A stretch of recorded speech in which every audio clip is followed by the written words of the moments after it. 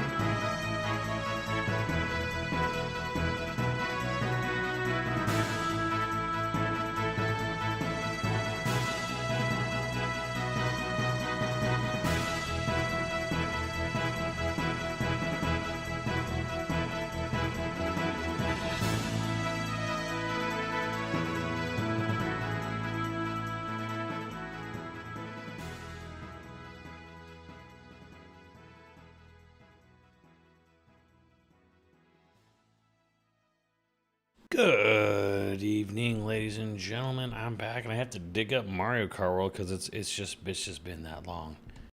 It's just been that long since I haven't even updated this shit, dude. Look how long it's been since I played this fucking game, man. I haven't updated this shit in forever. I guess we'll download the update. So yeah, Monday's back. Still not making much progress on our Metal Gear Solid 3 goal. That's okay. Interesting Nintendo. Yeah, so kind of right before I went live, there was an update. They did a system update for the Switch 2. So Switch 2 will now optionally, they can run Switch 1 games in docked mode while handheld. So what I know the terms. What it means is that when a Switch 1 game was in the docked had better specs and resolutions than if it was handheld. Handheld would always be like a gimped version of it. So Switch 2 will now play Switch 1 games as if they are docked when you're holding it handheld. When the Switch 2 is docked, it doesn't even matter. It's docked is docked. You know, it's kind of like if it's docked on Switch 1, it's docked on Switch. You dock to Switch 2, it plays everything docked. Everything's docked when you're docked on a Switch 2. It's just that when you're holding a Switch 2 in handheld mode, you can now force it to run Switch 1 games as if it were a docked Switch 1 rather than just a handheld Switch 1. So this is actually something hackers have been able to do on the original Switch for quite some time. Docked better than being doxed. Yeah, there you go. So yeah, very cool. There's really nothing for me to show off here in regards to you guys on stream because handheld, like Xenoblade, does Xenoblade 2 and 3 look better handheld? I'm sure it does. I'm sure 2 especially looks better handheld. Yeah, so okay, that neat. Yeah, it's pretty neat. It's pretty cool. And I've got one of my favorite energies. You know, I wish in the age of me becoming, you know, hey man, you want to sponsor me? Great, let's talk. I wish Ghost Energy would sponsor me because I found a store that finally got the best fucking flavor they've ever made in. And my ass was like, "Do you have a case of this?" And they're like, "Yeah, I think I got a case over here." And I'm like, "I will take your." I literally pulled. I will take your entire stock. Apparently, it's seasonal, but yeah, this is the second best energy drink I've ever had in my life. It's so good. No weird aftertaste. No super super chemically taste. It just tastes like what it is: a raspberry ice cream bar. Mm. It's so good, and Ghost doesn't do sponsorships. Missing out, man. Drinking that shit every day. The best.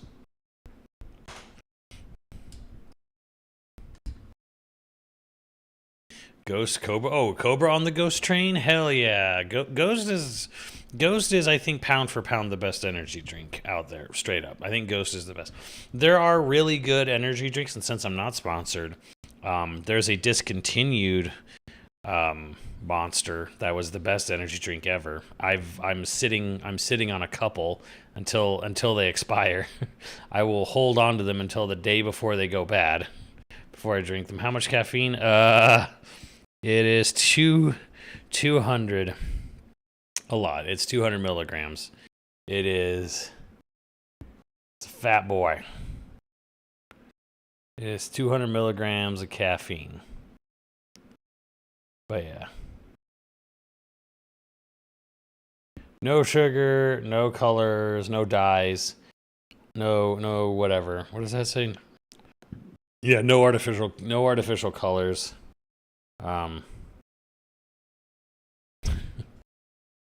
So it's clear. I need 200. Inspired to make the new Nuka-Cola. Celsius is good too. I'm with you there, Dan. There's actually some good Celsius stuff. Celsius is not bad. Celsius got some good soda flavored energy drinks with no sugar. What's up, Retro? Bloom was so good where it has sucralose. I don't know what Bloom is. I tried one the other day and it was like not good, but it worked, which was Gorilla Mind.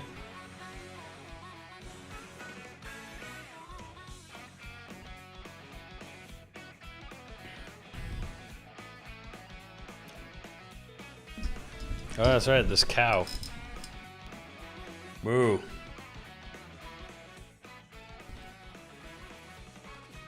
Try Yesly Energy. Green tea, 114. Yeah, 114, that's like a Red Bull. Yesly? I don't think I've ever seen Yesly.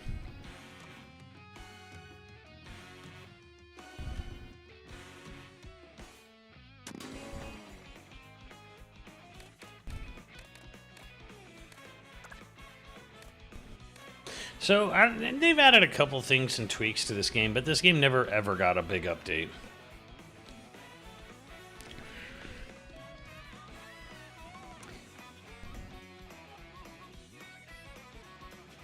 Which is kind of weird or whatever.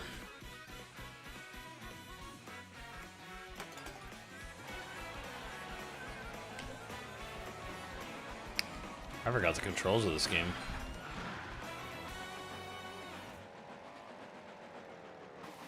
Hi, Yoshi.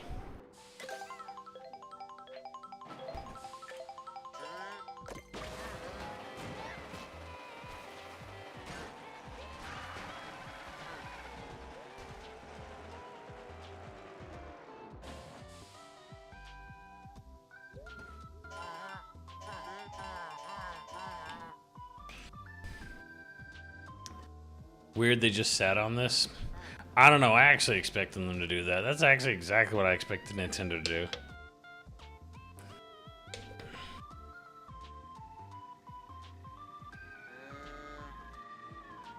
Oh.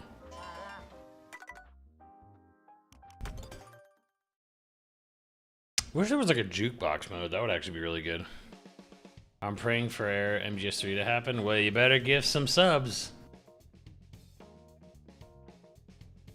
We're almost a quarter of the way there.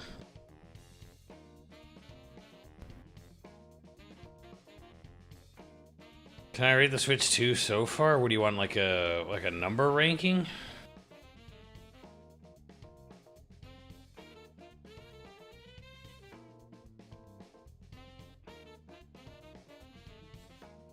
$2 billion. It only took them nearly 6 years to update Animal Crossing.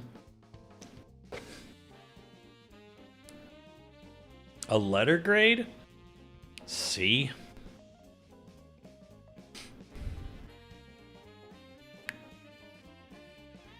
C, maybe C plus. Yeah. Guinea Wing, you knew exactly what I was gonna say. Is C, maybe C plus. Like, you gotta nowadays with the video game system, because before you go back 20, 30 years, a video game system lived or died by its library of physically retail available games because there was nothing else to it, right? SNES was just the SNES. There was no online, there's no virtual console, no backwards compatibility. So we have to look at things differently. Like for Switch 2, when you talk about raw system exclusives, it's pretty terrible. Like we can maybe give it a C. You know, it's like it has this Mario Kart World, which is okay, but it's kind of disappointing. Bonanza's pretty good, but not the greatest. You know, a lot of people are losing their shit on Pokopia. And then there's Kirby Air Riders, and I think a Hyrule Warriors. Other than that, that's kind of mostly it for exclusives.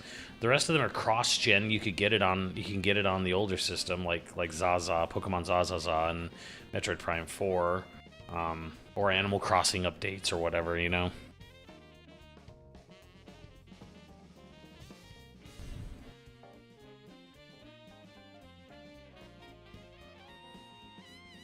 But yeah, like, if you're waiting for Switch 2 editions before you play, I would say, don't. Might as well not even bother at this point. I don't think they're happening.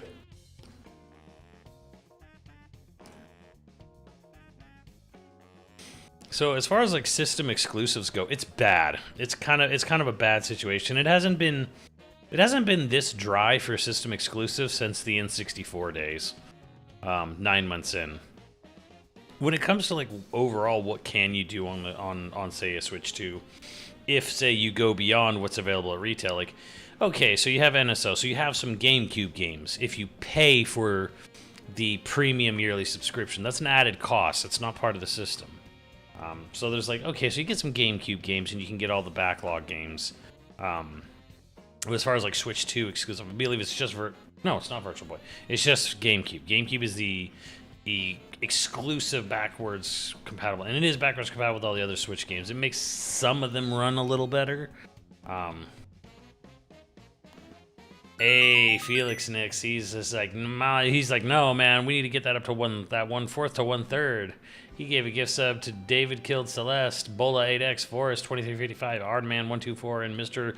Yatsuya. Suya. Thank you, Felix. Helping us get to that Metal Gear playthrough. But yeah, so today I literally woke up today and no shit. This is the meme I posted, but my exact fucking reaction out of my mouth was just, what the fuck is this piece of shit? That I was Joe Pesci this morning. What's up, Artemon? Just I saw that because before I'm like, okay, upscaling, DLSS, super sampling, it's kind of neat. I actually kind of it's what makes games like say Star Wars Outlaws 2 on the Switch 2. I wish that had a demo, or Assassin's Creed Shadows. Ghost, sponsor me for fuck's sake. Hey Croc. But most of the time it's just kind of like, hey, yeah, it cleans up stuff. It's most of the time super sampling is kind of like the advanced version of anti-aliasing. Really cleans out the edges, really gets rid of the fuzzy edges, the fuzzy background details, right? Cool. Ain't nothing wrong with that. And then we get to whatever the fuck this DLS5 is. And it's not just kind of taking an image and upscaling the image or whatever. Now it is adding shit to the game, where it's taking more than just the image and then just trying to run an upscale filter on it. Now it's trying to add or subtract or rearrange how a game is lit, how a thing looks. And it looked bad. It's weird to see that. I actually see some people actually trying to defend this shit, and it's like, no, bro, no. This is weird, dude. This is not. And in their own press release, their own statement, they straight up said in their fucking article, blog post, whatever, from NVIDIA's own words, was that it was using generative AI with upscaling tech to create these images.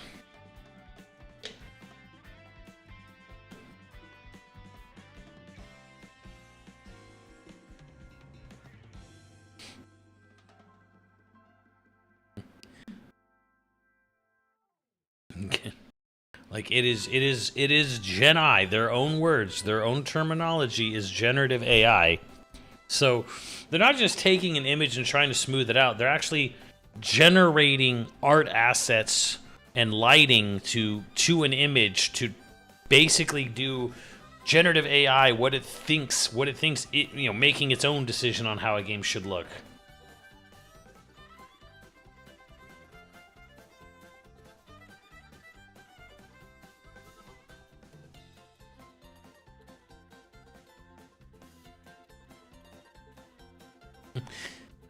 Now again, remember, Jensen, whatever his name is, NVIDIA. Let's just say NVIDIA. NVIDIA in general, they are a company selling you pickaxes and wheelbarrows and telling you there's gold in them thar hills.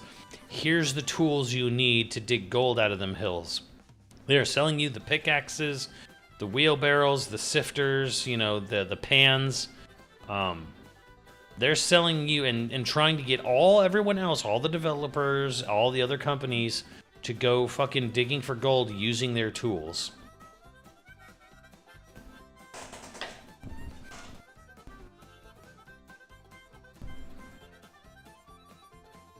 It is. It's absolutely. It is the next Silicon Valley grift. Is AI, and very specifically generative AI.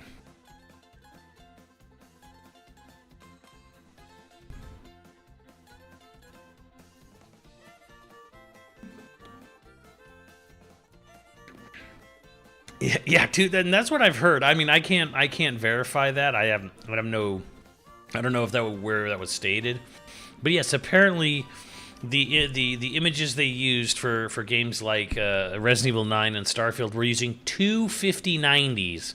Two.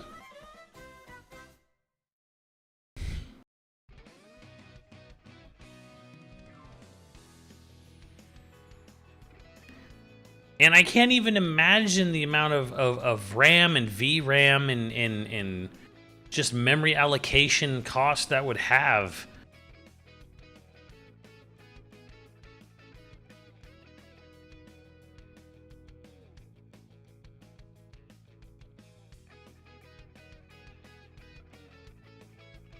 I'll look, well, yeah, because it can only move so fast. A still image is so, it's such a world of difference between like a moving image.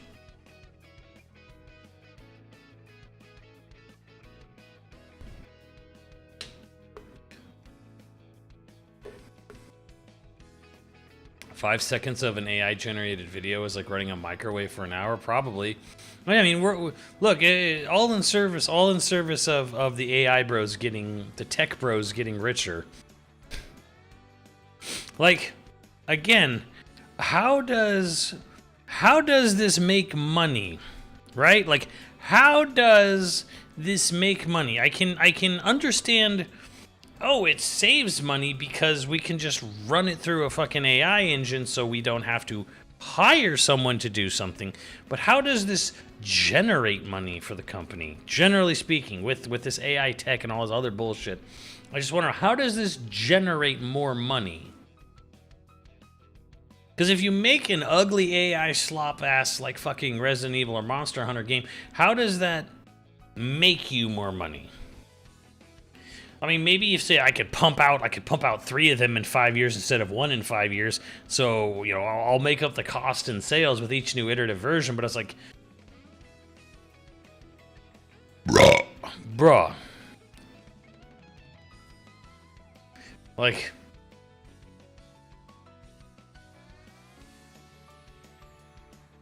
and this is like the really truly devious side of things, right?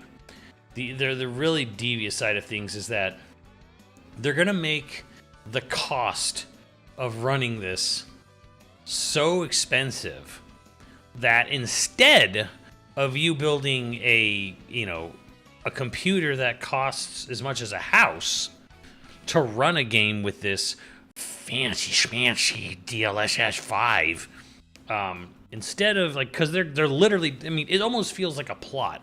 Like, we are making this feature so prominent and pushing it so hard, and to do it, you're going to need so much expensive components that most people won't do it. So what they'll do instead is they'll subscribe to our GeForce Now or our Game Pass, or cloud gaming. So they'll subscribe to a subscription service, which then accesses our servers.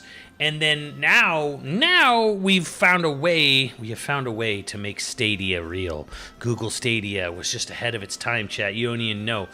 So because running a game that looks like that would cost as much as a car, now instead you'll subscribe for a nominal monthly fee that'll increase every 6 to 9 months. So you can see these beautiful graphics streamed through the power magic of AI cloud gaming. And you'll never own it. You won't even have that. You won't even have the, well, I bought it and I digitally downloaded it. You won't even have that. We're taking that away. You're not going to own anything. You're not going to download anything. You'll subscribe to a service, and if you want to play it, you have to stay subscribed forever. That's how we get you. And it's beautiful because you can't pirate it. Oh, you want to run Resident Evil 9 with the greatest of DLSS 5 with all the AI generative AI lighting effects in pixelization, tessellization, donkey flops. You can't pirate it because you need that computer that costs as much as a sedan. So you're not just going to pirate it, you're going to have to subscribe to our live service that'll go down frequently. And your internet connection will be hyper dependent on it, so 2 giant corporations benefit no matter how much it inconveniences you. Oh, yes! What a future! That is, and this is the future they want. This is the future they want. Price you out of affording a computer or system that can run these games at this fidelity, make you subscribe to a subscription service using a cloud service which benefits them or other partners, Azure, Cloud, Google Cloud, whatever, and then your internet provider, who you better fucking hope is on the ball, with it. Otherwise, you're not going to be able to stream it at any sort of proficiency, and you will never, ever own anything. You will own nothing. You own nothing. The only thing you'll own is a controller and a monitor and a fucking USB stick that'll fucking connect to the internet or something. You'll just stick this in the side of a monitor, and you'll just connect to your digital desktop via magic of AI-based cloud gaming and play your generative AI-based cloud experiences. That's what they want. Yeah, and then Amazon Worldwide Services will go down once a month for 4 days. Yeah, this is what they want. This is what they want. They want you at their mercy. You don't own the product. You pay them for the right to play the product like a kid at an arcade. You're paying them a rental service fee, a digital rental service fee that they can revoke at any time, and you can't pirate it because to pirate it, you would need to have untold thousands of dollars of hardware equipment running to run the game at that proficiency. This is what they want. This is the fucking the thing this Jensen jerks off while choking himself on the toilet, thinking about, doing to you. Like, yeah, I'm gonna get you fucking stuck on me. You're gonna be fucking tied to me. You're gonna be so hyper dependent. Your gaming, you won't own your games. You won't own your systems. You won't be able to run your games anymore. You have to fucking pay me. Pay me once a month. Oh, nominal fee, and it's gonna go up and up and up and up and up. That's what he thinks about. That is what he gets off on. This is what they get off on. They get off on this. And then, but right before their company fucking crashes and burns, they'll fucking bounce out, golden parachute, and then just walk away with hundreds of millions, if not billions of dollars. Look at David Zaslav if you want. Like, he was in the news today, kind of got buried. That motherfucker's walking away with almost $900 million for fucking destroying WB and selling it to some fucking Nazis. Also, I just want to say one thing. Jolly Gotchas, I know you may not think, but I have seen your comments on my channel. I've seen it on Max's channel, and frankly, I've seen your poor attempts at trolling. You're on watch. You're on notice, mister, for the entirety of YoVG.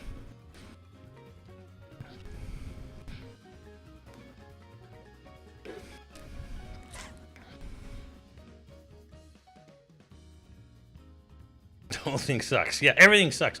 Well, this is what happens when you consolidate everything into like 5 fucking companies.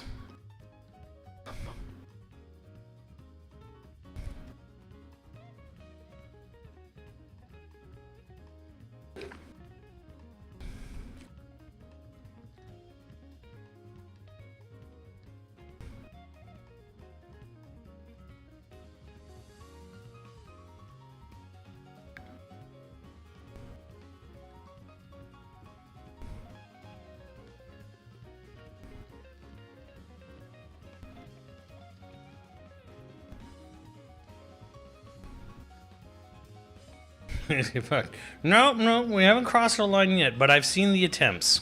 I have seen you try to cross those lines. I'm just saying, you have been trying to cross the line. You're doing it, and look, you're doing it right now. My God. I have seen you walk up and try to piss me off multiple times on Max's stream. The mods didn't catch it there, but I saw it. But I already knew. I was like, he's trying to garner reaction. There's your reaction.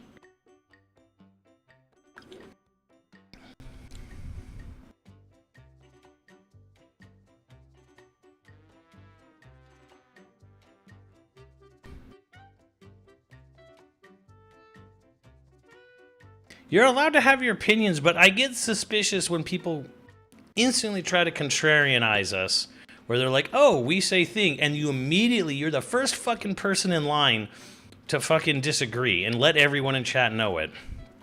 And not offer much beyond a single sentence.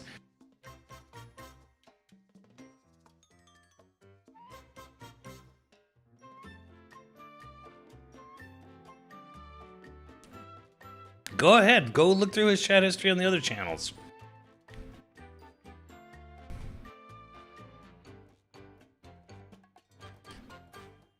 Well, okay, so DLSS 5 is not out yet. I think it's supposed to come out in the fall or some shit. So maybe Pisser 2.0. Look, this thing today is like a complete step too far, where it's like, okay, you're not upscaling anymore. Now you're generating different assets. It's more than just make the image resolution better, like make the images sharper. Now we've crossed the line into you are generating your own lighting. You're generating fixes on character models and stuff. Now it's a step beyond.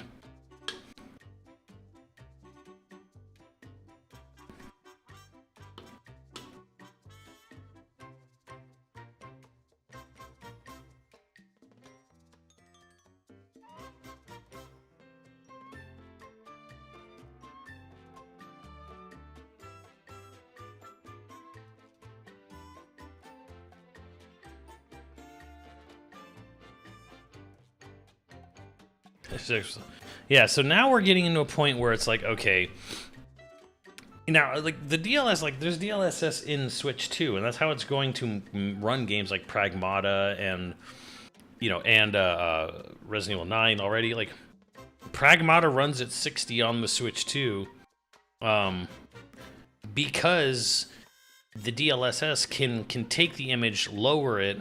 Now, again, the problem is DLSS doesn't always work. Hello, Xenoblade X, where you drop the output and the native resolution down so low, and then you have AI compensate super hard. That's supposed to be done for running the game smoothly, but Xenoblade 2 X2, which I don't think Monolithsoft actually did that one. It does this weird thing where it drops the internal resolution like to half of what it is running on a Switch 1, and then uses AI to filter upscale to 4K, and it looks like butt because of it.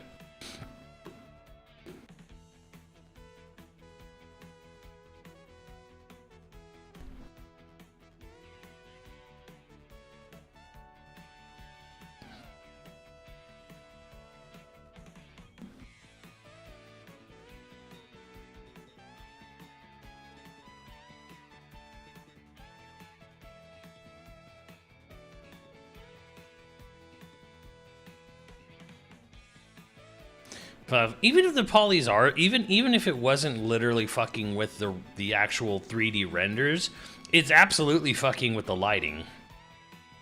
It's absolutely telling the AI to like where and how to cast lighting and shadows.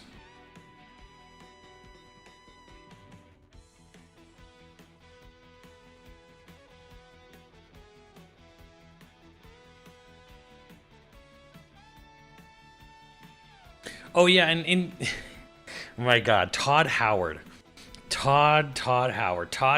over there. Him sitting there saying, like, "Oh, Starfield always looked really flat, but with this new thing, like, it breathes a whole new life into Starfield." And man, Todd, I feel like Bethesda in general, they make a career out of someone coming in to finish their fucking games. Like, what he's saying here, basically, he's throwing his whole dev team under the bus, in a way. And it's always like, okay, Todd, this is how it always goes. The beautification mods, all the thousands and thousands of mods made for Skyrim. Some that are literally just bug fixing mods. There are mods in Skyrim that do nothing to the game except fix bugs they never got around to. It's like, bro, this man doesn't fucking finish games. He is selling you an unfinished product. He's selling you a wheel and say, here's a car.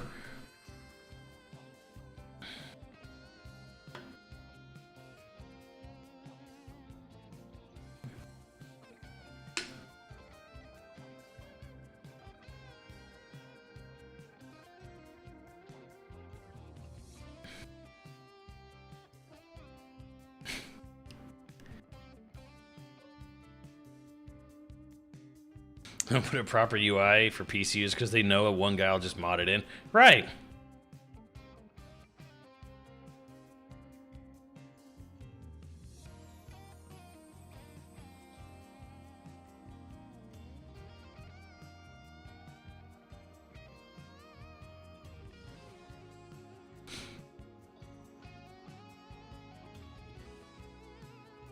To be from ray tracing and path tracing straight to this shit. Hey, man. This is AI bros in general, man. This is what they do, man.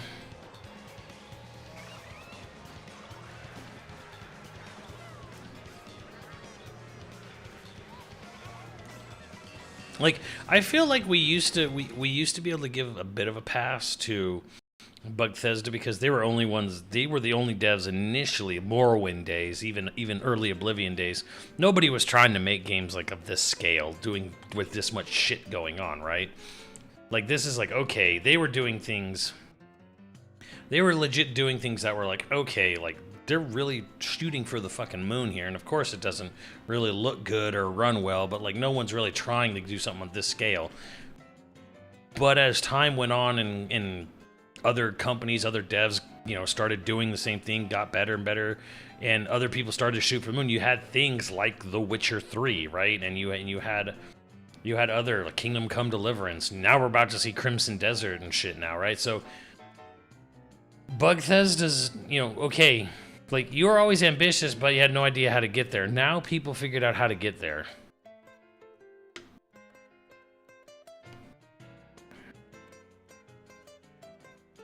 Yeah, everyone caught up. So now his shit is like, man, he is living off brand and legacy and whatever fucking streaming series, boost he gets at this point.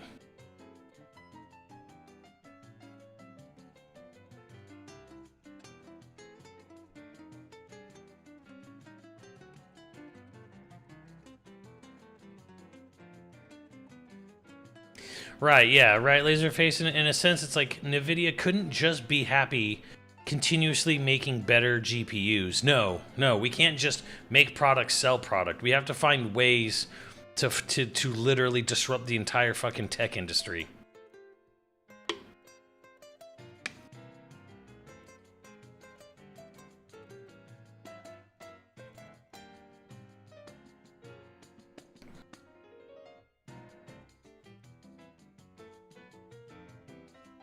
Like, I shit on them all the time, and I will continue to shit on them a lot. But Nintendo does very similar things in much more legit ways, I feel, okay? Nintendo makes product, sells product.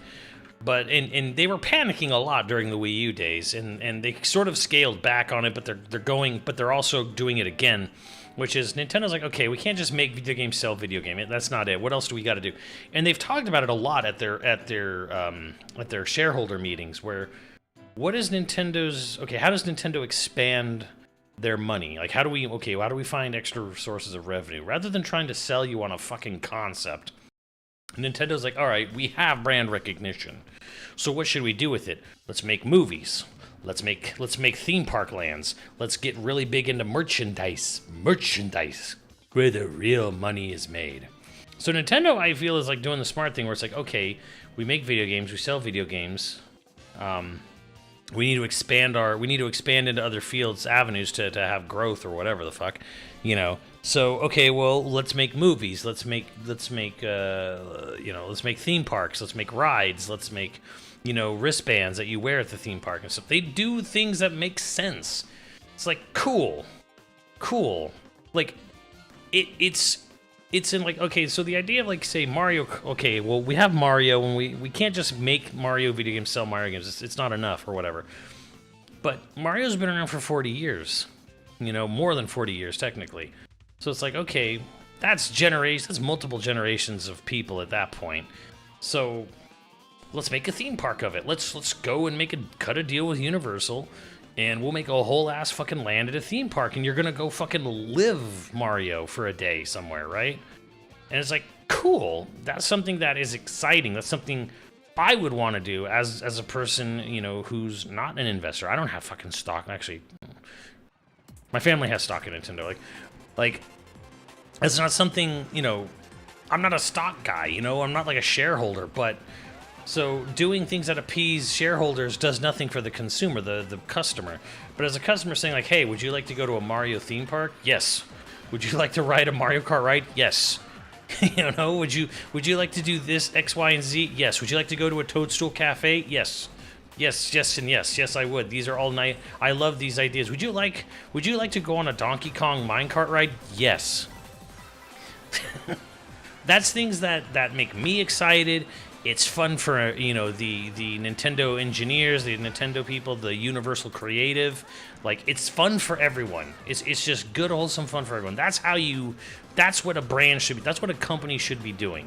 That's how you make your shit better. Like, all right, we're not gonna fucking invest $1 billion into AI so we can find a way to make a game sloppier and faster. No, it's branch out. Do something creative.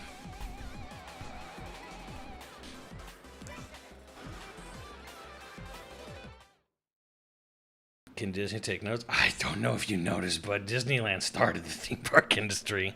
Them and Knott's. Knott's likes to remind everyone that they actually they sort of beat Disneyland to the theme park first, but they're right down the street from each other.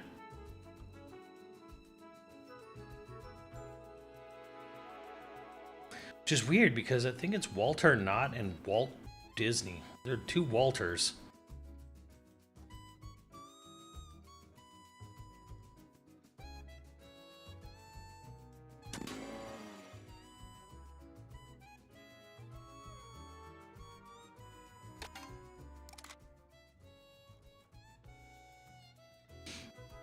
How does this work?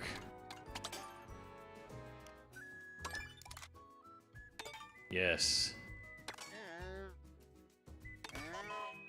I haven't played this game in months, chat. How do I set up the rules? Oh, that's cool. They have the song. Oh, well, you can't see it, but I can see it. Yoshi Tail. Oh, it's the Yoshi song. Eat asshole. Eat asshole. Eat asshole.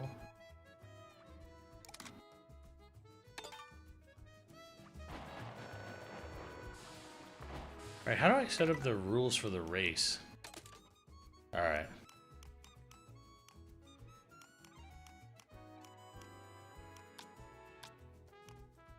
Oh, neat.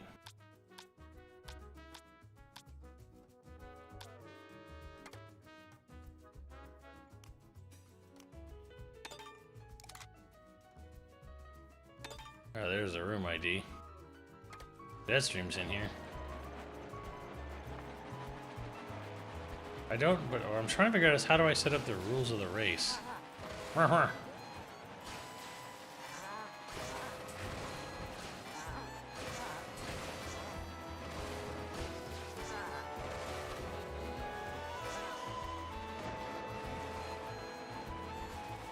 Eat asshole.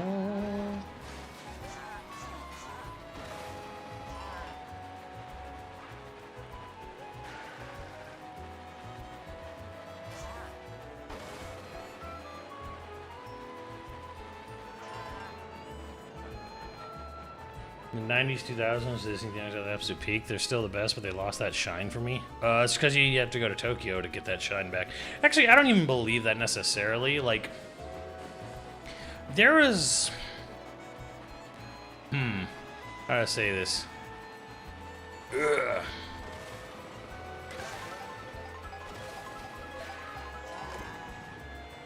Cake.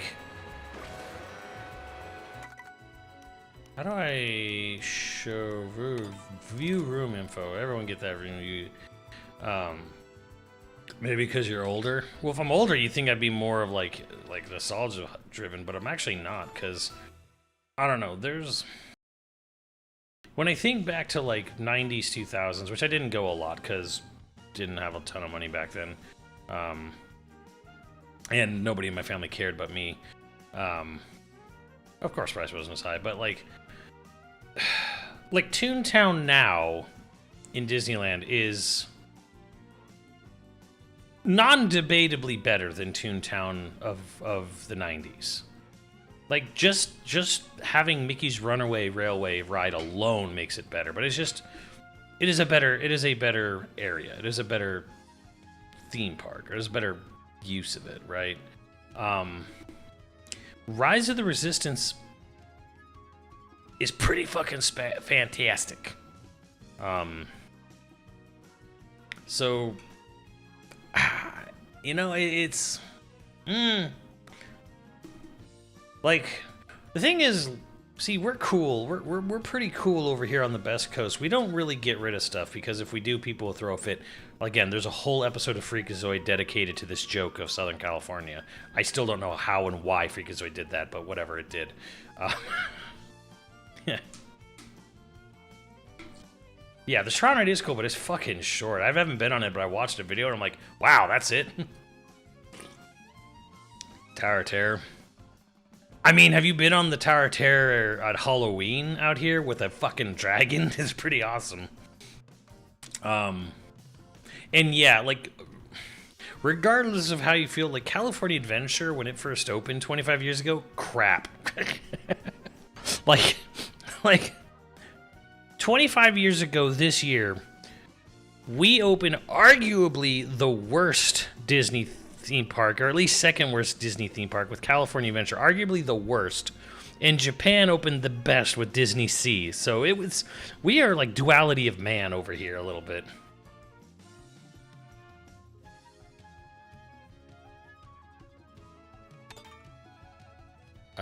C does. We got any more people? Anyone want to jump on? Feel free to jump on, guys. By the way, I don't know how to get that room code.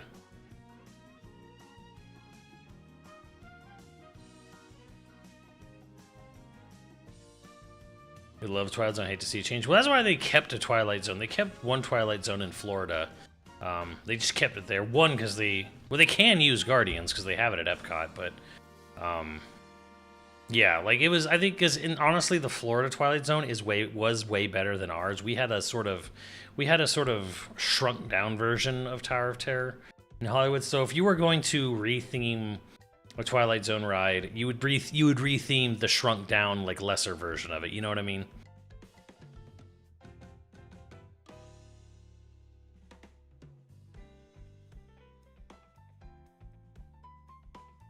It was Eisner. Yeah, Eisner was the one who fucked that over. What are my priority go-tos at Disney World? Disney World? Okay, Disney World, I can give you my priority go-tos.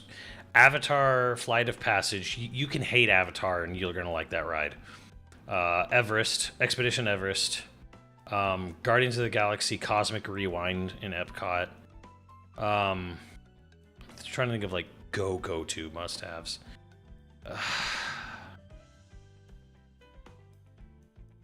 Rise of the Resistance in Hollywood Studios, Tower of Terror, Rise of the Resistance in Hollywood Studios. And then there's a couple of rides where I'm like, they're cute, but they're not like massively gotta go. Mickey Mini Runaway Railway in Florida is like, if you can squeeze it in, go to it. Ratatouille in Epcot, if you can squeeze it in, do it. Magic Kingdom is kind of, I don't know, it's wider and shittier Disneyland to me. I haven't been on the Snow White roller coaster, and I kind of regret that, but I don't know. Magic Kingdom is like such a it's a time capsule in a way where it's like, hey, this is what Disneyland used to look like 30 years ago, but just wider. But I don't know. Magic Kingdom's like the biggest like waste of your time as far as I'm concerned. As far as rides go, their Space Mountain is significantly inferior to ours. Their Haunted Mansion's roughly the same. They have one extra MC Escher room, but they don't have a walkthrough part that we do for their Haunted Mansion. Thunder Mountain's constantly getting remade. Splash and Splash Mountain, whatever. They're very close. Haven't been on the Muppets coaster. It was Aerosmith. It just shut down the Aerosmith coaster, turning into a Muppets coaster. You know, and then when that opens later in the year, maybe that'll be cool. What else is like go-to must-have? I've heard Test Track is really good, but it shuts down a lot. So Test Track, if you can get on it in Epcot. Oh wow. Oh yeah, their Space Mountain's balls compared to California's.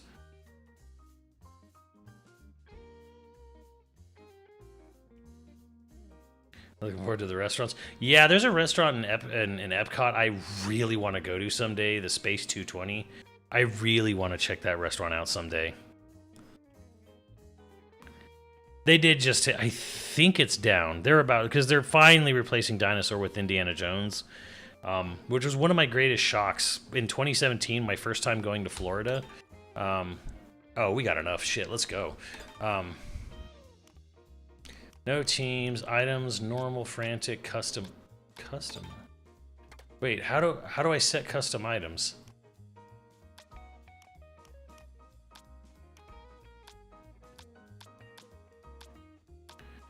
Five minutes. Wait, how do I customize items? Fuck. I want custom items. How do I set that up? Shit. Alright, well, okay. Well, let's just race normally and see what happens.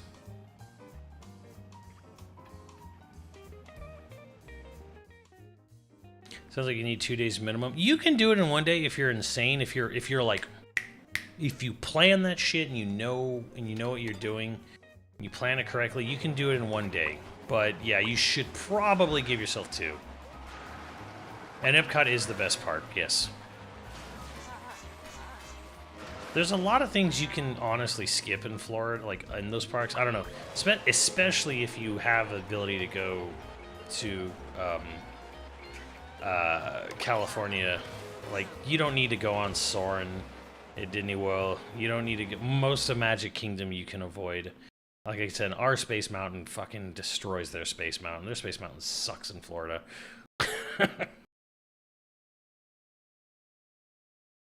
If we go to World, we're trying to take a week off. That's a good idea, but that will be expensive.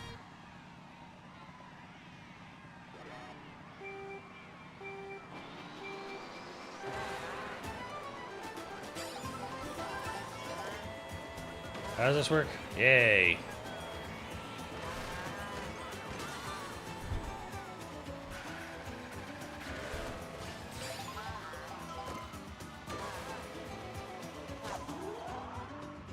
He stole absolutely no. Oh, he stole that. Nice.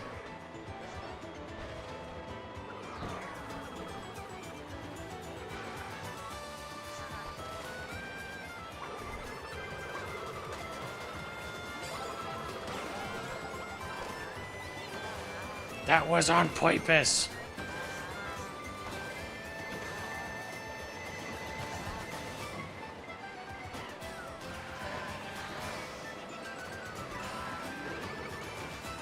I'm stuck. Stuck. Wow, look at that. Did you see that? Did you see that? Did you see how screwed I got there? That's amazing. You know it's Mario Kart. I don't even care. God damn it. Aw, motherfucker didn't even let me get a mushroom. Son of a bitch. Insane. That is some BS. Yeah. Yeah, there's a lot of good restaurants in Florida, but... Fuck! Fat baby!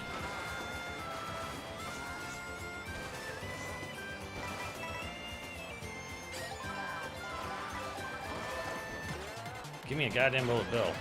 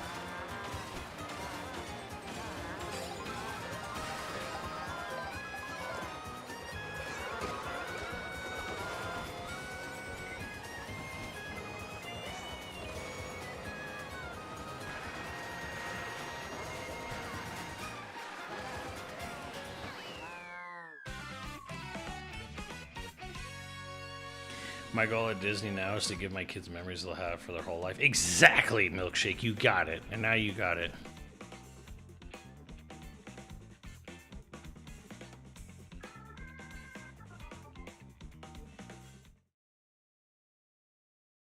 I need to figure out what this custom item rule is, because I would love to fucking fix the item shit in this game. Is this game worth $80 yet? No.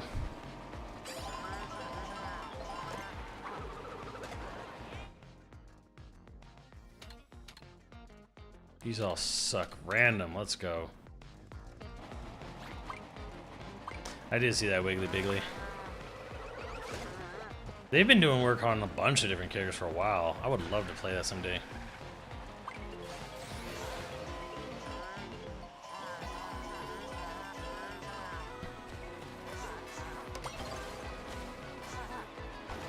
Why did Capcom approve the DLSS thing? The same reason Digital Foundry did.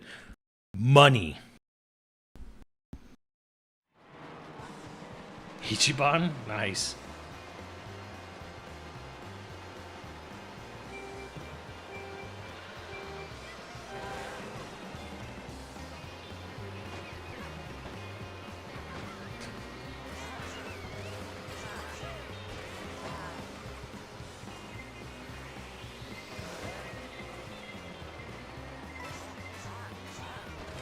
It's like, I'm sorry, did you think Sugimoto considered his games art?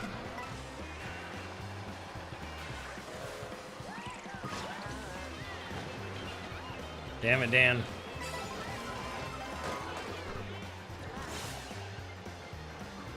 You can never escape me.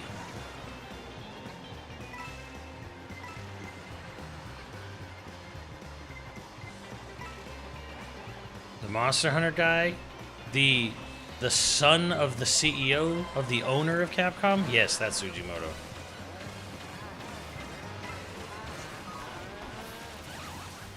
That's not fair!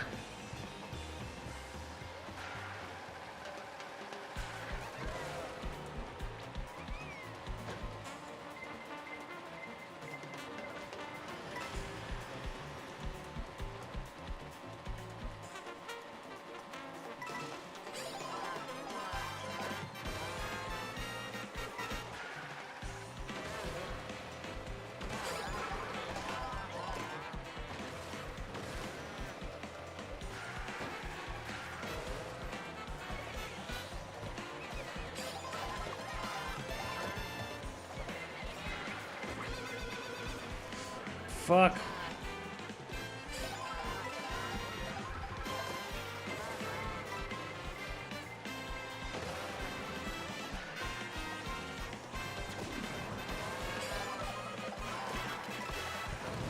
Fuck. Kill.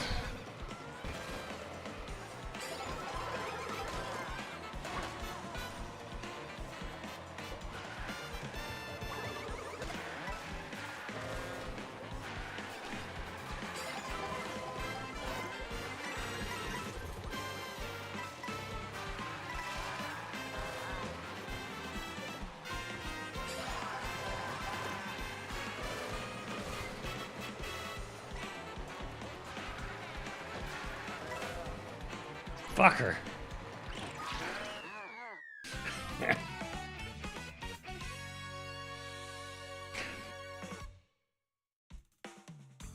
Oh yeah, the guy who owns Capcom is a Sugimoto. His son is the one who runs Monster Hunter.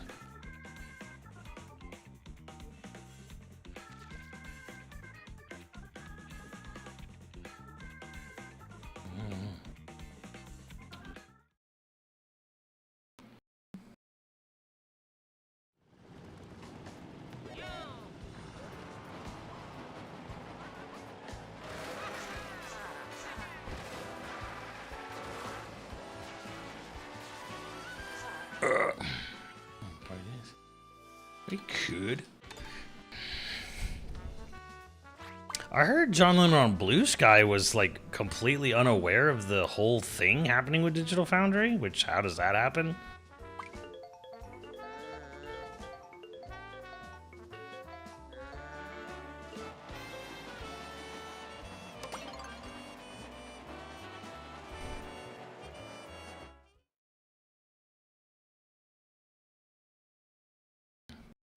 There was a screen grab, but what did he say? That was so bad it had to be deleted.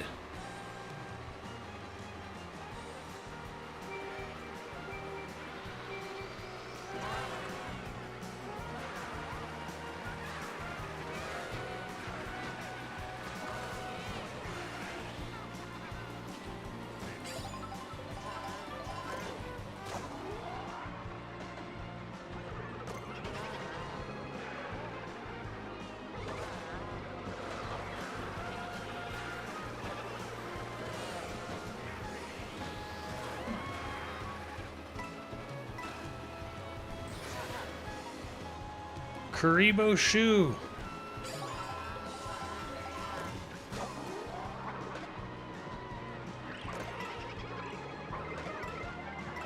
Everyone dying out here.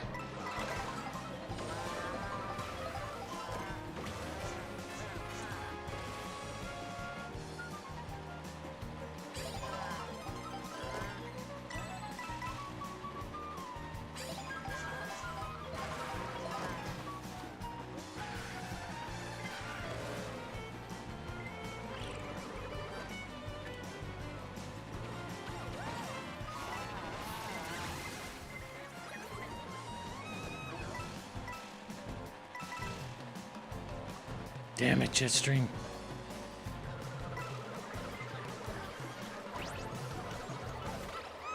Nabbit. No fucking way that hit me. What the fuck? I wasn't even near it.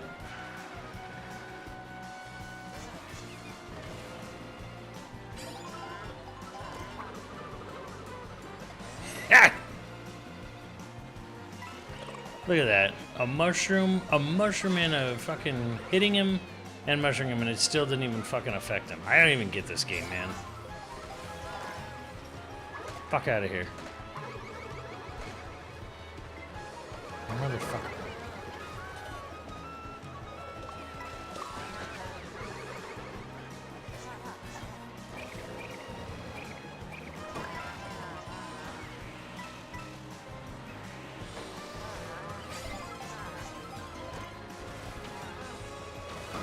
Fucking A.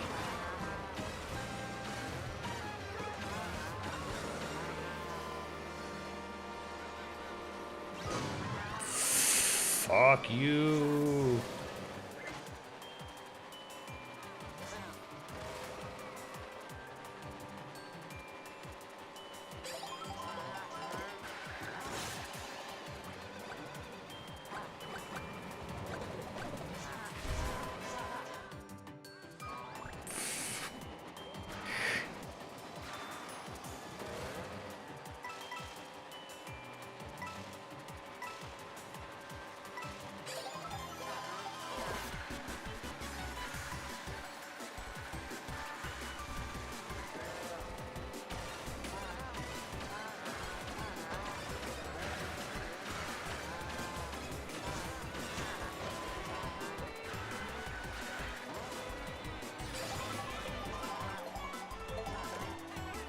The hell does this do?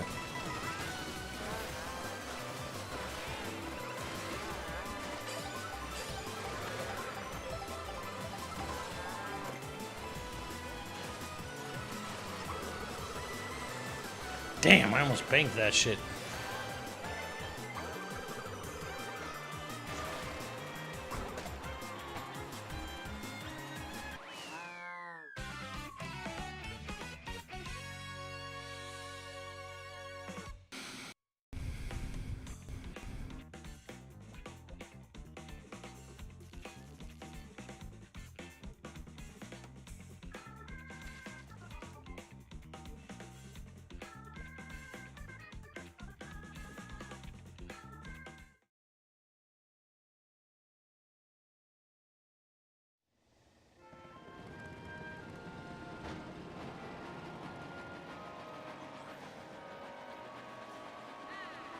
Can't use him out yet. Right. Well, here's the... Okay, so here's the thing about Crimson Desert, where it's like, oh, you're doing all this great stuff, like, you know, everyone else is, you know, shit or whatever. They have spent 10 years and hundreds of millions of dollars at this point to make that engine. The whole, like, you know, why aren't you, like, yeah, why, like, you know, oh, these Chad developers. These Chad developers had a decade and hundreds of millions of dollars at their disposal.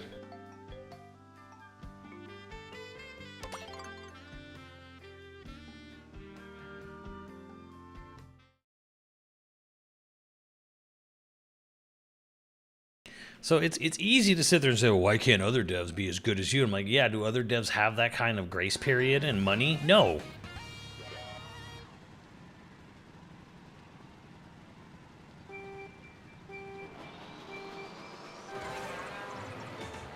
I'm not trying to diminish what Crimson Desert's engine is doing, because I played that game last year.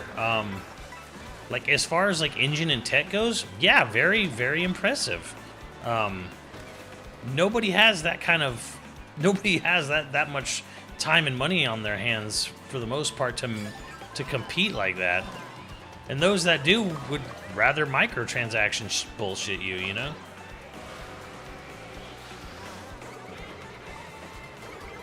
I'm fucking drafting on these people and I'm not getting a speed, but this is fucking incredible. The sense of speed in this game is so fucking weird and whack. Get the fuck out of the way. Nope.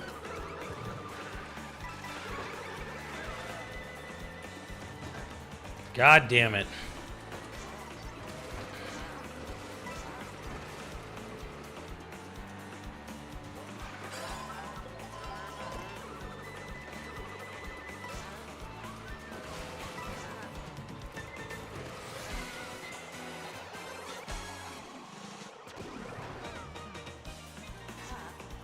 Sorry, Dan, but you deserved it. It wasn't even me who did that, though. Check this out, Kate. Oh my god, you motherfucker.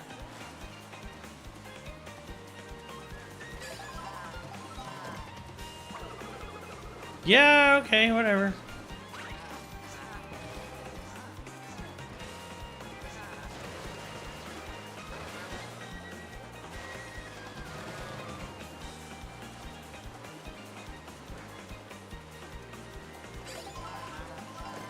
Yeah, coins, great.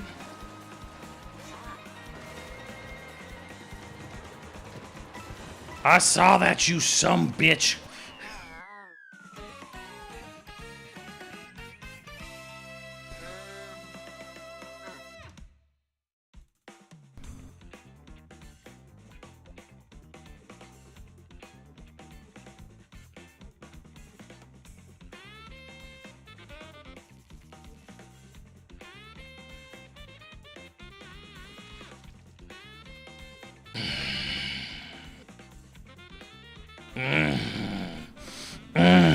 Who's wearing that crown, chat? Oh.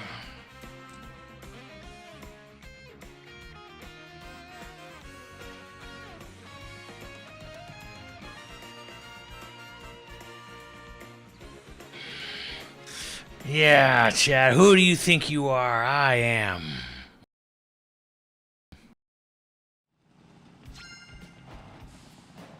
Crown weighs heavy upon the cow.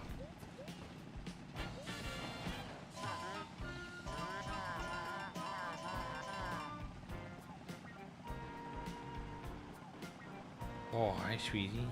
Foxy, yes. Push, push, push, push, push, push. Wah! Wah! Your Majesty. There you go.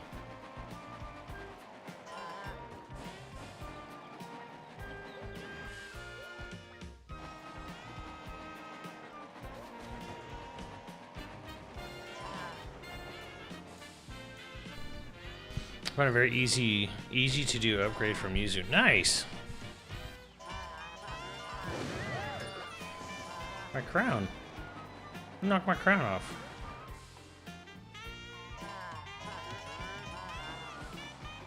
How's the handheld boost update to Switch 2? I don't know. You know, I honestly don't know because I never play that thing in handheld. Unless I'm on a plane.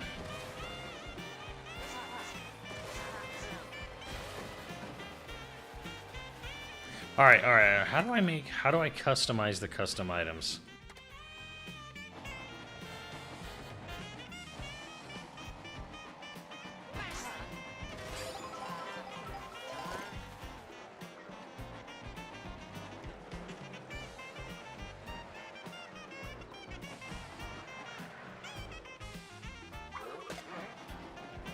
Now nobody has a crown.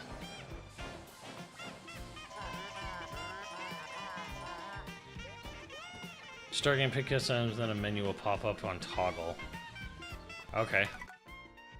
How did we lose so many people? We lost like 3 people. What the hell's going on? Alright, here's our room info. Anyways, what are we getting back to? What are we ranting about here? Nah, whatever. I think Crimson Desert's going to be a lot of fun for people who have that time for it. Like, there was a post that was like, man, Crimson Desert sounds fucking awesome, but I'm 45 years old and I got a wife and kids and a full-time job. I'm like, I'm never gonna be able to fucking enjoy anything about this game. And I'm like, man's got a fucking point.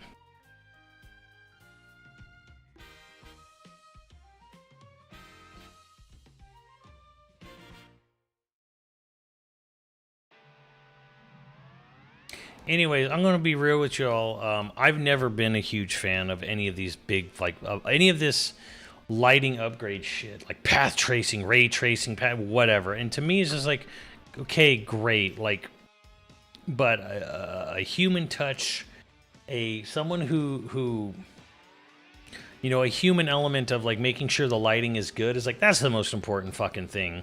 Like, yay, neon signs bounce off of Leon's crusted, wrinkled neck. That's fucking awesome, you know. But it's like, it's where and what and how where lights are placed and how they're placed and their intensity and all that, and all the things that a actual programmer needs to be there. A human touch hand lighting technician, lighting engineer. They're still more important than the path tracing and all that other shit. It's all bullshit to me, honestly. Like, it's all, I can take it or leave it. Does it make things look better? Sure. Does it change the game? Does it make the game better? No.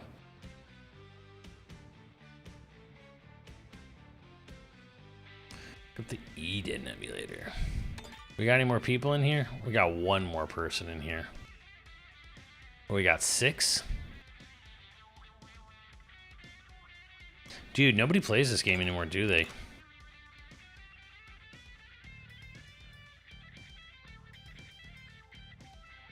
Cyberpunk path tracing, I flat out hate how it looks. I mean, I don't know. To me, it's like, it's not going to save a bad game.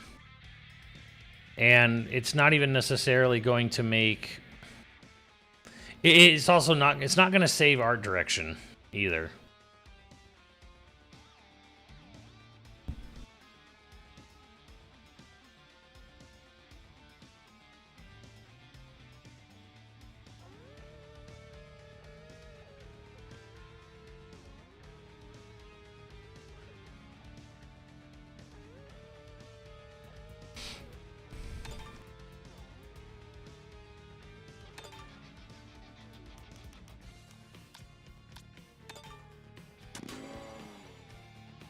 Okay. Turning this shit off, turning this shit off. Fuck this.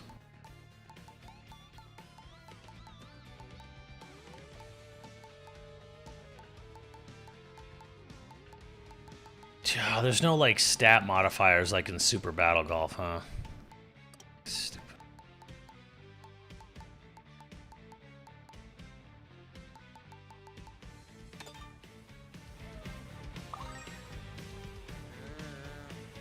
Set to Kamek only for some real chaos.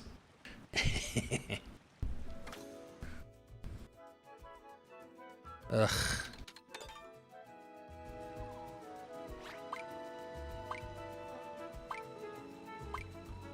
Holy the fuck! What is this shit?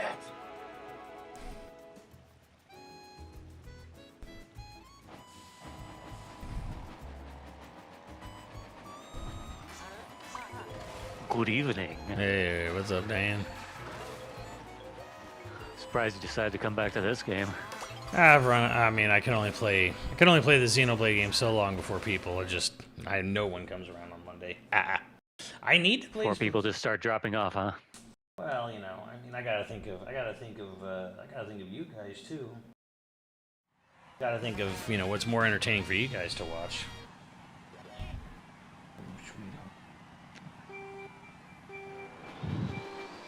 Watching people suffer in this game, I guess. Oh, people love dramas. People just vicariously live for and thrive off of drama and misery.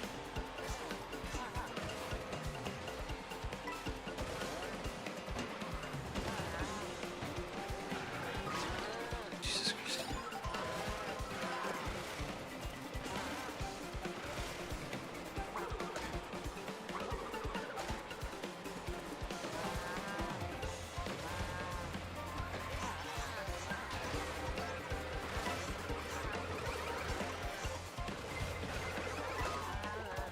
Plus, I still haven't gotten my $80 worth out of this game. That might take a while. Right?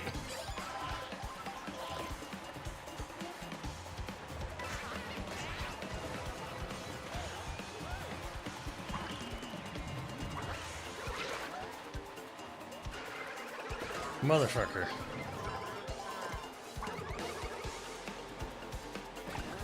Come on now.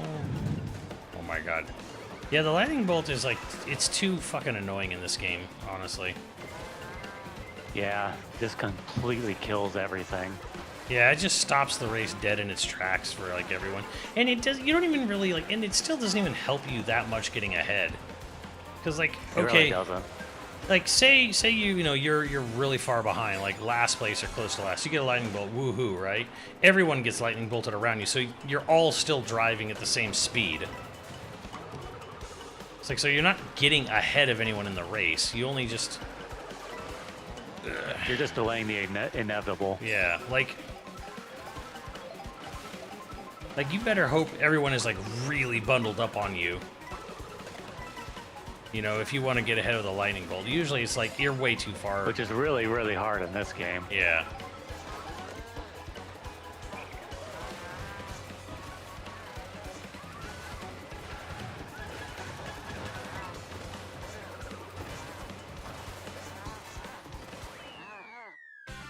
Damn, got I might second. get some good value out of this game in the future, though, because my nephew doesn't have a Switch 2, and he really likes Mario Kart, apparently.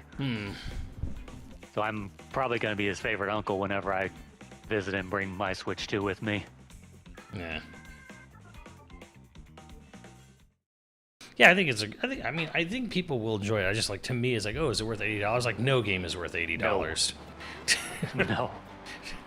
There is no single game on the planet that is worth $80, like, just base.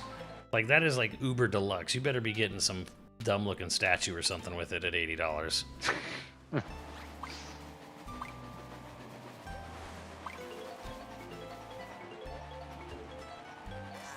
Like 50? Actually, okay, so I'm kind of lying a bit here where I'm like, oh, I'm gonna get my $80 out. I spent 50 on this game. You know, because I got the bundle. So, like, I spent $50 on this game. I'm trying to get $50 value out of this game.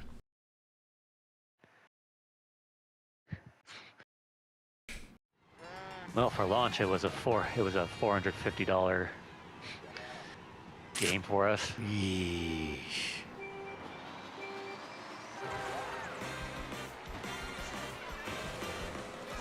I'm trying to think, is this the worst launch game? And I don't think it is, but I think it's close. That Nintendo's ever had.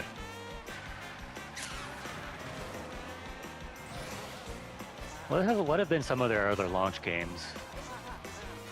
Like, the other weak-ass launch was the Wii U, and that had Nintendo Land and New Super Mario Bros. U, which, I don't know, you could debate those being better than this one.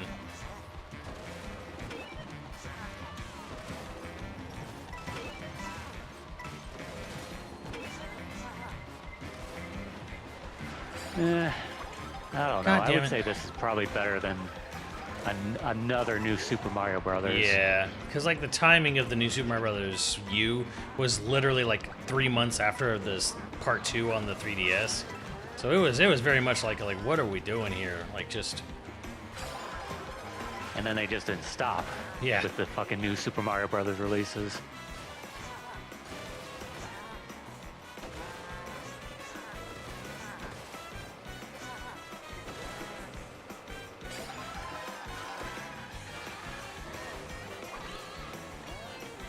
Can't believe I hit that.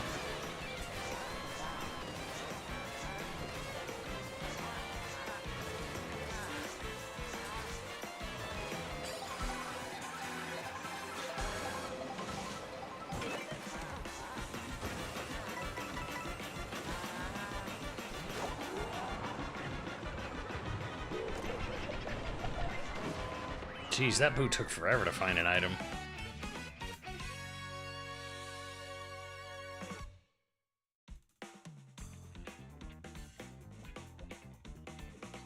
Zombie U was a launch title, yeah. Well, okay, I'm just thinking of like Nintendo. Well, yeah. I guess we do have to count third-party games as well. It wasn't exclusive for a while. Like, yeah, like what games launched with the system? Yeah. Like what launched with the Switch 2? This game. Yeah. And a bunch of ports. I don't even remember what the exact launch day games were, but it was all like ports.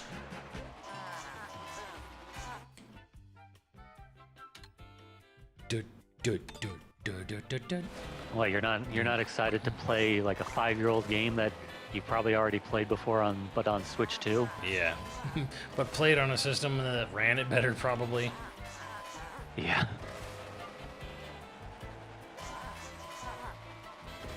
I think Cyberpunk was a launch game, but it was like a surprisingly good port. Like better than the PS4 and Xbox One versions. I guess there's that. Motherfucker. Desert Hill. God damn it. Ah. Yeah, Zombie U is just called Zombie on other consoles. It was like a few years later they ported it.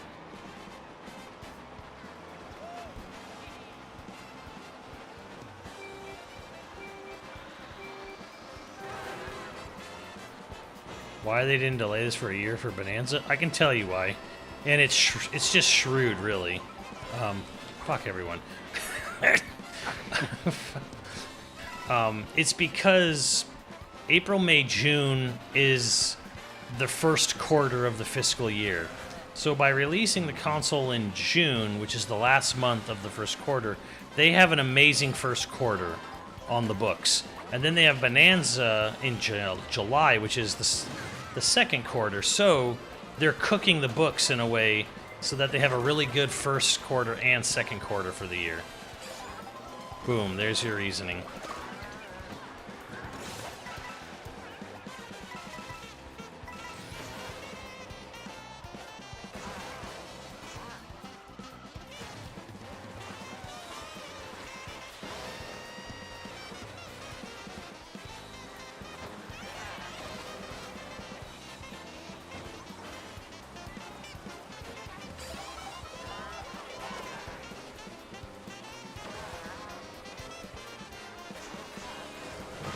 Motherfucker.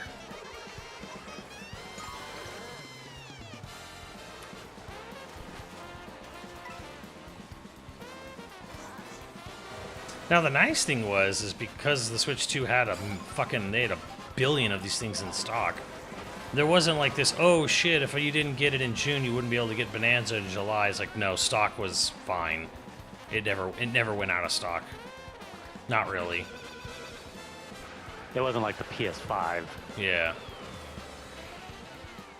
I commend them for making a billion jillion of these things, you know?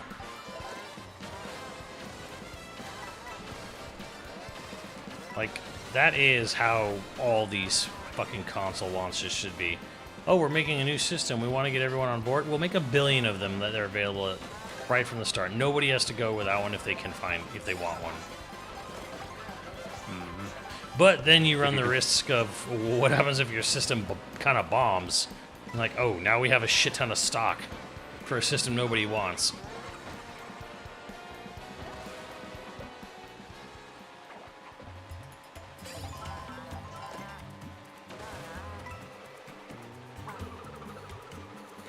What the fuck, how? Fuck you, kid, you're a dick. I didn't talk to no one yesterday.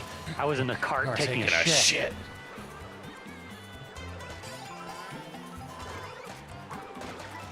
Who gives a shit about Donkey Kong? Yeah, I mean, who gives a shit about Donkey Kong in this game? He only got fucking one costume. Yeah, people were convinced. I'm like, oh yeah, he's gonna get DLC next month. Just I'm like, no, he's not. I kept saying like, I don't think he is.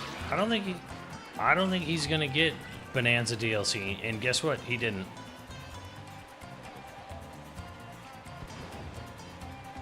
Are we really already done? What the fuck? HB. That's what I was thinking. Like, wait a minute, that's the finish line? What the fuck?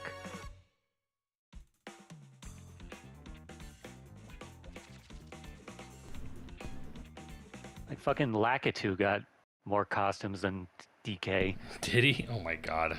Yeah. Who has more costumes than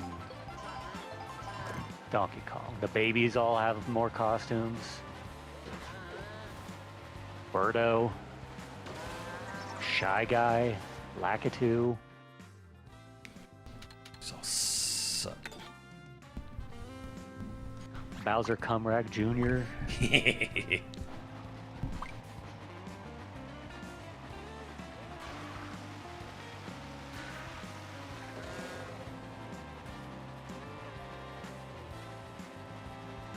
Are you able to like manually pick a course after this, or is it you still at the mercy of random? I have no idea. Because someone picked Peach Stadium up there, and there's 4 courses. There's usually only 3 or random. So I'm like, wait, how do you can you manually pick a course every time? That'd be dope. You can manually pick stages? Damn.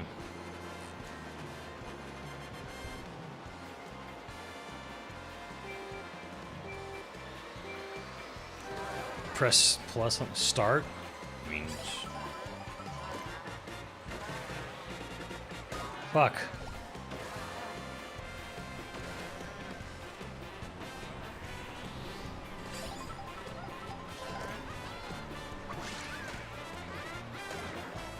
Dude, it's incredible how much like, oh, this person hit a shell and they're just like, they're flying past you.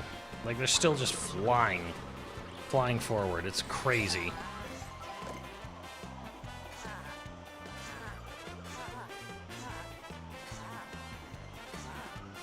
Yeah, so much of this game just feels weird. Yeah. Like hits sometimes are devastating and like sometimes they're just not.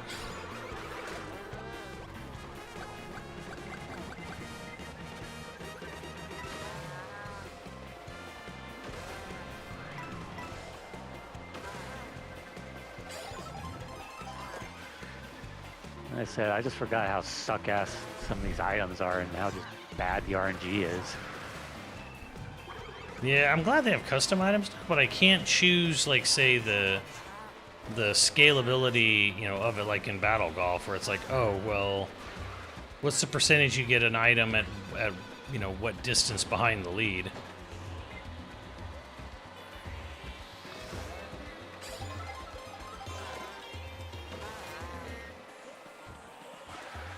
That's part of what just feels absolutely miserable in this game with so many people. It just, yeah, I'm in 15th place, and I'm still gonna get absolute garbage. Yeah. Hell, 10th Like, place is garbage too. Like, it's wild. Yeah, it's like, this doesn't help me.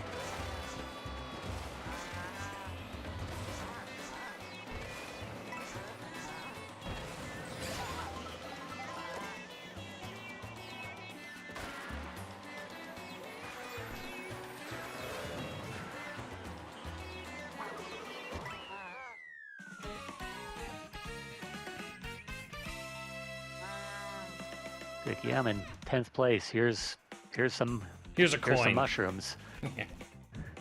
Or Tenth- even just mushroom. It's like that. Okay, it got me maybe a couple places ahead. Maybe, if I'm lucky.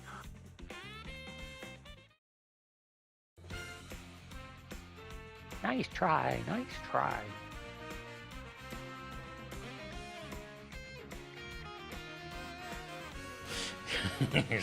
Ah. Up the table. Yeah, we got hoodwinked. way, The how's- supply was going to be nothing. Yeah. By the way, how's the new Blackout? It's like 50% Blackout, 50% Warzone still.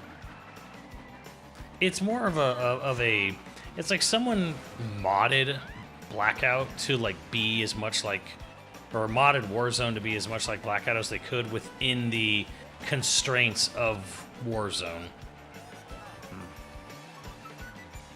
Like there's serious design fixes that probably will happen and should happen. It's mostly kind of like there's, yeah.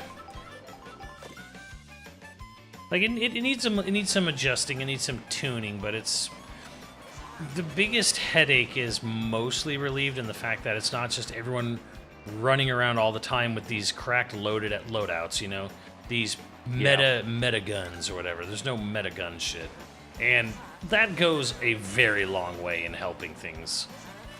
The problem is though is that there's also the way gun building works is every gun you find is it's gray. It's a gray, like level 1. Let's just say it's like level 1, right? Every gun on the map, no matter what, will be level 1. and you have to find little purple items to boost their level from 2, 3, 4, 5. Level 5 is the highest gold, like gold rank. So the problem is, right? Let's say you land, right, and you have just your starting pistol. Now you find an upgrade kit. So if you grab the upgrade kit while holding the pistol goes up to level 2 and then another one level 3 all the way up, right? You don't want a pistol to be upgraded. You want to find a machine gun, right? So if you find an upgrade kit before a gun, you just leave the upgrade kit on the ground, go look for a gun, come back. Hopefully no one else has picked up that upgrade kit for their gun. And you can't detach an upgrade kit from a gun. So like once a gun has been upgraded a level, it can't be downgraded. Like you can't like remove it and put it on another weapon. So you get like this really weird thing where like you're scrambling to find the gun you like, and then you have to hopefully find 5 upgrade kits to make that. And the guns don't really get useful until level 4. So 1, 2, and 3, like 3 is like maybe depending on the gun you can do some work with it, but like guns are useless at level 1 and 2, and most of them are useless at level 3. They're only when they get to level 4 and 5 are they like useful. So that's kind of a problem. They need to let you be able to remove upgrade kits from the weapons. So it's like, oh, I find an upgrade kit before I find a gun. Let me just grab it, put it on the pistol, and then when I find the gun I want, let me just detach the upgrade, down level the pistol, and then so I can upgrade it to my other weapon. That's one thing that really needs to be fixed. And the other thing that fucks that up is like, say you get 1 life, you get 1 return token. So let's say you get shot halfway through the match, right? You die, and you're coming back. You come back with the pistol, right? Everyone in the later half of the match has upgraded their guns, most likely. There is like no way to get a leg back. It's like, I'm such a boomer. It's like playing Gradius, and you've upgraded your ship super hard in Gradius, and then you die, and your ship comes back naked, no upgrades, and it's like, now the game's fucking impossible. Yeah. It's like that is a huge issue. Is like, oh, this is why you're speaking my language right there. Trust me. So it has this weird thing where it's like, oh, I lost all my upgrades and I died, but I got this 1 life, and I'm like, great, I'm basically just coming back to be fodder at that point, or hopefully you can vulture someone's corpse or something. But like, it's. So they have this really, like, at the final fucking circle or final 2 circles, they'll start dropping, like, supply boxes with good guns in them. But, like, they have these big green smoke, and so they're basically these big fucking giant targets on the map. So, yeah. They put some extraction shooter shit in it where, like, okay, everyone has, like, 1 life token. So if you die a second time, someone has to go to a redeploy tower, and charge up the redeploy tower to bring you back, right? So what do people do? They fucking camp around extraction towers waiting for someone to come in to revive their teammates and kill them. So just like an extraction shooter. Or at the end, they'll be like, oh, there's these supply crates with good guns get dropped in, but they have these big giant fucking green smoke things. And so what do people do? They wait around them. Oh, someone's desperately trying to get a good gun at the end of the game. Let me just wait near this and ambush them. Or they'll put a thing where they put like a red zombie cloud on the map where like a bunch of zombies spawn in this red zone, right? And when you kill a bunch of zombies, the mystery box opens like in the old game and you'd get a good weapon. So what do people do? They sit there just on the edge of the zombie mode looking for people coming into the zombie area to try to get a good weapon.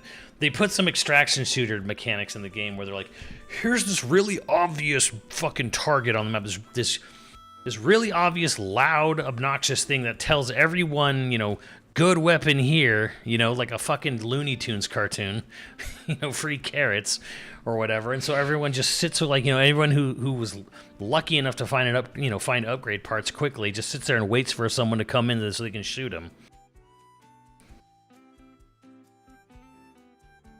So there's a little bit of like okay, there's a little bit too much extraction shooter fucking mentality in here. You've got like I don't know if it's Raven or Treyarch or whoever, you got a little bit of extraction shooter brain rot on your map, on your game design here. You got your extraction shooter in my blackout. Like it's one thing if there was like one thing where it's like, hey, there's these zombie areas will spawn, and then yeah, that's kind of like, you know, a thing you could camp, but putting like good loot boxes at the very end of at the very end of the matches, and the respawn towers being what they are, you have 3 things in the map that are like constantly telling the entire map people are here trying to get good shit or revive their teammates, rather than have like one thing that's kind of like an open target. Now there's like 3, and then there's of course there's bounties and shit like that, like from Blackout, where it puts a target on someone's back, you know. So yeah. Now, if they were to implement that fix for like upgrading weapons, would you prefer that, or if they were to do it, would you prefer it if they just do like how other BRs are, where it's just, yeah, there's gray guns, maybe some loot chests will have a gold gun in it or a purple one. I would prefer them to put at least some chests might spawn a good gun right off the rip. I would prefer that, and I wish it was more like a classic BR. The 2 things there is like, yes, I do wish you could I do think you should be able to find a good gun in a chest. Like some, not all of them, it could be rare, but like some of them should be able to spawn, oh, this is a level 3 gun right off the bat, or a level 4 gun right off the bat. I think that's fair. The other thing I wish the level, because every gun is level 1, I wish they were viable at level 1, because I was in Blackout. You could do shit. You could murder with like a naked gun. You didn't need attachments. Were not like necessary or vital to the gun being good in the original Blackout. In this game, level 1 guns are absolute trash. Level 2 guns are pretty much still trash. You know, so like the guns are so fucking unviable. At level 1, I think that's a huge fucking issue. So people just soak up damage if you are shooting with a level 1 gun. Yeah, I mean they're just so, everything kicks like a mule. They're wildly inaccurate. Like the other thing too is that there's armor plates, and then there's armor as well. So plates are different from armor, and the armor is such a buff. Like that's the other thing. If you find an armor padded, like a padded armor thing, hyper buffed. Like, and if you find, and there's level 1, 2, and 3 armor, and oh my god, like, the armor is so fucking good in the game, it's kind of obscene. I remember that being a problem with Blackout originally. Like, if you got armor, I think there was, level 1, 2, and 3 armor in Blackout? Yeah. From what I remember, if you got, like, level 3 armor, you were fucking invincible in that game. It was hard to put people down, and this game, right, yeah, it's kind of like that here, too. It almost maybe even feels a little bit, like, stronger here, where it's like, dude, it's the difference between, you can take 2 bullets versus you can take 12. It's like, fuck. Fucking hell. It's wild how much a level 3 will protect you in the new one. I remember one of the big problems in the original Blackout was, yeah, someone with level 3 armor is so godlike. Well, where can I get level 3 armor? Well, you can't. If you get it off someone else, it's already broken. Yeah, and then they eventually added the ability to repair in the original Blackout. Yeah, I remember that too, yeah. And that was kind of a godsend because they kind of really fucking needed it, you know?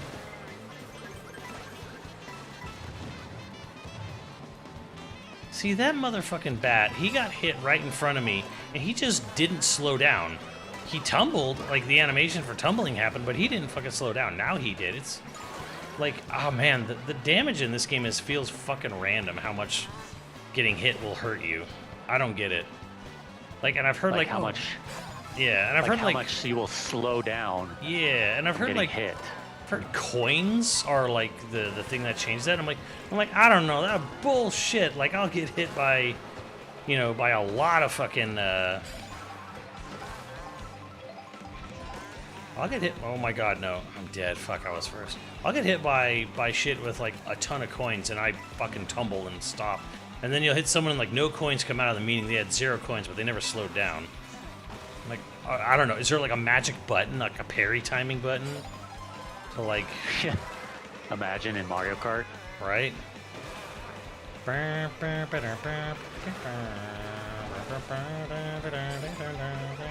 Yep, saw that happening. Ah, fucking charge it, Chuck.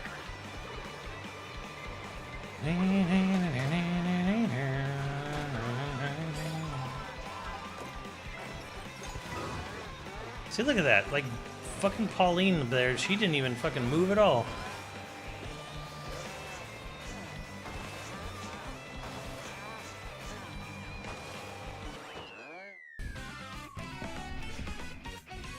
What does the Kamek item do? It turns everyone into a Mario enemy. A random Mario enemy.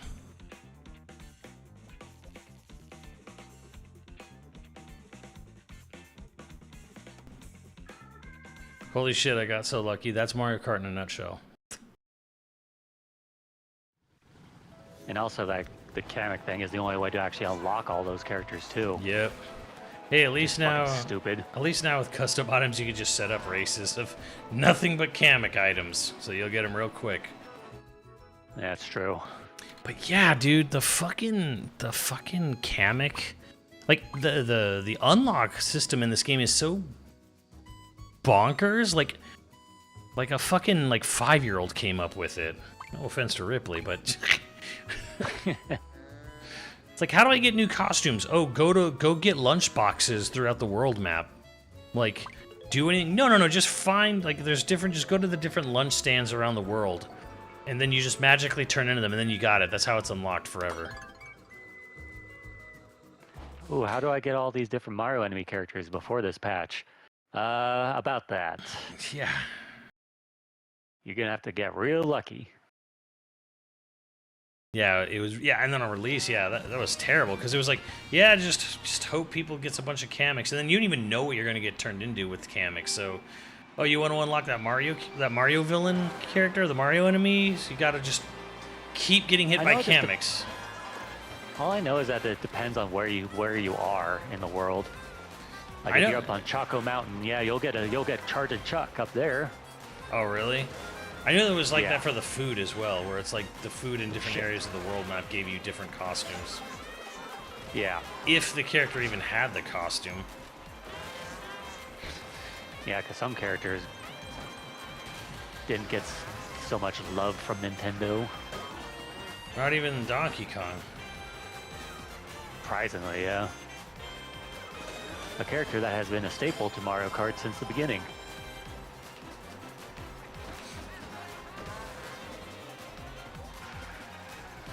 So besides that, though, it's like, all right, I've unlocked everything. What else is there to do? Nothing. Stickers! Stickers. And we have no way to keep track of where... Like, initially, they didn't even have a system in place to let you know where you picked up a sticker. You would just... You got it. Like, you had to, like, manually, like, print out your own map and make your own map chart. Shit. Now they'll at least tell you, like, they'll put a mark on the map where you got one, so you could at least have that. But there's, like, no, like, riddles behind it. It's just sort of like, no, you just have to, like, run into it and then do the little, like, coin challenge or whatever the fuck it is. An old challenge course or whatever, like go and, like, drive through these gates or collect the blue coins. Yeah.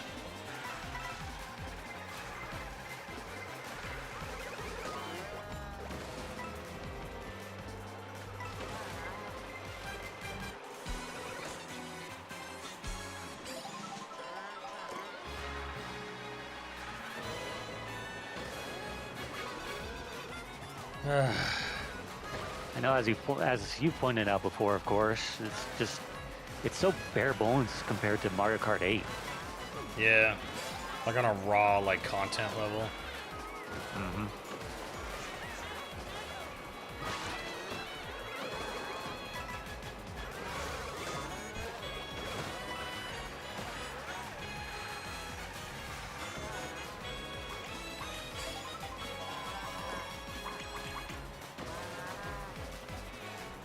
And again, did anyone really consider the optics of having this freaking many racers?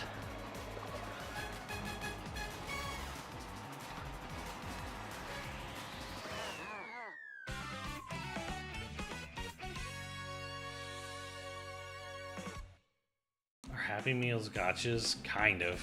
How fucked am I? Why, sweetheart? Yeah, it's okay. This is Mario Kart. These are Mario Kart. Fucks.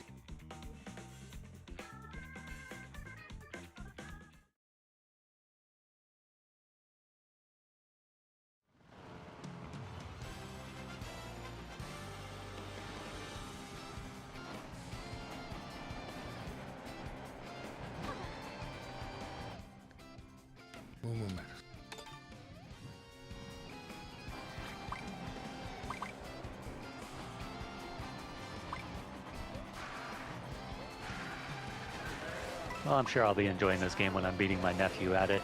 Yeah.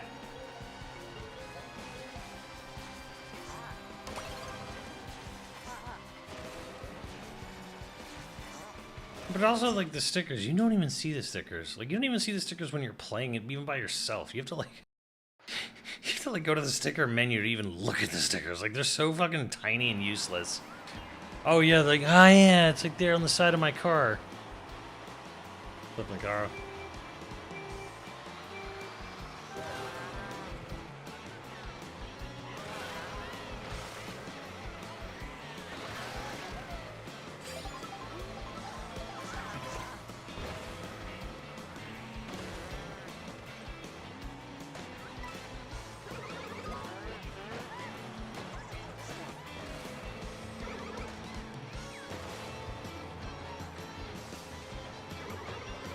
I mean, who really likes the stickers anyway? Yeah, like, it's not... again, like, if they're not even, like, that visually prominent, so it's not even like, oh, check out my sick, tricked-out car. What the fuck is going on here? No fuck truck.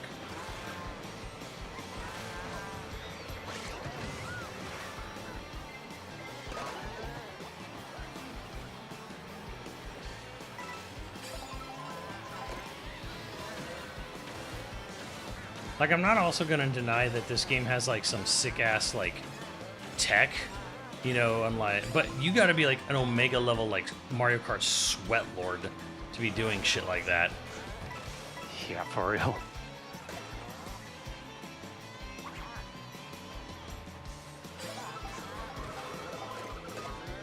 Thank you, game.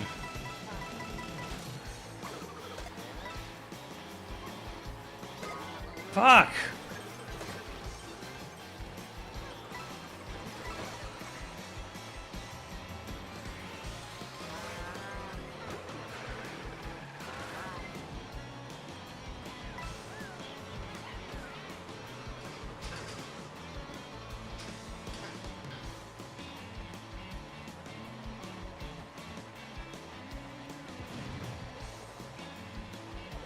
Like, for me personally, this game is, like, not that enticing for me to be that much of a sweat at.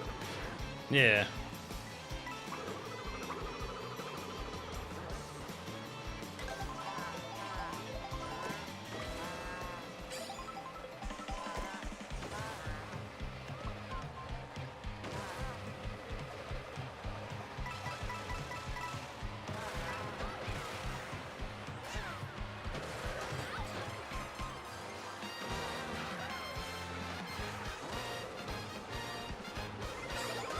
Yep, well, I knew it was coming right at me.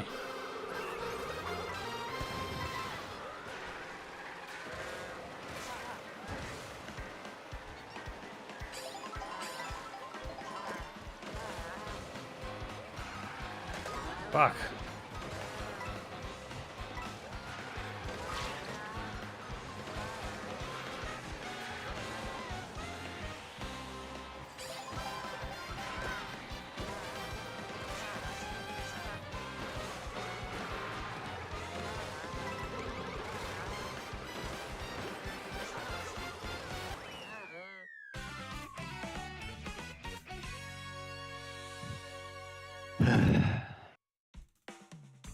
You get Mario Kart there at the end.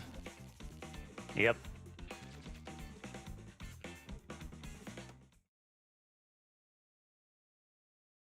Random bullshit, go! I looked up a video for the medallions and P-Switch missions. It was super not worth it.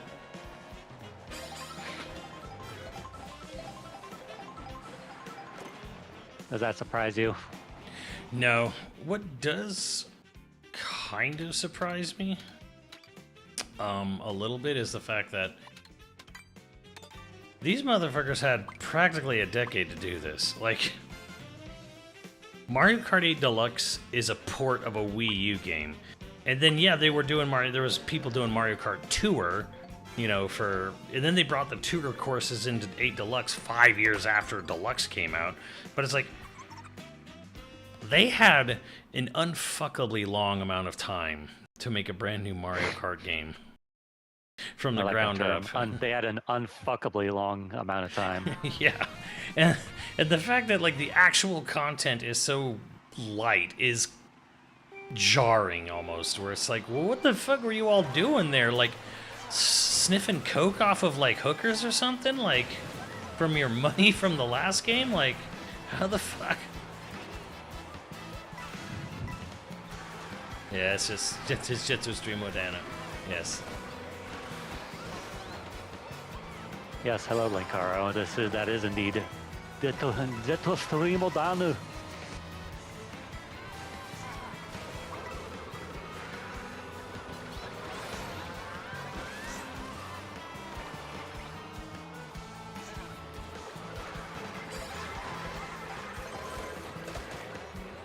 All my rift shells gone, and it basically did nothing to those everyone who got hit by them. Oh fuck, this isn't a part of the track, I forgot.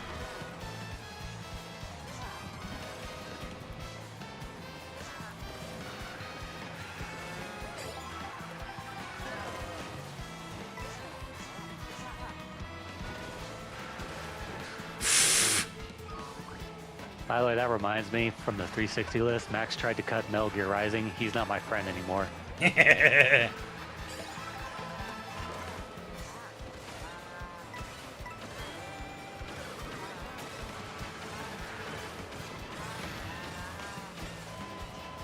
I don't be real.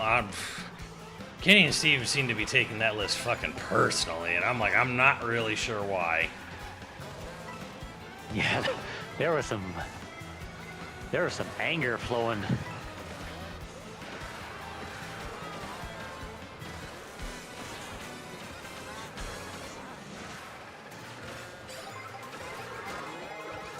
God damn it.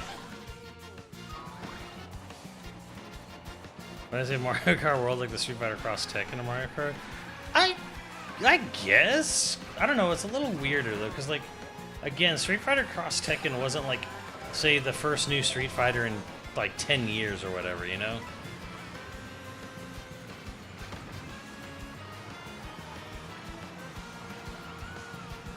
God damn it.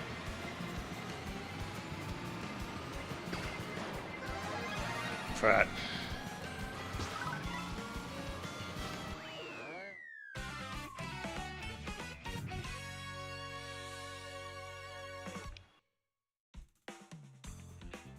Yeah, Sekiro. I saw Sekiro has an anime trailer. I'm like, I forgot this was happening.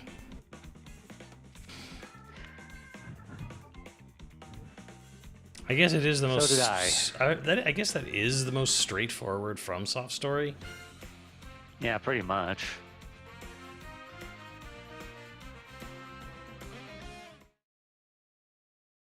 There's no crossover characters. Yeah, I mean, there's that.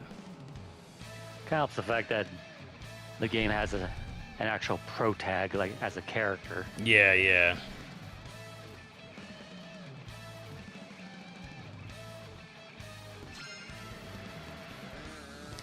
I'll put the code up, see if anyone wants to jump in. Still planning an Elden Ring movie? I don't know. I mean, Hollywood says they plan a lot of video game movies all the time that never go anywhere. Like Metal Gear, Ghost of Tsushima, etc., etc. I remember seeing an article years ago about a live-action Hellsing, like, movie series or something. Oh, yeah. And I was like, no, that would not work. Yeah, I think the Metal Gear movie, it had a director, and the director even had, like, Oscar Isaac's, like, hand-picked for Snake, like, had a script, and it just never went anywhere.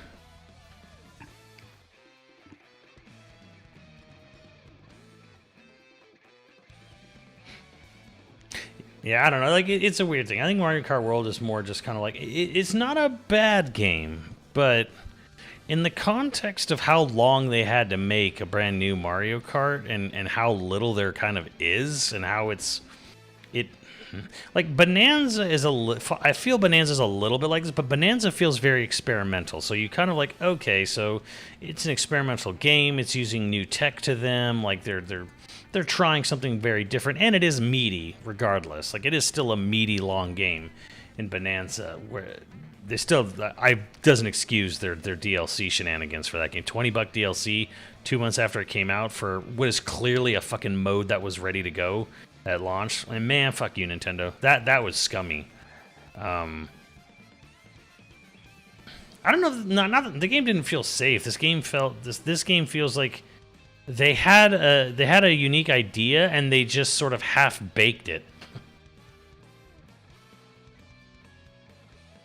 Fuck you, fuck you, fuck you. You're cool. And fuck you, I'm out.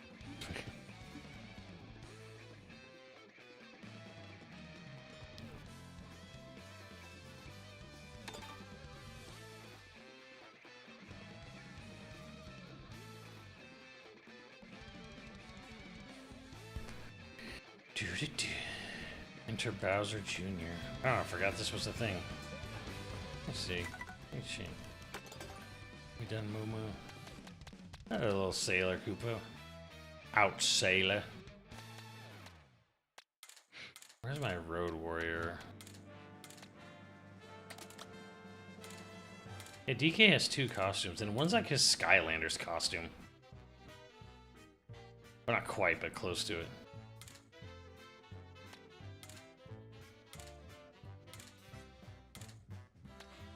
There we go. Waluigi.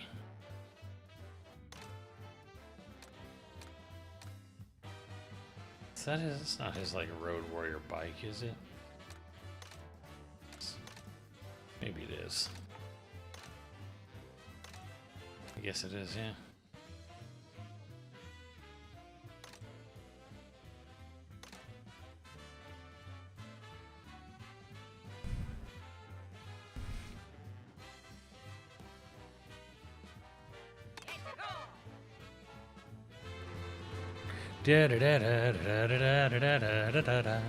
No, we go in, we kill. We kill.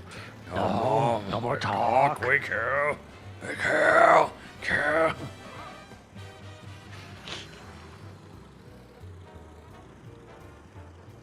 The hardcore gay biker gang in Road Warrior. In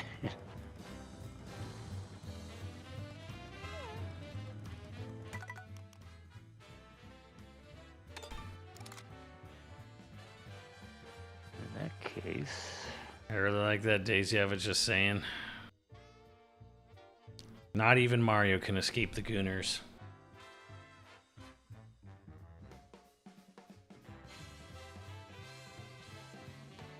Even had an unnecessarily long direct. I don't mind Nintendo doing big long directs for their premiere games. I think that's a good thing.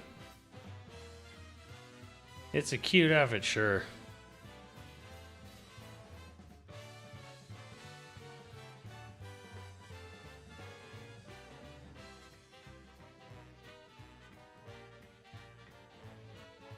Yeah, I don't think this game's bad, but I do think it's probably the more like most underwhelming Nintendo launch game since New Super Mario Bros. U and Nintendo Land. But you could almost make an argument for Nintendo Land. Like you could eke out some shenanigans with a group of friends in some of those games. They weren't all duds, you know.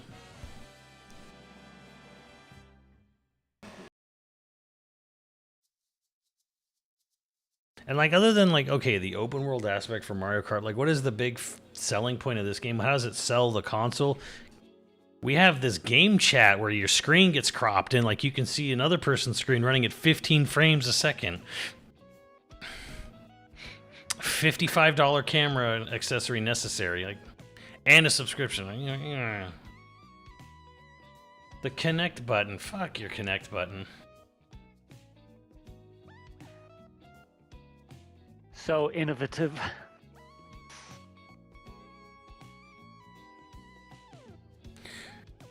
I mean, we could. I don't know if anyone remembers the first big Wii U E3, and how Nintendo flubbed that one, that huge fucking flub of introduction to the Wii U, and how they ended it on Nintendo Land's lobby at nighttime with fireworks. Like that was their one last thing.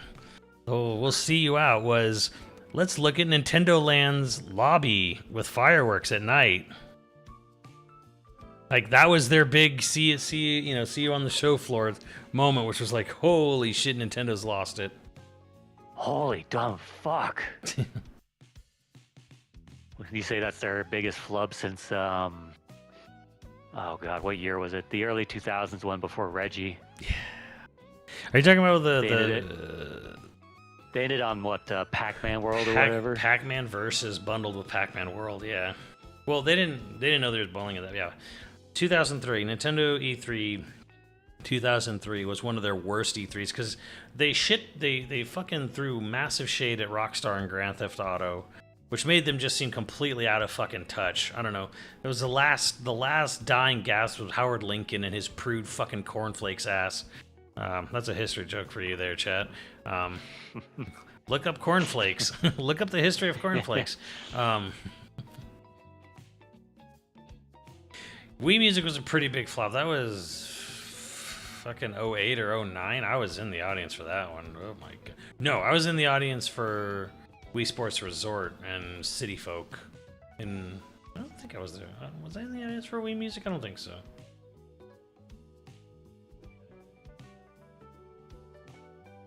All right, are we done? Like, what's going on here? I feel like I was waiting for Linkaro, but I don't know what's happening. We're waiting too long.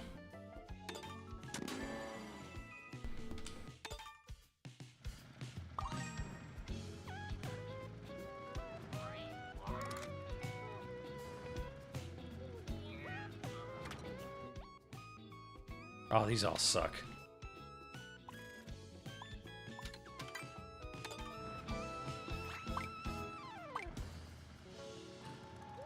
Reminder, you can press start on the map course selection and you do not have to pick the 3 suggested ones. It's not going to stop any of you, is it? Oh, god damn it.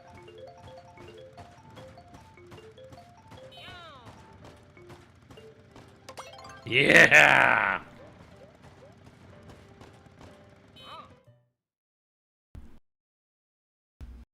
Fortune smiles upon us.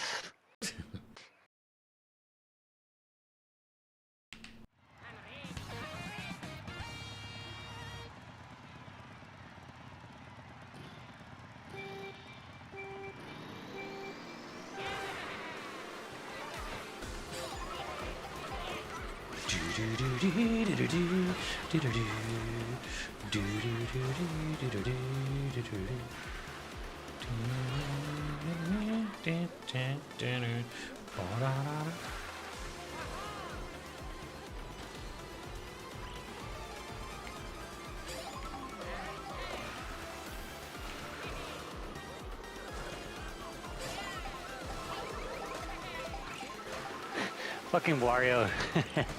When you get the coin box item, he hits it with his ass. Really? Yeah. That's amazing. I have no ass and I must cheat.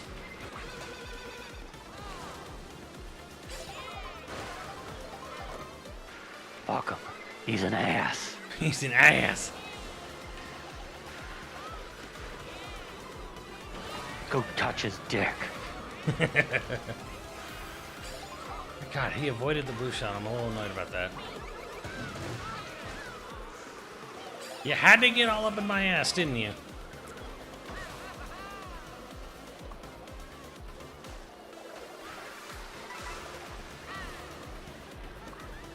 And I got Mario Karted. God damn it. Random bullshit, go!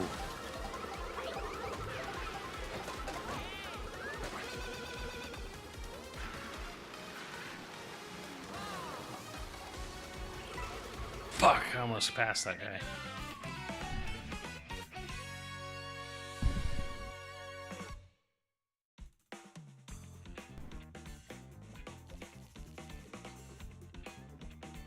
Yeah, I forget what Mario Kart game. There was a Mario Kart game where Wario had like a big old ass, like a big fat ass. And then the next Mario Kart game, like it pretty much was just, it was deflated like a balloon. It's like, I have no ass and I must shit.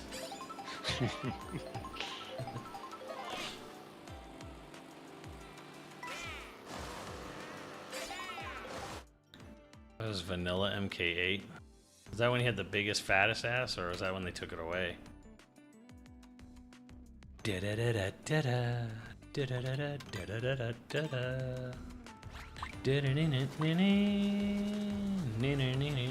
What's that, Prodigy? We're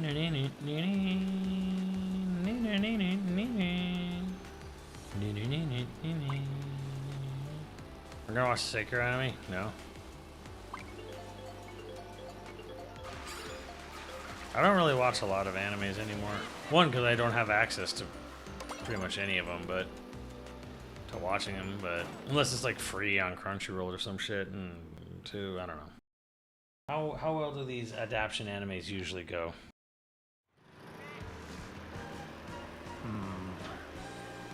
Sometimes good, sometimes not good.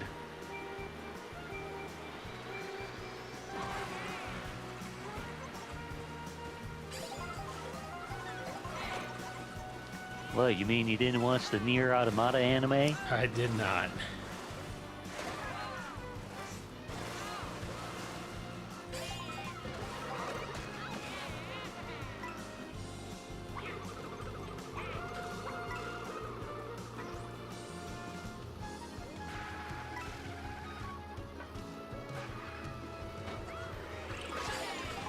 Amazing. Oh my god, dude.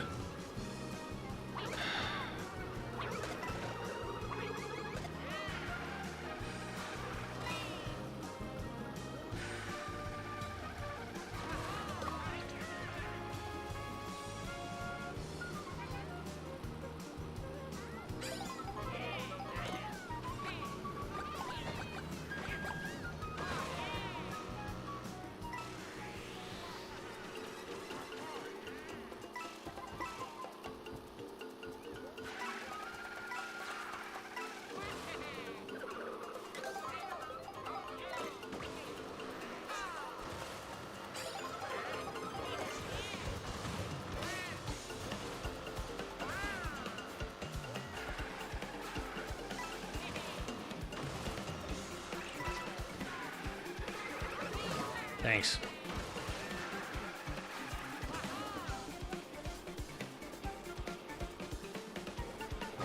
Fucking A.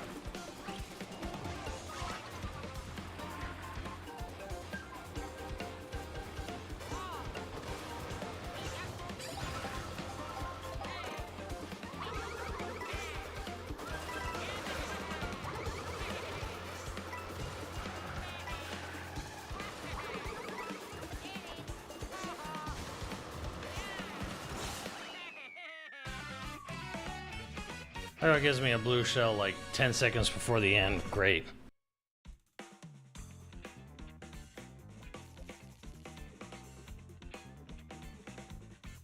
Very useful. Bro, what first place the game just says disconnect? You got internet Mario Karted.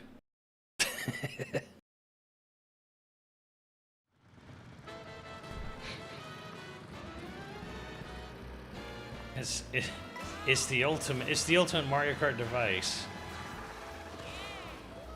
Spectrum's your internet. You know what? No. I'll do that. This is the ultimate showdown.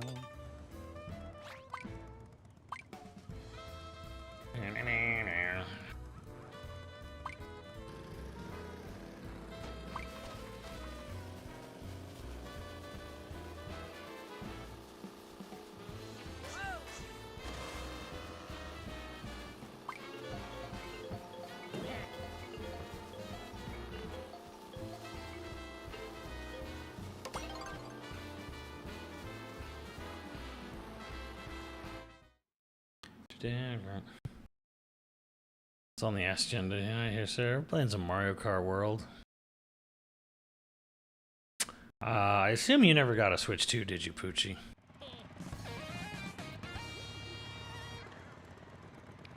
We don't blame you.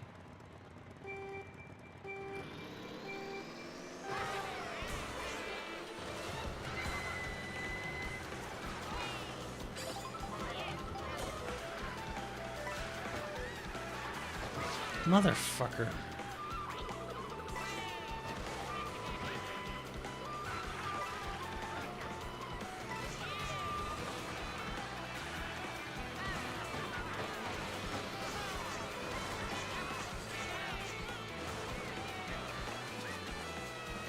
Yeah, there's like some part of me that feels like, did they actually ever fucking internally at all or beta test having like, what is it, 24 ass people on here?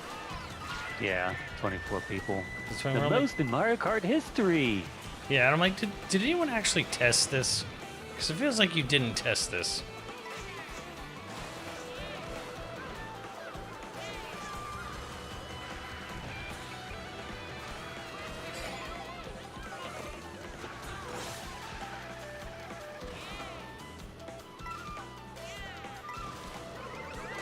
Please. Oh my god. God damn it.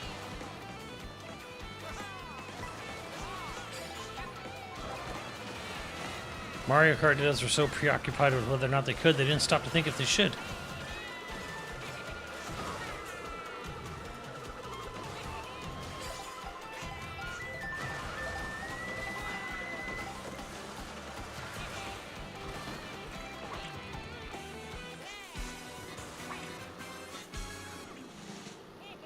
You could say the same thing about the NVIDIA DLSS 5. Yeah.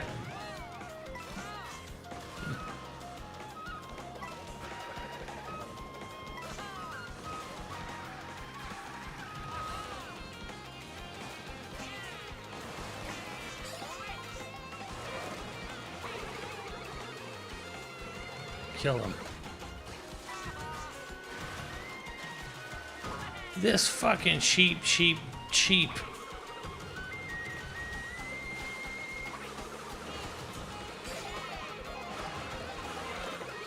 Oh my fucking god! I hate this game. Why did I play this again?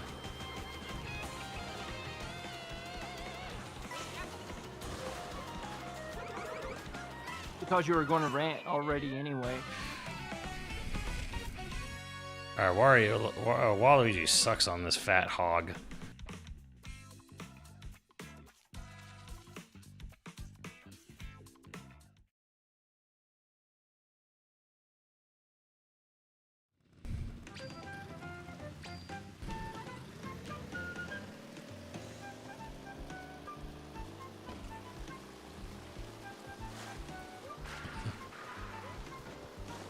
Download of Sonic Cross Worlds. I don't have that game.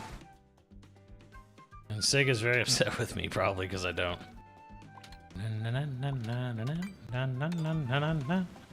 Moo moo moo meadows. Da, da, da, da, da.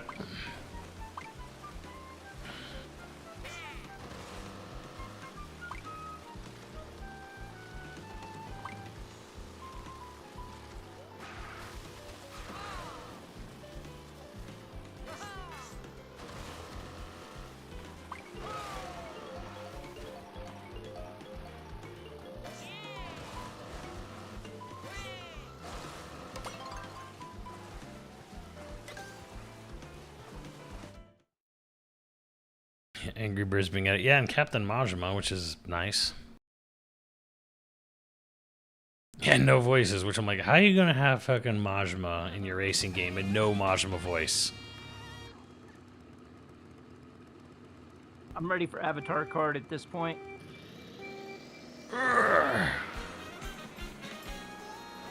Yeah, we still haven't seen that happen yet. It's only been in the Had leak. 2 characters in the Nickelodeon kart game.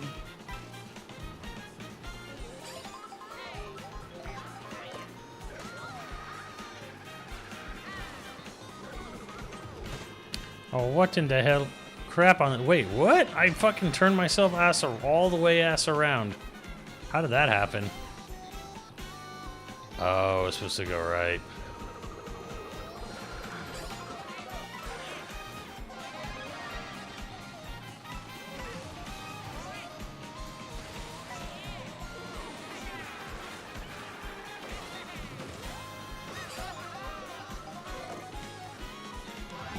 fat.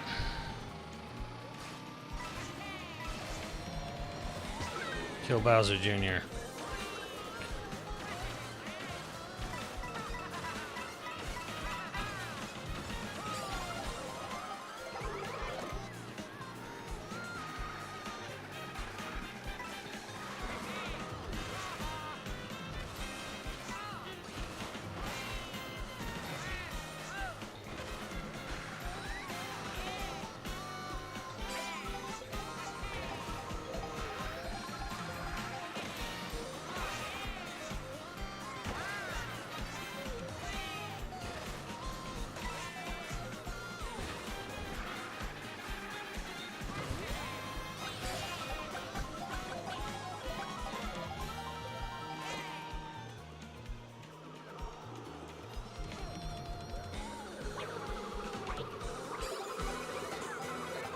Nailed ya.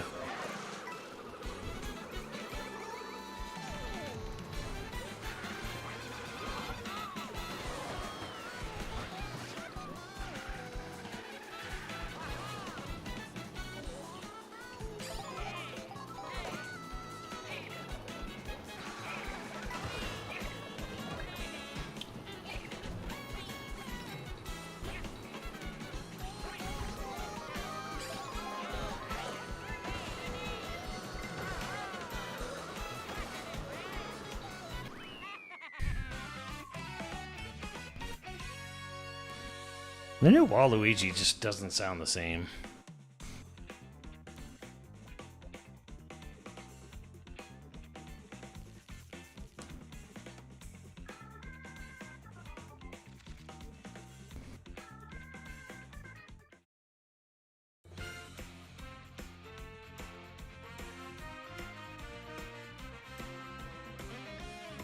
Pro tag guy's gotta go. He's too good.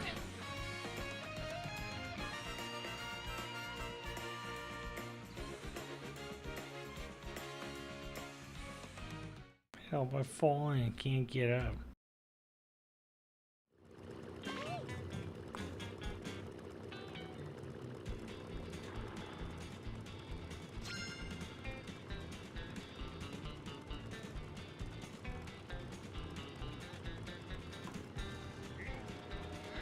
My blitzers are making the wrong turn and me following him. Hey, that's on you, man.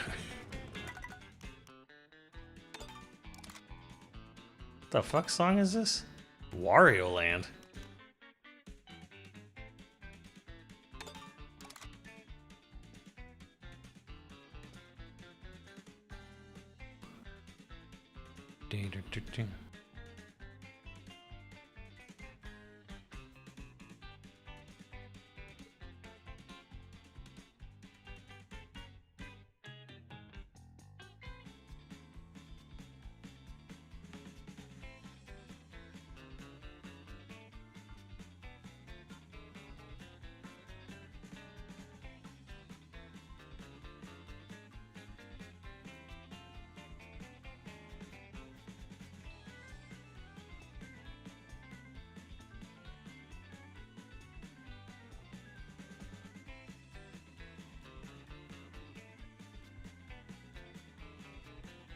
I'm waiting on Focus Entertainment to get back to me about keys for John Carpenter's Toxic Commando for you and Kenny. Nice. Toxic Commando. Max never expressed or acknowledged anything about it, so Oh, I can don't think. request a key for him. I don't think he would. He got no time for it.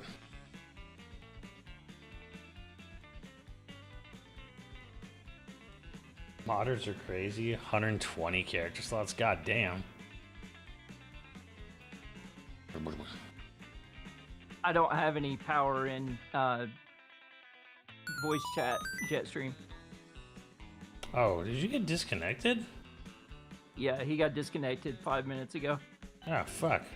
No wonder you got so quiet. Yeah, because fuck Discord. You want to come up here? Do you want to come up? You want to? So we had close to 100-mile-an-hour winds last night, and then it started snowing a lot today.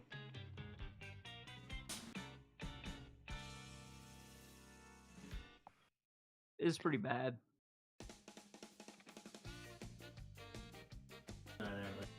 Bugs me. Come up and she looks at you. Yeah. Yes.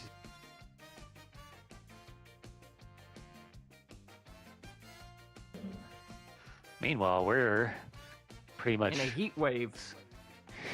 yeah, we're skipping over spring, going straight to summer. Yeah, we experienced 4 seasons yesterday. Well, between yesterday evening and today. It's like 94 degrees out here in California. So it was 83 degrees yesterday afternoon, and then last night, whenever the winds started picking up from 40 to almost 100 miles per hour, it dropped to 23 degrees. And then we've got like 5 inches of snow out there right now. Oh shit, I forgot to change my character. Damn it. Wah. Wah.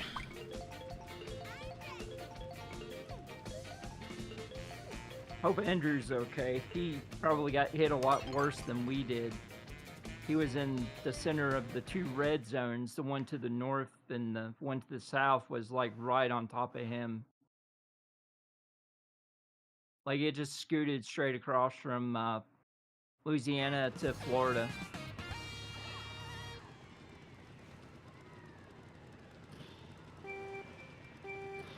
I love living in the Midwest.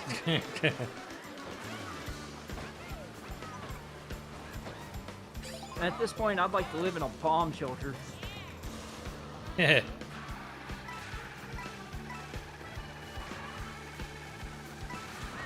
Yeah, there's like a missile silo home that was for. I don't know if it's still for sale these days, but Oh, really? my friend had. Yeah, my friend had shown it to me like years and years ago. Like, if I could, I would. Yeah. It's like in like upstate New York. It's literally attached to like a missile silo. It's like got a real nice, cabin home and all that. You can go down into the missile silo. It's got its own like private, God, words, like airstrip. This sounds kind of amazing. Sounds like Epstein Island underground. Yeah.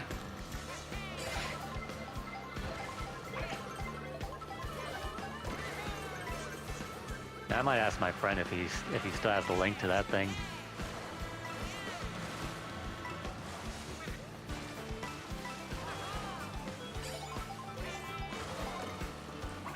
I know a guy a long time ago, and he got a really good high-paying job, but he had to move to like the absolute most bumblefuck part of California, like dead ass in the center of Central Valley. You know what I'm talking about, Dan? God. Yeah. But the house he bought was a restaurant. It was a converted restaurant, so he had this massive fucking kitchen. And he liked to cook, so it kind of became this sort of like win-win thing in a way, where, yeah, he had like this huge fucking restaurant kitchen, so huge fucking sink and, amenities and dishwasher and stuff, and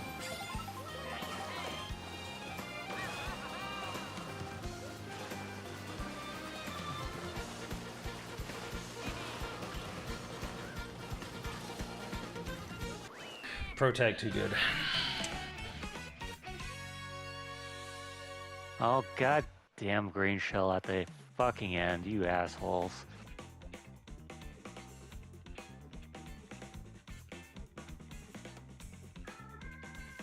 So I know a lot of people at Capcom right now are about to quit.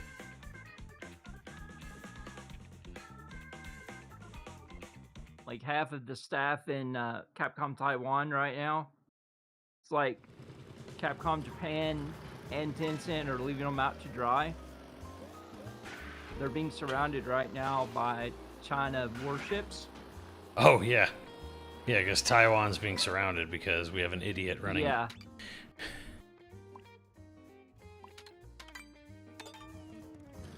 Because he literally sees us He sees how poorly things are going for us and how we're so distracted. That's like, and he's, well, to get political, he's running out of time for China to make the move. Like by 2035, China doesn't have the ability to really retake, you know, Taiwan, because the army's going to be aged out. Like everyone's having an aging population crisis, really. So, I mean, is it a crisis or is it like a salvation?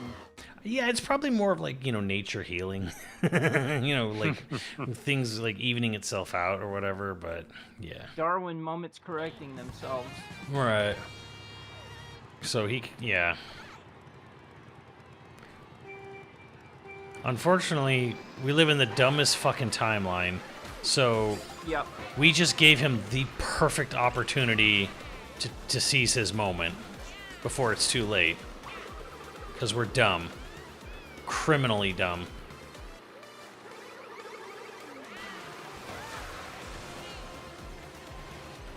And our government is just a bunch of enablers. They're gonna coddle the rich, petty little piece of diaper toxicity so that Oh, fuck they that can fish. get the few things they want.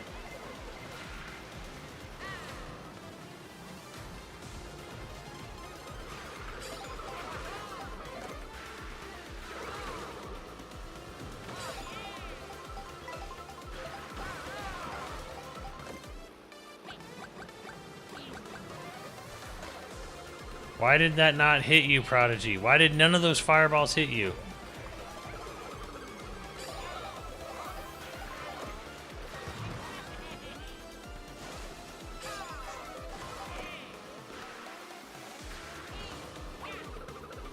Fucking fish!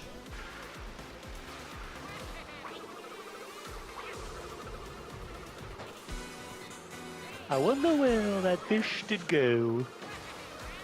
So if he doesn't nuke girl before Easter, probably something's going to happen on Easter that he's going to have it in self-attacking event on the country and blame it on Iran.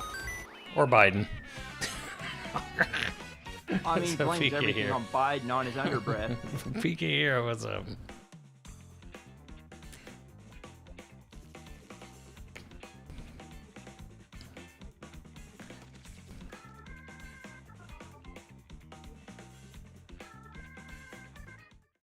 Because his chief of war is a freaking redneck moron. Drunkard. Or Obama. One of the two. Pretty much.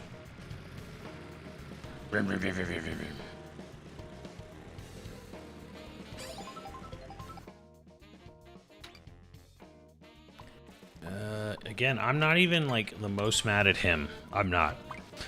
I am mad at the entire fucking rest of the House and Senate who could have any moment, any time, stop this. Yep. Any fucking time, they could have, the House and Senate could have stepped in and said, okay, fucking lunatic. Guys, like, this is too far. Let's remove him.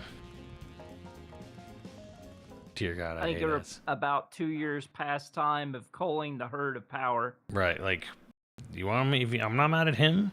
I'm not mad at the fucking the fucking piece of shit wannabe 5-year-old brain dead dictator.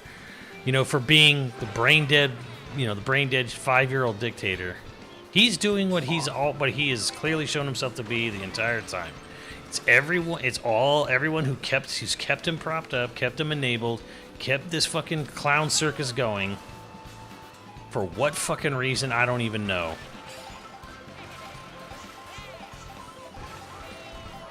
Like, there's no way he's that generous to have all of you assholes on the take. No, it's so that they can get what little they want out of it. Yeah. They're willing to enable him and ruin the reputation as well as the entire world.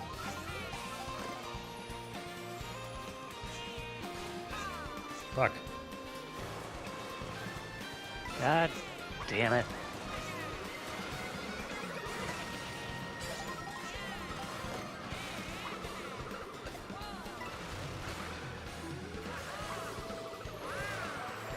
Is it me or does the game just look like it has a gray filter over everything now? Yeah, it's like morning shit or something. I don't know what the fuck going on.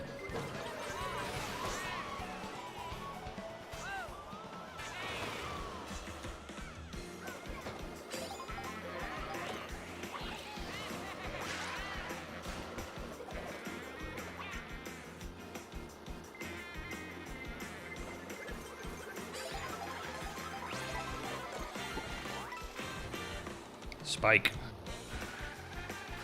Here, I don't know what you're talking about. Gas prices already suck. It's already over $6. Haha, welcome to my world. Actually, it's not even that bad out here. Ha!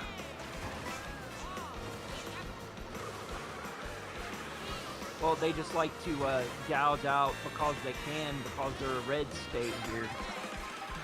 Yeah, you probably have no, like, protections in place over there. Nope.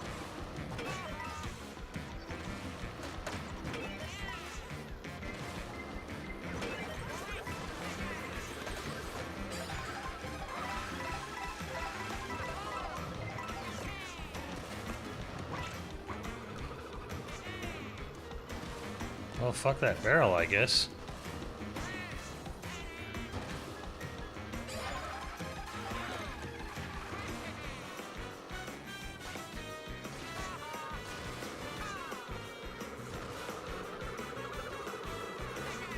Oh, God damn, somebody wants me dead. Jesus.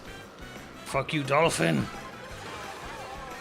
Yeah, I filled up 2 10-gallon jugs the last time I got fuel before it shot up again. Who put sheeps all over the place? What the fuck?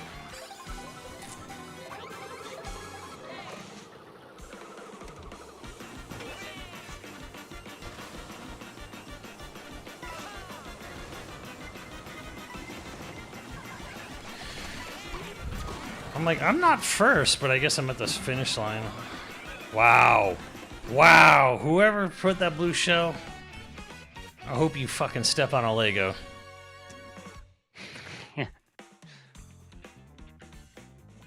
Kamek. His name is Kamek. Well, it was Magic Koopa, and then it was Kamek, and I don't know, it kind of keeps changing. Yeah, I realized that as it hit me, Cobra.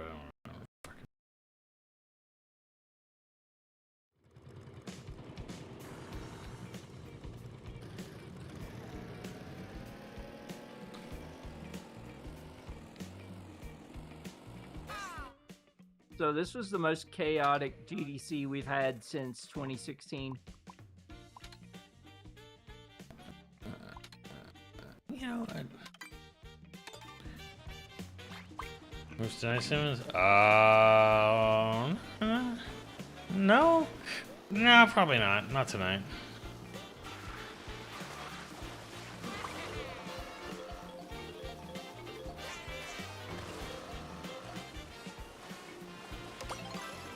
It's moo moo time. Hell yeah, let's go.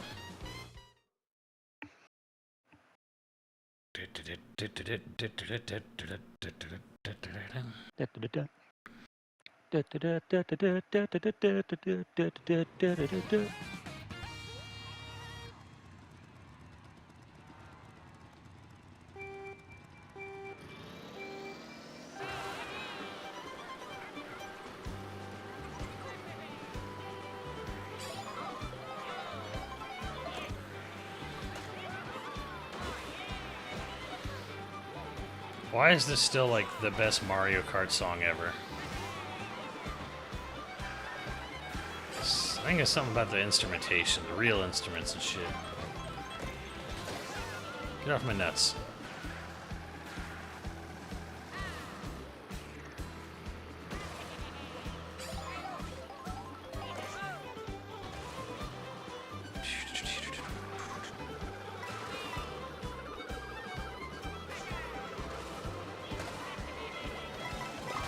Fucking A. Yeah, good. Hit you instead.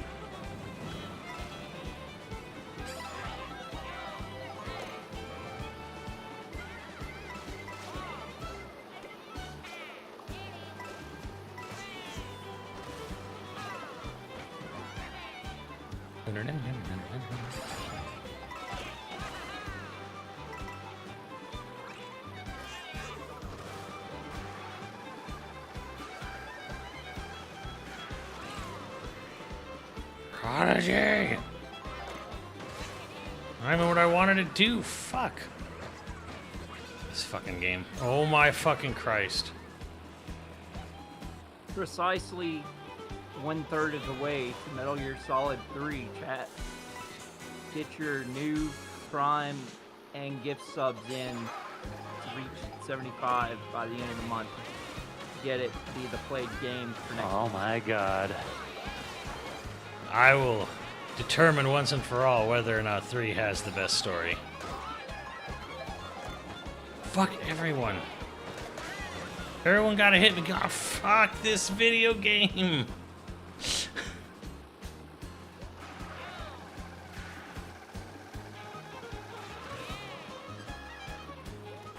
You know what Mario Kart needs? An enema. Road Rash route. Oh my god. What Reach the out and fuck? smash somebody with a weapon when they pass you.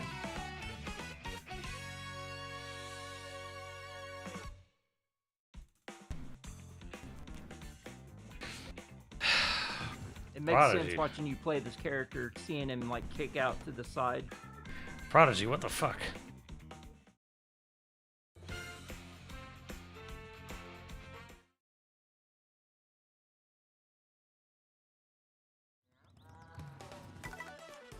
Alright, hold on. I gotta like... Oh, I got Dolphin. I'm still missing some costumes. Holy shit. King Boo? I'm missing... How am I missing King Boo? And Birdo? Damn. I somehow have all the characters. Oh wait, no I don't. It's... The fuck? I guess it's just some random ass... It's one of the random ass enemies. Fuck you, Dolphin. Fuck you, Whale.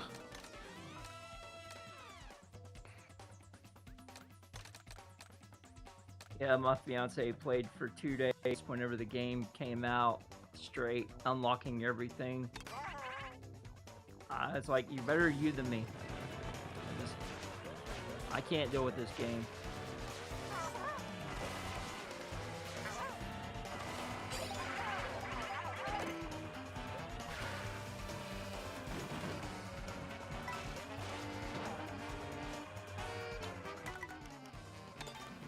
I'll give it up for a few seconds. For what I did nothing. Oh, by the way, anyone who had that Avatar Legends closed alpha, there's a survey. They're looking for feedback. So check your emails. Give them the survey. Tell them you want more Korra characters. What's up, Hex and Yeah, Gale? nerf Zoku. Nerf Zuko, yeah.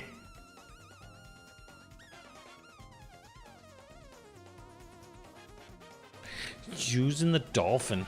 Using the dolphin. God. Totsugeki! Should I turn item boxes off? I think we should. Do what must be done.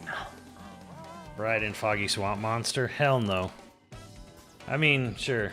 Actually, no, my honest feedback was like, hey, can you, like, not make this a Last Airbender game where Korra's a guest character and it's really just the Last Airbender only cast?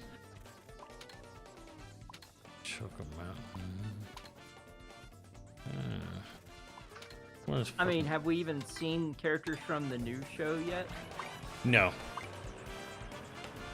I mean, we've seen what they look like from image, the official image they released, but But in the Seen two. game, though. no.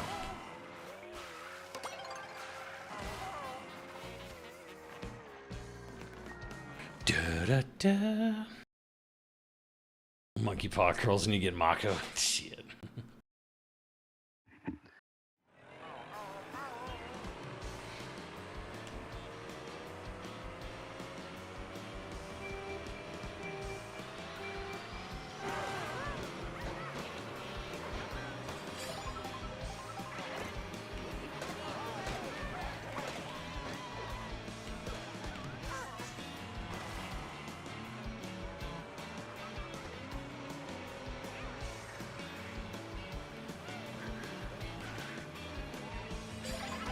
Justin, do you remember whoever did that song to the...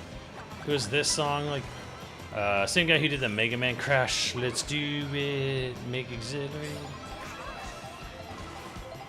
Oh god. And they did a Mario one for like Mario and Peach. Mario Bowser Peach.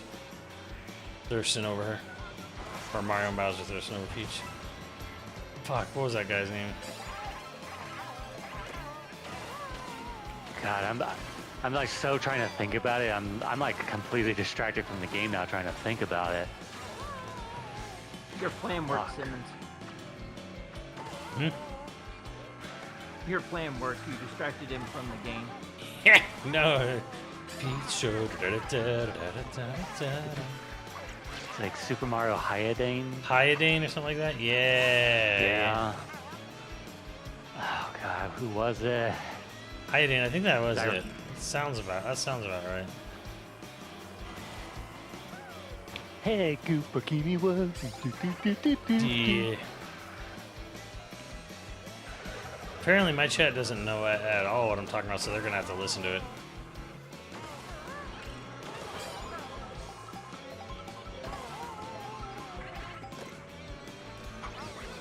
Fucking nailed him. And he didn't slow down at all. This game can eat my ass. My sweetest peach girl, I love you.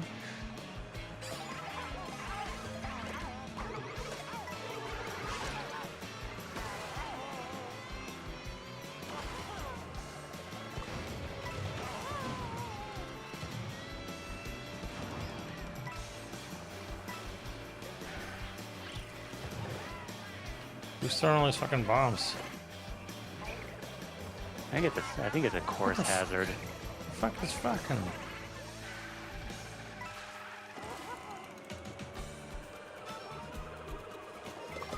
Motherfucker.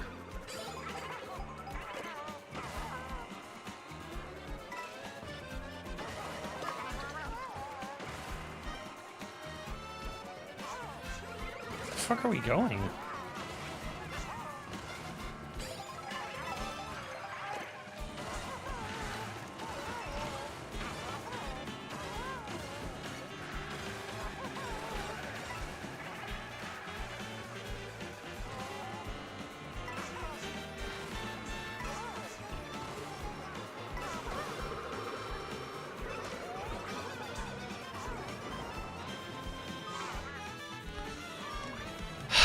This game sucks. Fucking thing sucks.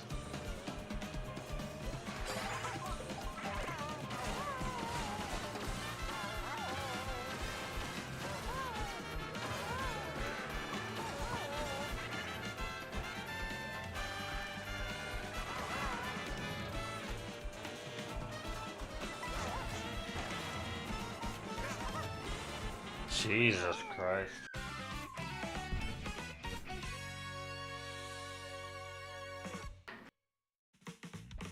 Jesus Christ.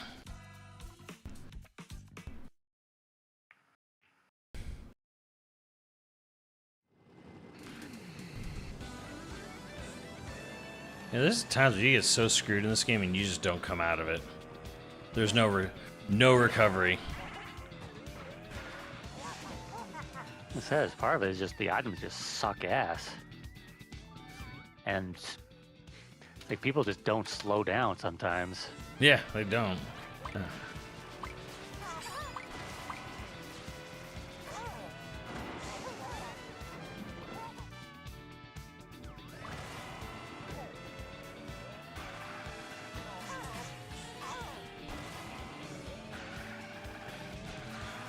Three weeks till the Galaxy movie? Hell yeah. Ah, there it is. Scott Falco, Super Mario Hyadane. Hyadane. Yep. He did one for Mega Man. Crash, let's do it. Make exhilarating love so big and bigger. There's a whole song about was it Crash Man? He wanted to get together with the Mega Man. Where are we? Rainbow Road? It's Rainbow Road. It's where you go. You die. It's Rainbow Road.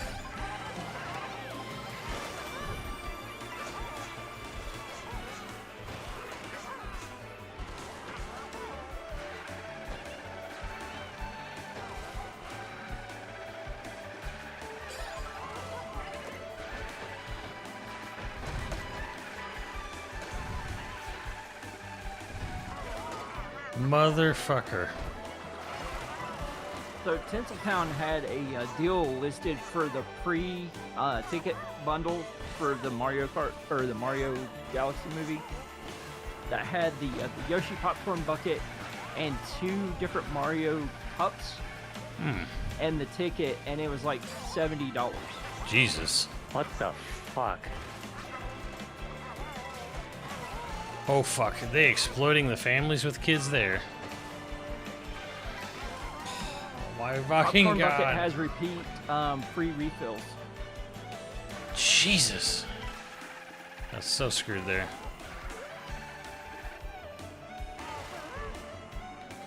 You know, part of me is still curious, like, what Rosalina's involvement in this movie is. Yeah, I don't know. Is she going to show up at the very start of the movie?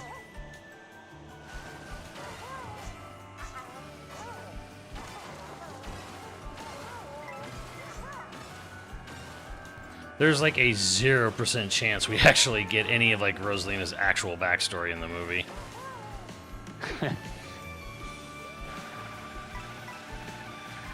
I would be impressed as fucking hell if they tried to do that. You and Maxwell, you're eating the popcorn out of the egg.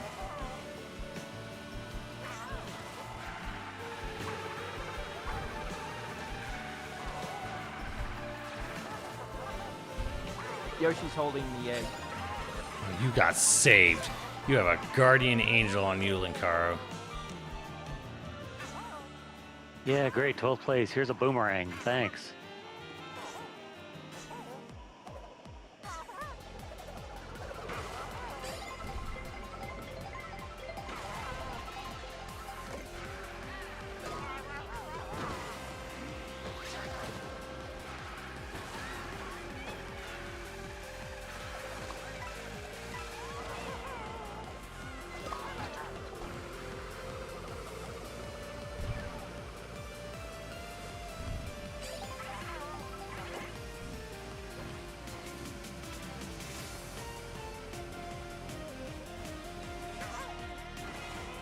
Fuck is everyone? Oh, way up there. Fuck, goddamn.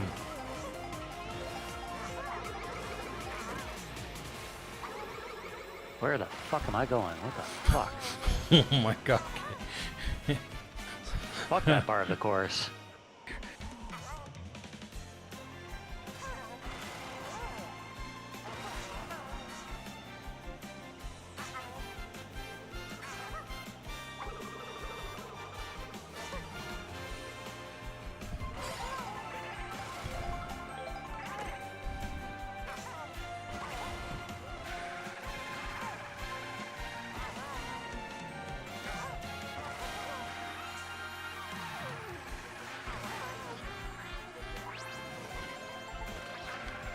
Fucking coin purse.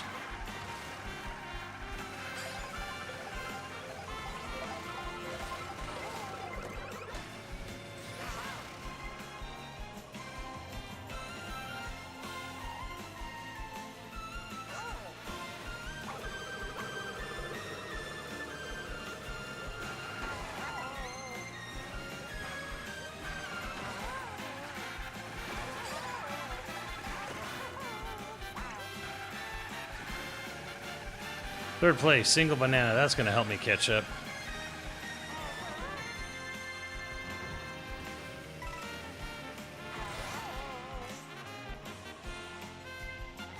Nope.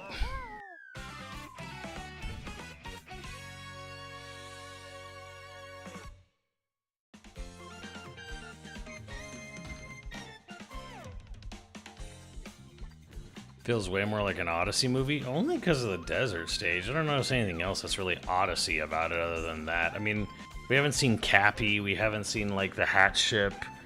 I think they showed the T-Rex from Odyssey, I guess, but... Yeah, I saw you get knocked off at least once, he does. Remember that guy who used to talk like a pirate in my chat? What happened to that guy? I miss him. I had my own Steve the Pirate.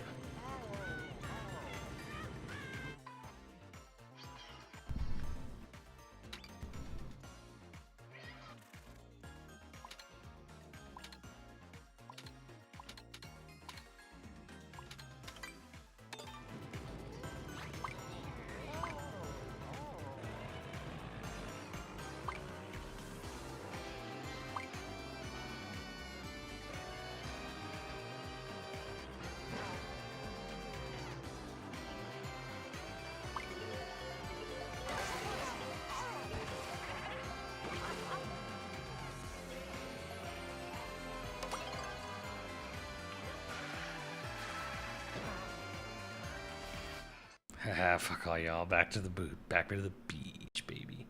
Baby Park's not in this game, is it? Nope. God damn it. Ah! Ah. Squandered. It's Pikachu. God damn it. Ah.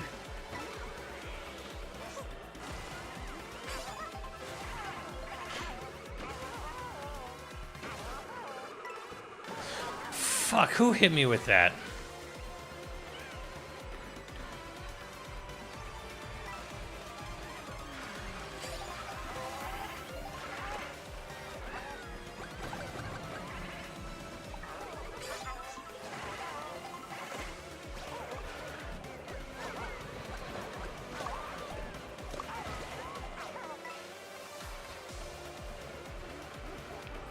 Simmons, we're going to the beach, but we're not going to Peachy Beachy. Yeah. Peachy Peachy Splash you.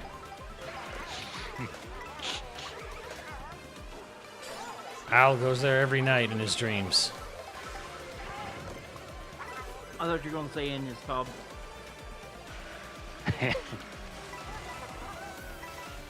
Oh, my fuck you. fucking 10th.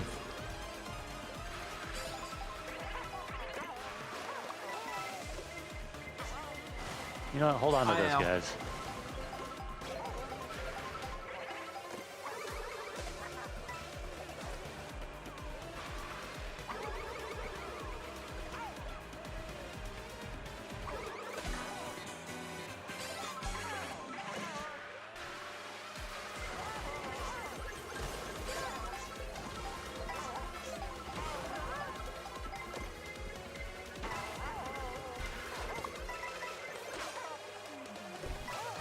Motherfucker, I was throwing this at me. Somehow had a. You know nothing of these dreams. These dreams are made of these. Ooh, Eurythmics. I was doing heart, and he went to Eurythmics. That's some 80s shit. We on 80s scramble. These dreams are made of these.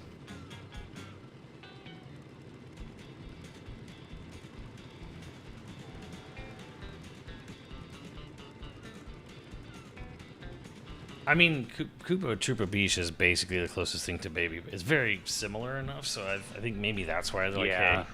hey, this is basically Baby Park.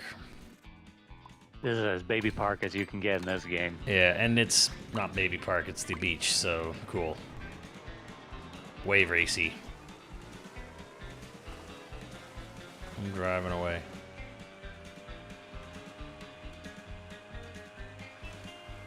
Why is there a Pacific Yokohama thing over here?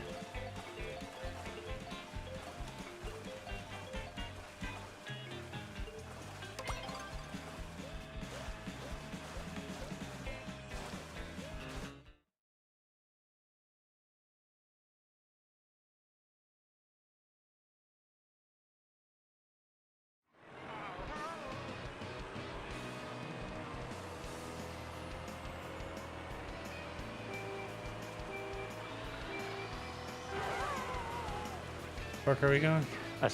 Assuming this does have DLC.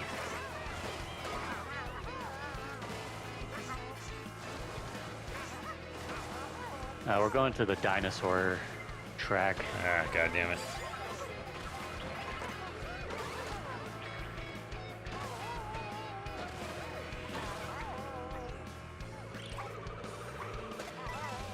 Someone has to stop Prodigy. He's too good.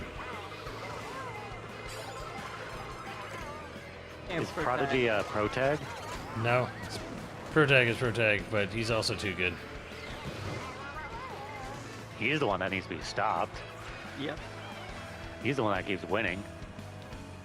Not last time.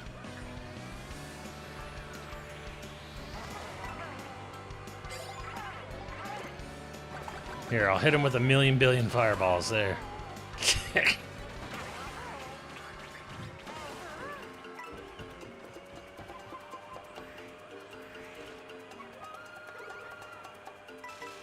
Excuse me.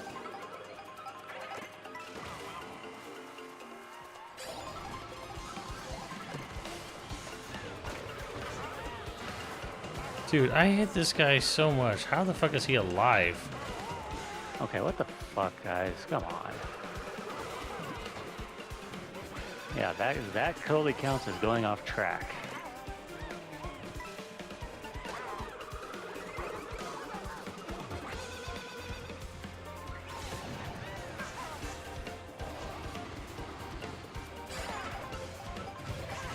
Actually getting screwed by the T-Rex.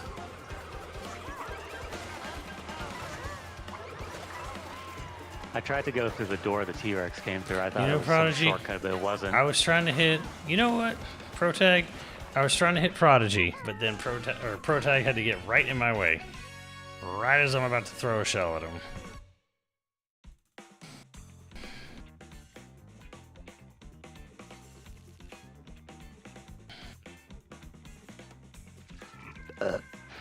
See, look, Game Prodigy is in second. Nope. Protag is in first, though. But shit. Exactly. Oh, fuck. Protag eked ahead of Game Prodigy. Prodigy had like a fucking 10, 12 point lead last game.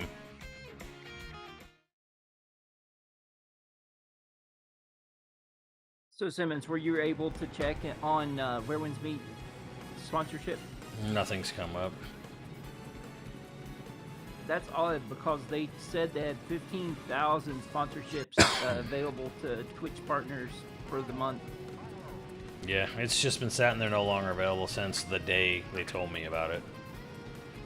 Because we do so many per week. I check every day, but it's always the same. I don't know what to tell you, man.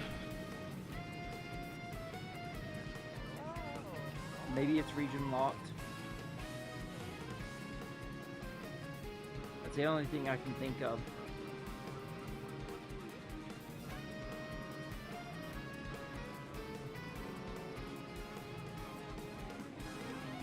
Do you have any sponsorships coming up? Yeah, one. Felt Simmons wrath that race. Alright, no more Dolphin. Dolphin sucks. Is there like actually a meta to like the character car in this game? See people using the fucking bat a lot.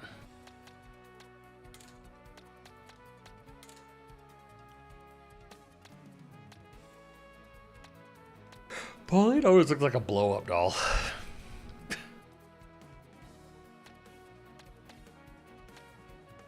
I mean, your lips do.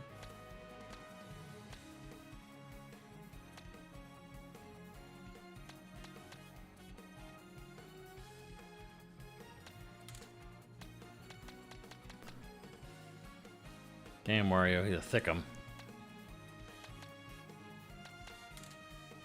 Damn, he's thick.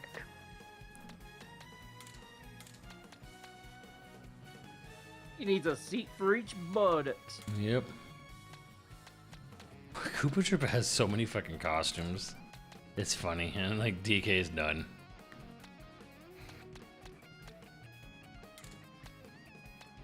Alright, give chat what they want.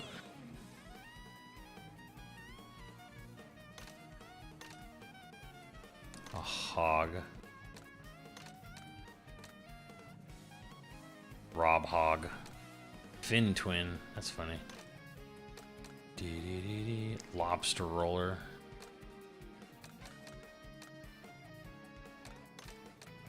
What's up, RoboCop dude? Cute Scoot. There you go.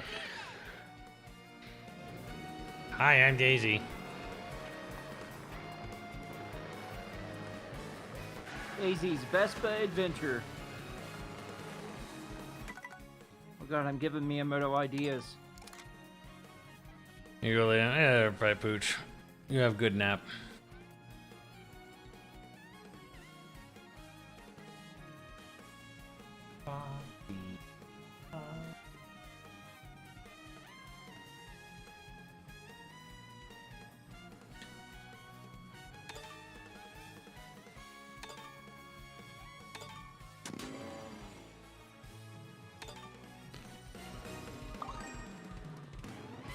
He has one outfit.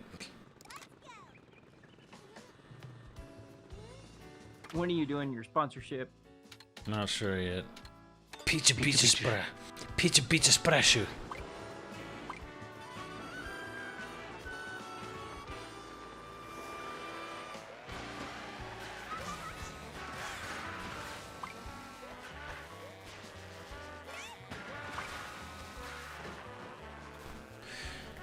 Da da da da da da da.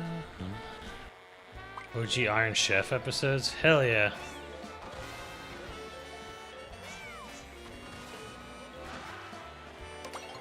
Yeah. Everyone like a peachy splasher. Oh god, we're driving there? Fuck. I wanted to start there.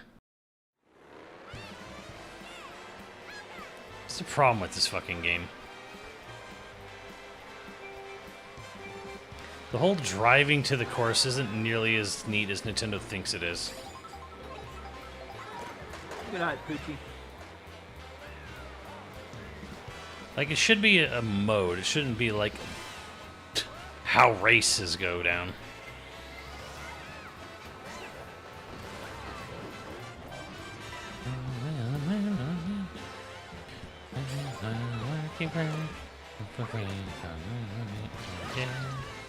Fuck!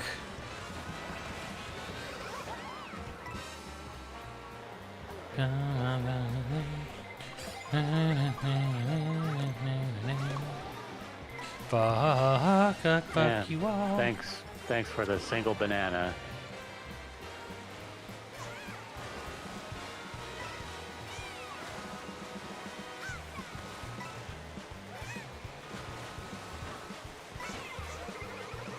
Fuck.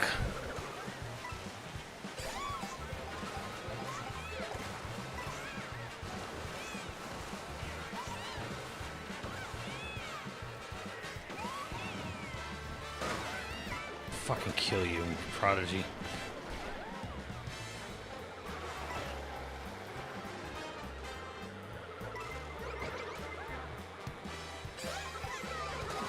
God damn it.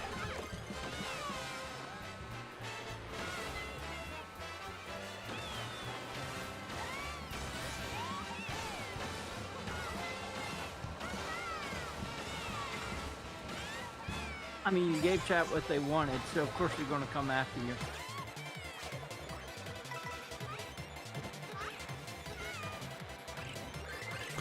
I can't even, like, advance. Like, these guys are, like, keeping pace with me, and I have an invincibility star. It's wild, this game. They're not keeping pace, they're gatekeeping.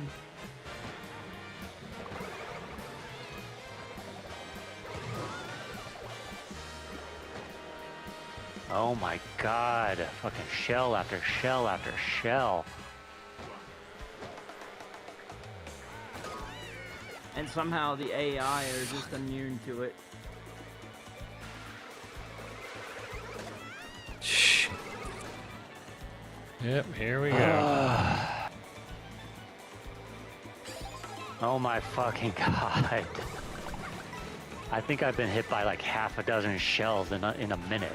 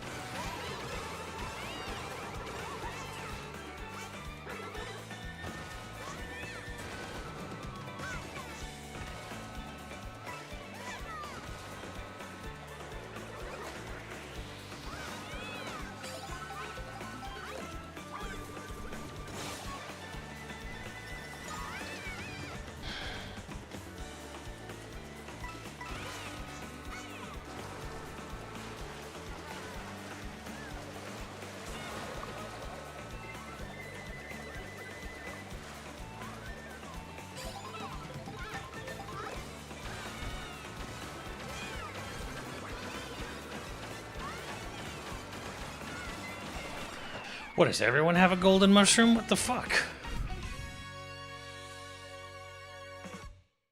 Dude, the speed mechanics in this game are fucking Garbage. Dog water, yep. like, oh, you have this boost mechanic. You are boosting, and somehow the people not boosting are staying at the same amount of speed ahead of you. Like, what?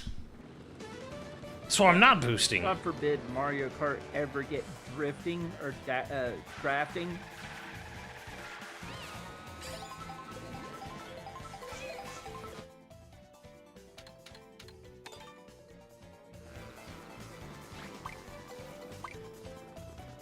Yeah, I did see that. Captain Majima and Arl. I mean, for the 3 people in the world who even know what Puyo Pop is at this point.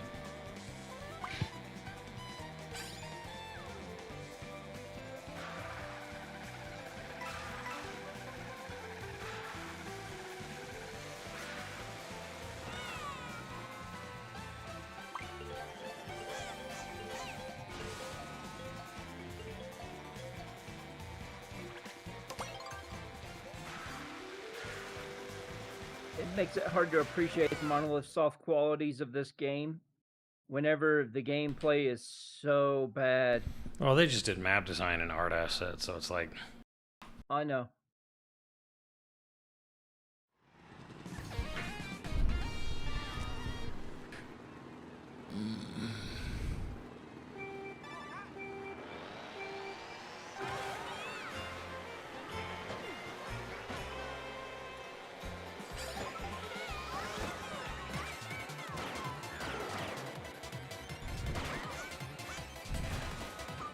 Ah, damn it. That made sense. That made a lot of sense, yeah.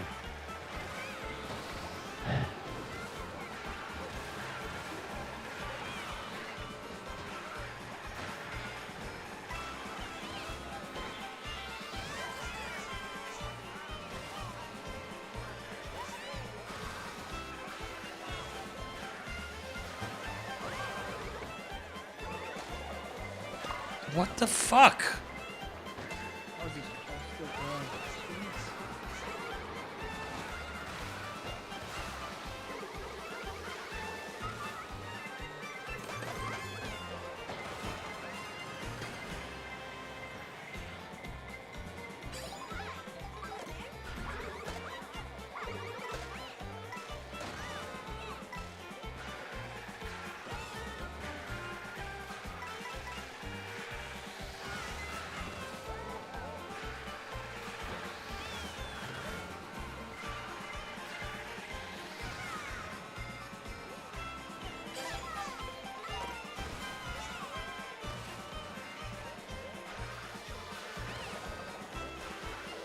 Okay.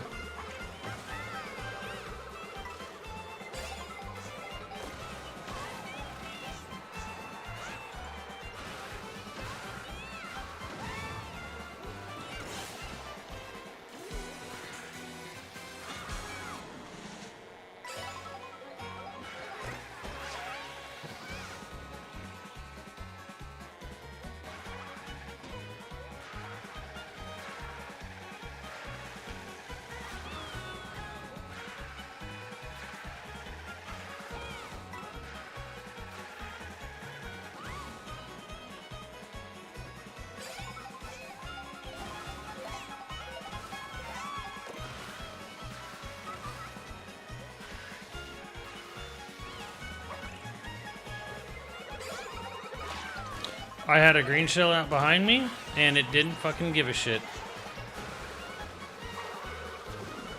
Oh yeah, great. Thanks. Thanks for the blue shell right at the end. Right at the end.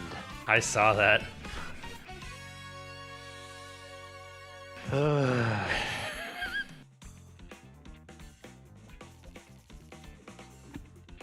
Which of course gives Protag the win.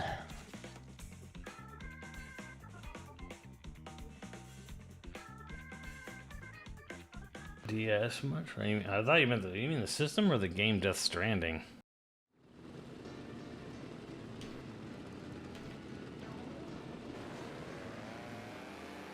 Dark Souls 2. Dark Souls 2. Ooh, yeah.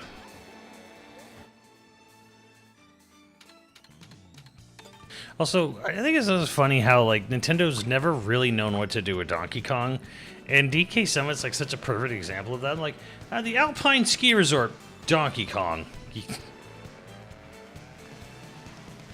Yeah, that screams Donkey Kong to me.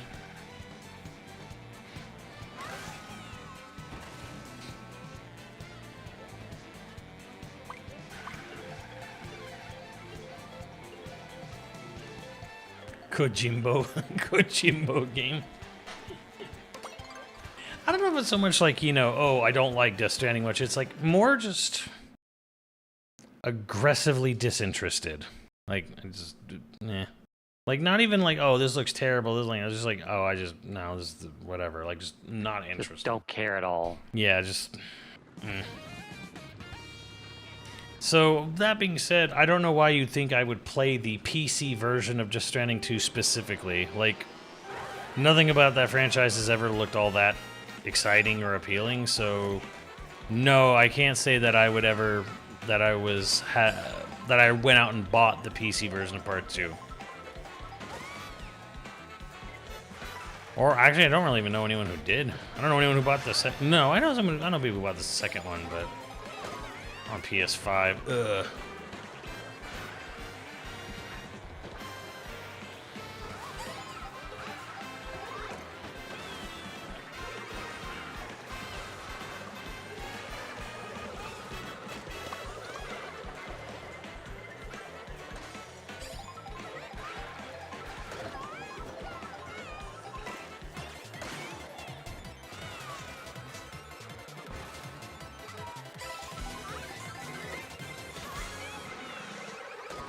Oh my god.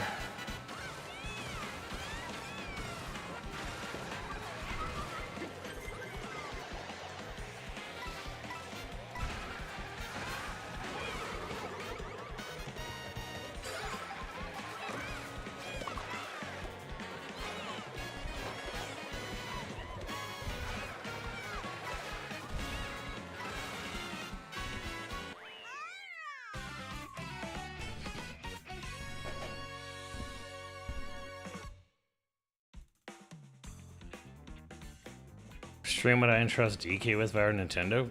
Retro. They'd have to get a bit of the band back together, but retro? I mean, they did make the best 2D Donkey Kong there is.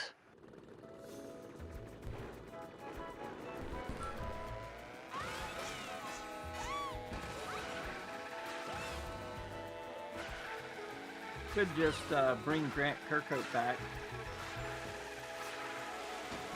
Vroom, vroom, vroom, vroom.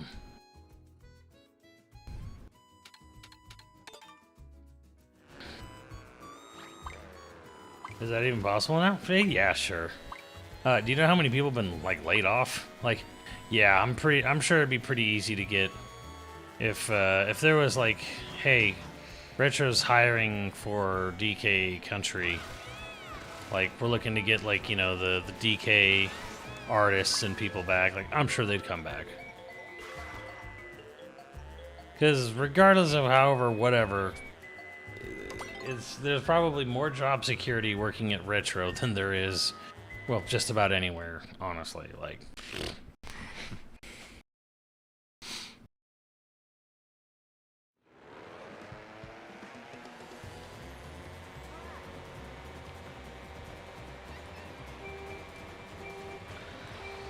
You know, the fact that they didn't use DK music in the first Mario movie still peeves me.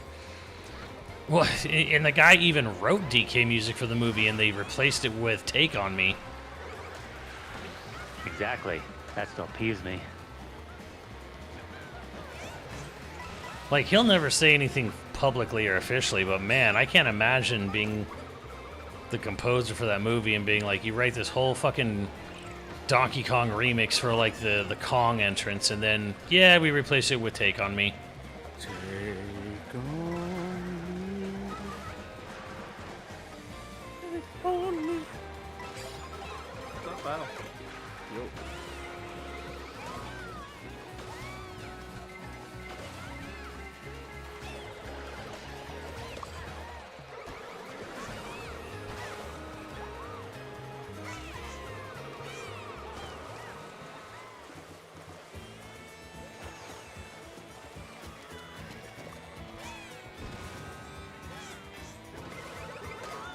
Fuck.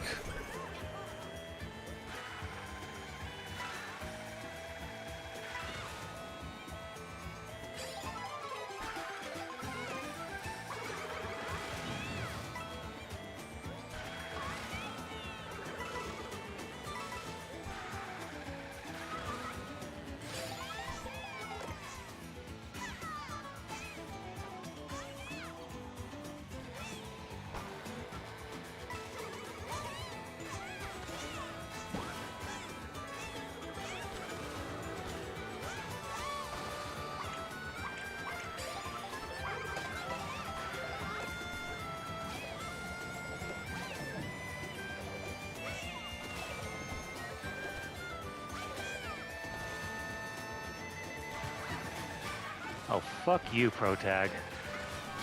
Eh.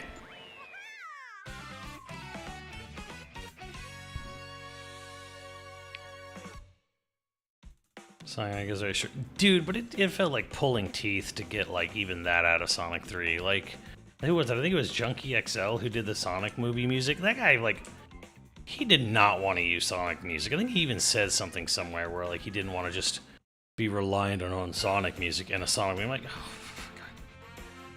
It was like we got, like, this tiny piano rendition of Green Hill Zone.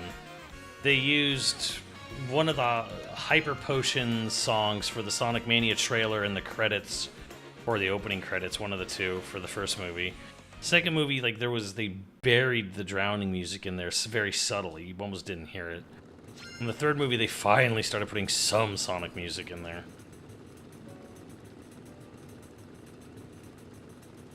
I think I read somewhere that they didn't even give like approval to use Live and Learn in the Sonic Oh movie. yeah, fucking Crush 40 is like suing Sega, saying like, "Oh, you didn't get my consent. Like, you need like I was owed royalties." I'm like, "Oh boy." I'm like, "I'm sorry, but like, even if Crush 40 is right, even if Crush 40 is right, like legally, he has a foot to stand on. Like, hey, they needed to ask him, pay him money, you know, royalties or whatever the fuck. Even if he is right, Crush 40, you just took a hot steaming shit in your food bowl."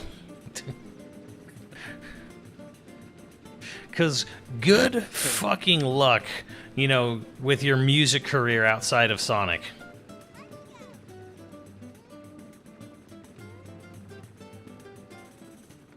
Did they even like credit him at all in the credits? I don't know. I'm not really sure. No, Abraska, I think you're misunderstanding here. Like, the lack of Sonic music in the song, what we understand is the composer, which I believe is Junkie XL, didn't want to be using other compositions for his... He wanted his music to stand out. He didn't want to be just making remixes of Sonic music in a Sonic movie, which to me is insanity. That's like being like, hey, go do Jurassic Park 8, but don't use any Jurassic Park music. You're gonna do the new Star Wars movie, no Star Wars music. New Indiana Jones, no Indiana Jones. It's like, no, I'm sorry. Like, you're coming into a franchise. This is a long-standing franchise with an iconic musical history. Use the fucking music everyone knows. Don't be a shit. Don't try to be all fucking like self-centered about it. It's like, bro, Michael Jackson wrote fucking music for Sonic the Hedgehog. You ain't Michael Jackson.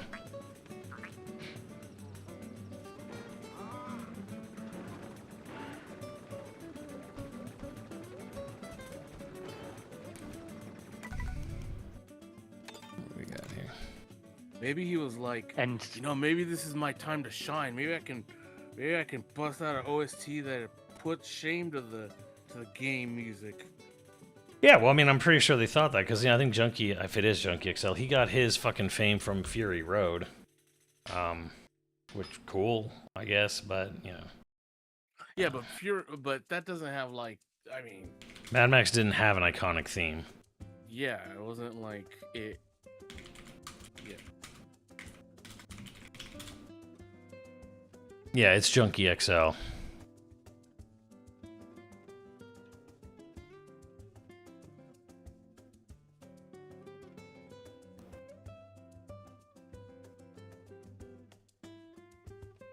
On that same note, do you think the Legend of Zelda movie is gonna have someone that's gonna try to do that too?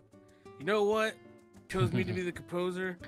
Unless it's Can you imagine? Can you imagine if they go like a minimalist piano only shit for the Zelda movie soundtrack?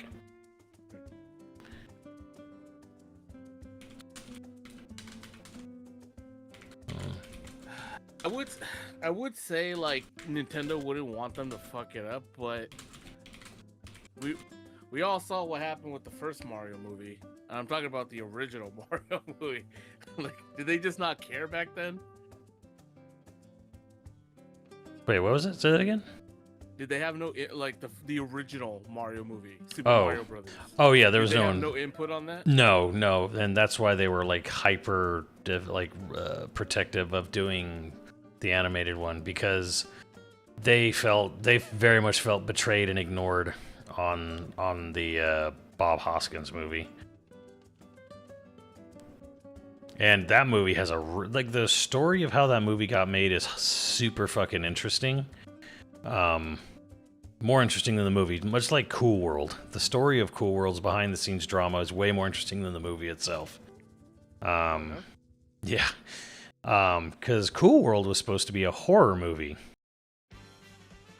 Cool World was supposed to be about, you know, it still had the plot of the movie was Beowulf plot, basically, where this artist, he fucks this drawn character or his creation, and he creates a son, and then the son comes back to haunt him, basically, and then, like, gets out of the fucking animated universe and is, like, kind of making his way through the real world, but he's a cartoon, and he has cartoon physics, so he can't be killed. He's like, imagine if your horror icon had cartoon physics where he can't die, you know, and it's just like Beowulf and Grendel, and how, like, the son is hunting the father kind of thing.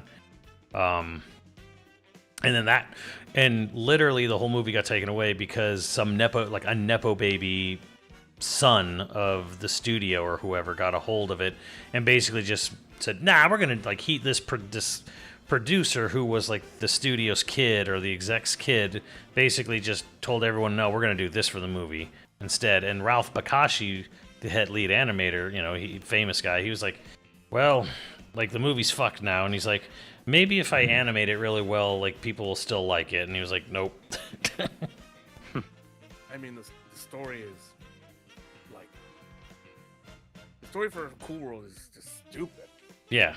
Like, it involves a MacGuffin spike that isn't explained or Nope. anything like that. Nope. Which somehow it makes everything like a cartoon. Yeah, just imagine if it was a horror movie. It was like, imagine if it was It Follows, but instead of an invisible creature, it's a cartoon character that's, like, pissed off and hunting you. Yeah, what was this thing here? So they went from horror to horny? Yeah. I mean, it always had the weird element of, like, hey, this artist did, you know, fucked his creation. But it was more supposed to be like a warning thing of, like, you know, like, you fell too far in love with your own creation kind of thing. Man, I can think of real world applications to that too. Yeah. He apparently has some aversion to using pre-existing melodies, since when he took over for doing music for the MonsterVerse movies, he didn't carry over using the classic Godzilla theme, instead coming up with his own. Yeah, like Junkie XL did. I remember, and again, I like Bear McCreary. He's a good composer. I think he does good work. He didn't deserve that win that year, but Bear McCreary used the old Godzilla and Mothra and Ghidorah themes for his movie. And then when Junkie XL did Kong vs. Godzilla, like, he just threw all that out. No Godzilla theme, no. You know, I'm gonna do my own theme. It's like, dude, fuck you. You are not John Williams. Like, you're not John Williams. You're not Danny Elfman. You're not Alan Silvestri.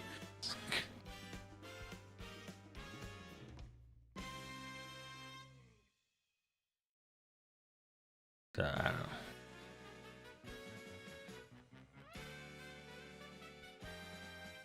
It's recording. It's just his approach to doing franchise films.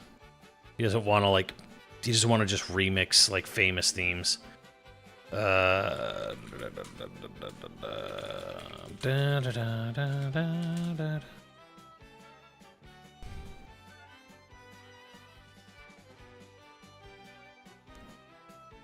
lawsuit was dismissed in late 2025 based on timing. You know, same thing with Cool World. It almost feels like they were trying to do Who Framed Roger Rabbit. Yeah. Trying to capture that, like, oh, absolutely. real world plus cartoons.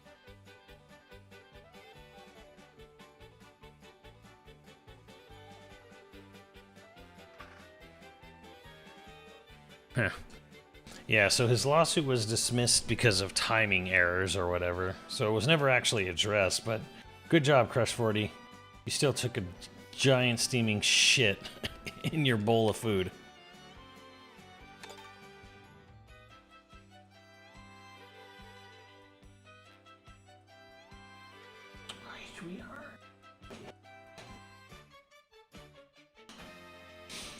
Ba-ba.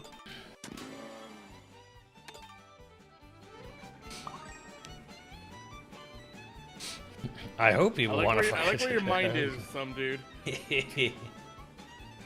Look, I'm just saying, like, the human race would be doomed if it were possible.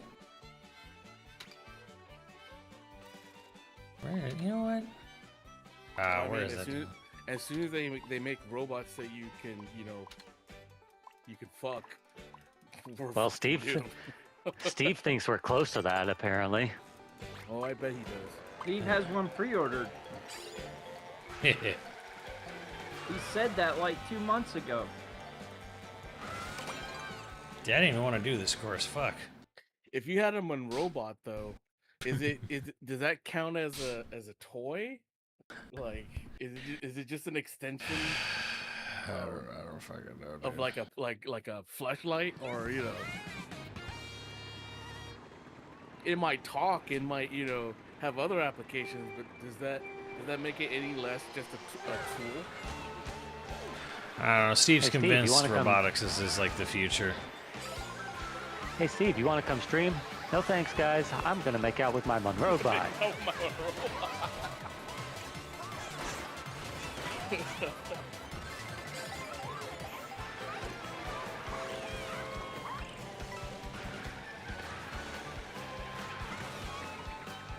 Don't date robots. Brought to you by the Space Pope. Space Pope. The Space Pope.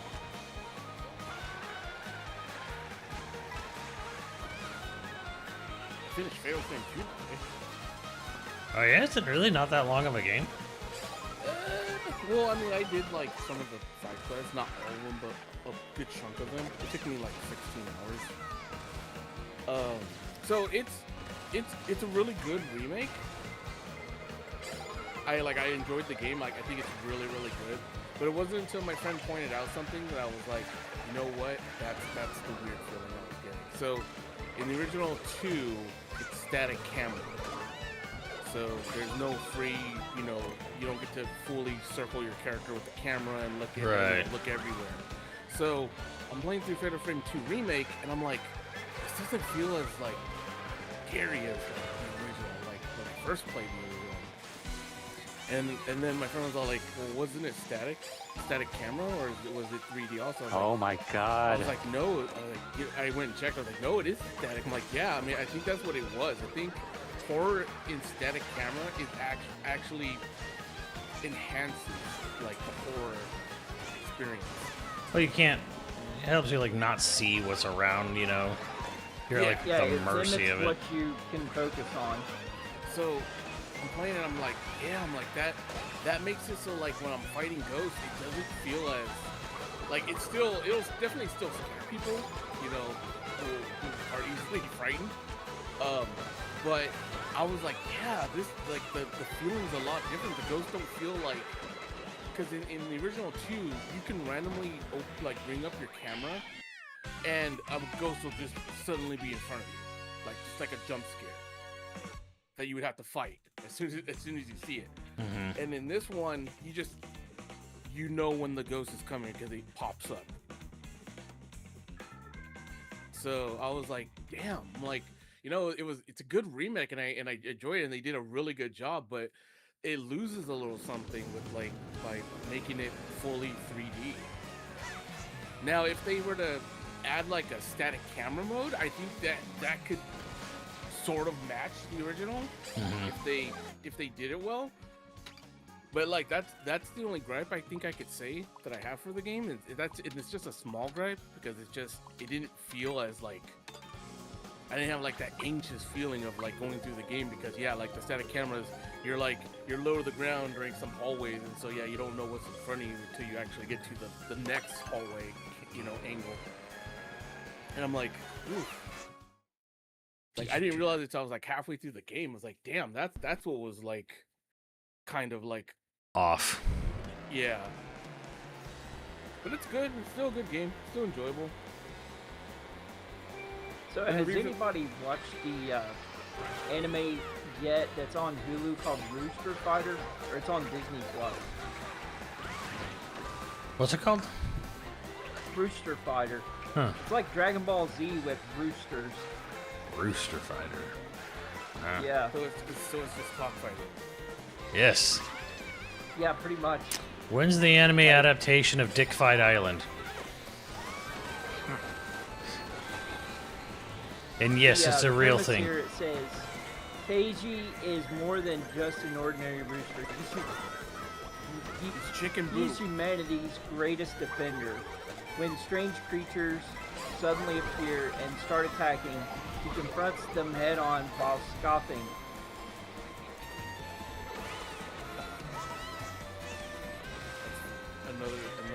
Another giant chicken thing. Bro, there's those fucking insane little animated skits someone in China did of like this big old rooster, like, you know, dealing with like public nuisances on the train and whatnot. Fuck me. I mean, they have the Goose Lord is a big thing all throughout, like all the videos and stuff for where winds meet. They have Yeah. actual adventures of the real Goose Lord in China. Yeah, they've definitely embraced that shit. Yeah.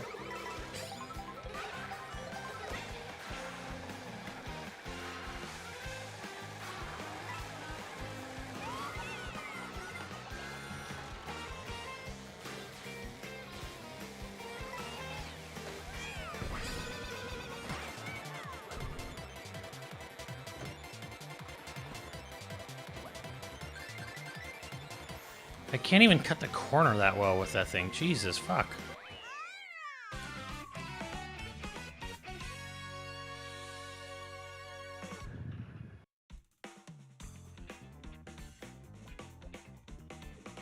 The arm wrestle one? No, I've never heard of an arm wrestling one. See, Game Prodigy's too good. I keep telling y'all this. He's too good. Although Pro Tag's still ahead. You never stop playing. Yeah, what is this shit?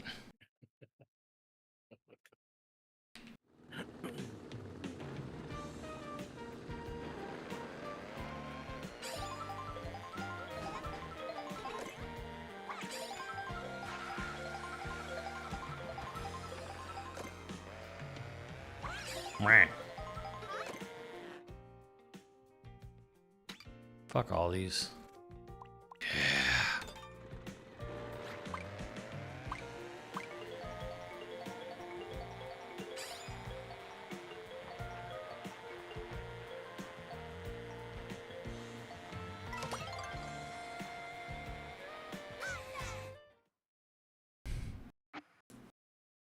This game is a soundtrack with a game added with a game thrown in.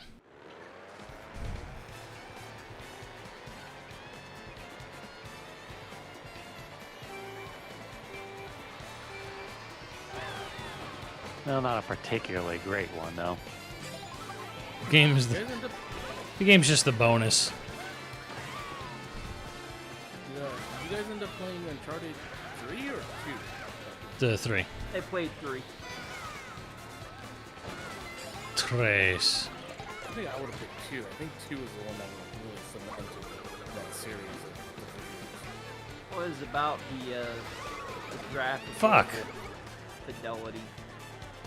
Which for the open areas in 3 was a lot more impressive. Yeah. 3 is a better Well, looking fuck. game than 2. Like that's not Yep. really a question. Yeah, but I think I remember 2 a lot more than I remember 3. I mean, everyone does.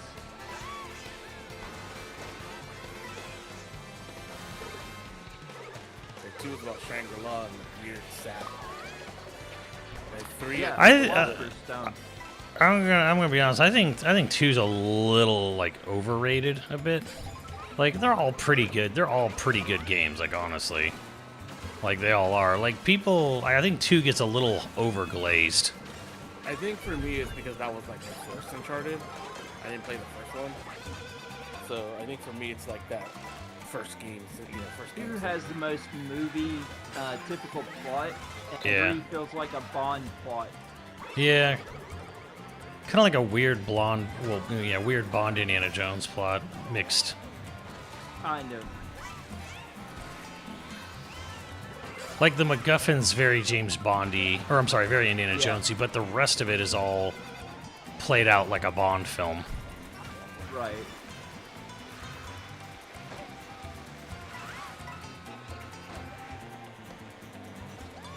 What was the MacGuffin of 3? It wasn't the Jin bomb, Yeah, was it? it was That a Jin. one. No, that's Was 3. it? 3's the Jin.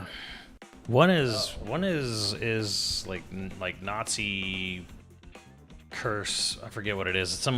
It's like some like curse of Cortez kind of thing, but Oh, okay. it's I like was it's like a getting the bottle cursed confused. sarcophagus, and they're like dead Nazis Yeah. involved with it. What's up, Retro? Yeah, For the one. life of me, I can't even remember what 4's MacGuffin was. They found Pirate Island. Hell yeah, let's go. Oh yeah, the big pirate ship. Yeah. Yeah, well, they're looking for some treasure. Well, obviously, they're always looking for treasure. Yeah, there's a pirate ship full of treasure because there was the pirate set up like, there was a pirate island where all the pirate captains had established some sort of base or whatever. 4 is the only game that's like rooted in, like, the only grounded Uncharted, where it's like nothing about it is mystical or weird or whatever. It's like, nope, it was just about there's a big fucking pirate treasure, and a bunch of the ancient And- pirate lords like all agreed to put a big treasure on an island somewhere. Part of the plot of 4 also bled into the live-action movie. Oh, did it? Yeah. I never watched that.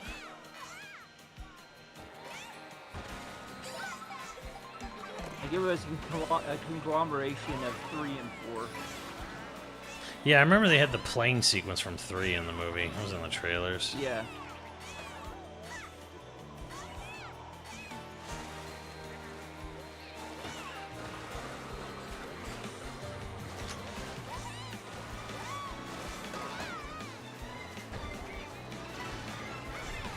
I'm trying to think. Would Uncharted have? What I should say. Is that kind of game?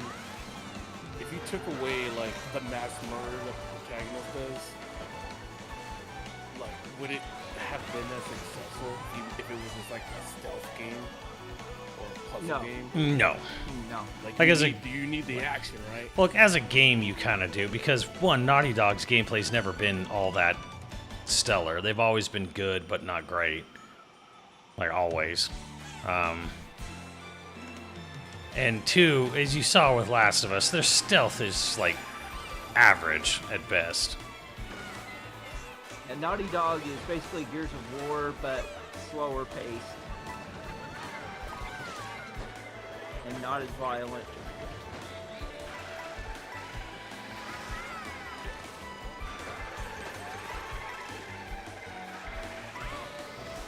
A lot of cover gameplay, a lot of deliberate pacing, I was thinking, I'm like, and big They- set pieces. if they ever like continued the series like with his daughter, like he's not gonna be a mass murderer. That'd be Like, stupid they're if not they gonna did. You don't. They would have to, like, I figure would. something I would lose any and all last shred of respect I have for Naughty Dog if they did a game with his daughter. I mean, if they did, it would be all on Druckmann. Amy is no longer there. Oh yeah, she left. She left before 4 came out. She left because Yeah. of 4. Yep. And she's working on Star Wars. No, would that's also no, feel- that's all. That's long gone. She's on that Black Panther Captain America game, That's indefinitely delayed. the indefinitely delayed one. I think the Star Wars game's dead. I think. Which one? Which one? I thought she was working on the new Republic game though. I don't know. I have to look it up. I think her Star Wars thing died. Well, yeah, 1313 died. Not that one. The EA one. The one with the guy like walking out of like the building on Tatooine and seeing a Star Destroyer in the sky. Oh yeah. Eclipse? No, that's How David many, Cage. How many Oh, Star yeah. Wars games have we seen announced and canceled? At least 3, right? It was like 1313, right? Or 1313 or something like that. Yeah, that was the first one that was going to be like the unofficial sequel to Lethal Strike or whatever. That's supposed to be like a more story set piece Uncharted like Star Wars game. Yeah. 1313 is like it's the only reason like people still even remember that game was because of fucking Jeff hyping the shit out of it at that one E3. I remember it for a different reason.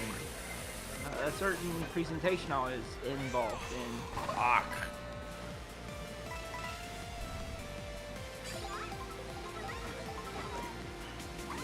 Makes me wonder, did they cancel the Knights of the Old Republic remake to work on? No, Saber swears up and down it's still happening.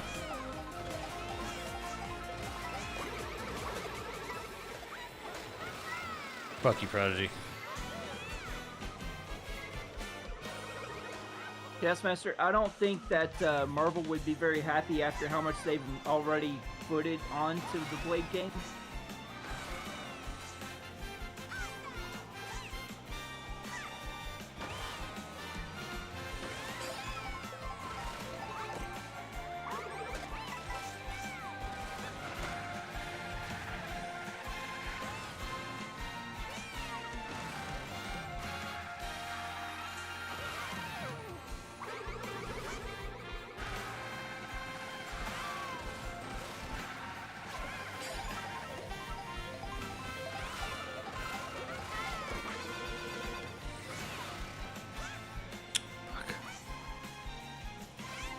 Just keep telling yourself that, Swordfish Master.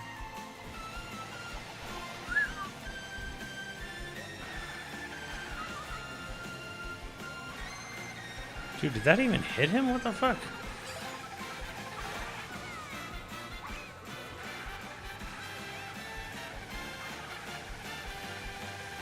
Metahumans already evolved past what the engine they were using to build that game.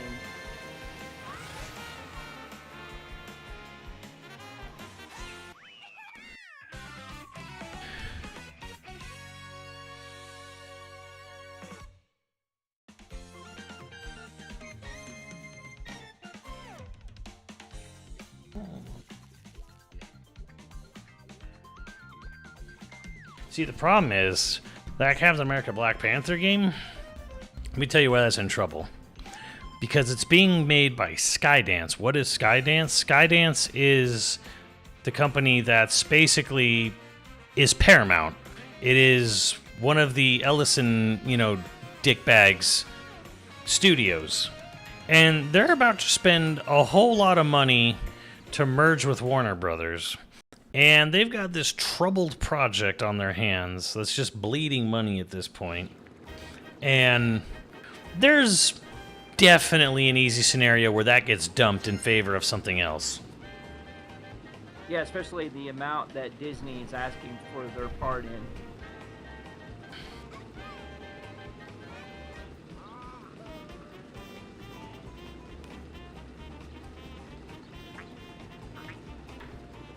Alright, everyone, protagonist.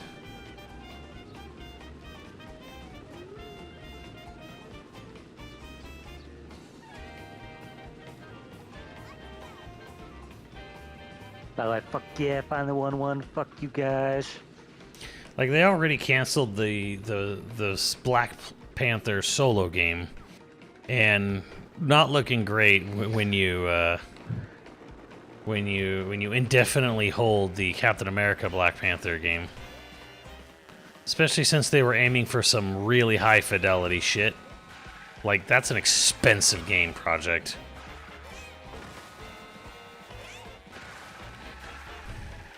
Yeah, and what they showed Disney as far as what they showed Disney and Marvel for their art style plans didn't exactly line up, so they had to redo it like a few times. Does anyone really think WB games will last long? You know, I was talking with Max about this. I think it's pretty likely WB Montreal is probably gone. What's up, three-headed monkey?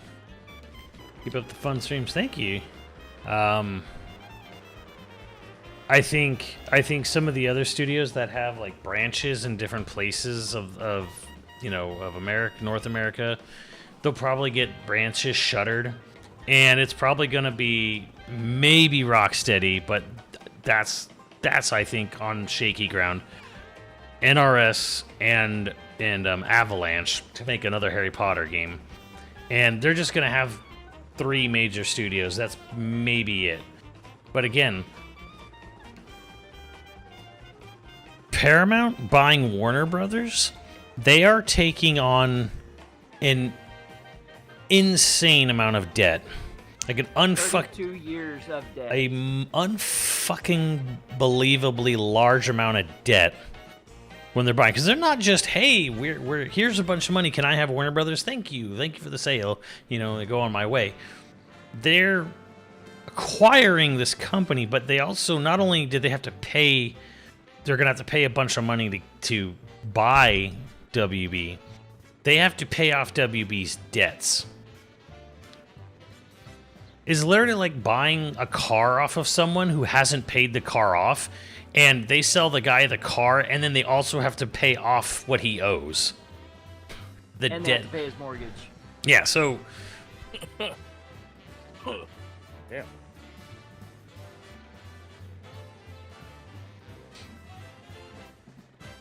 why did Paramount want it so badly?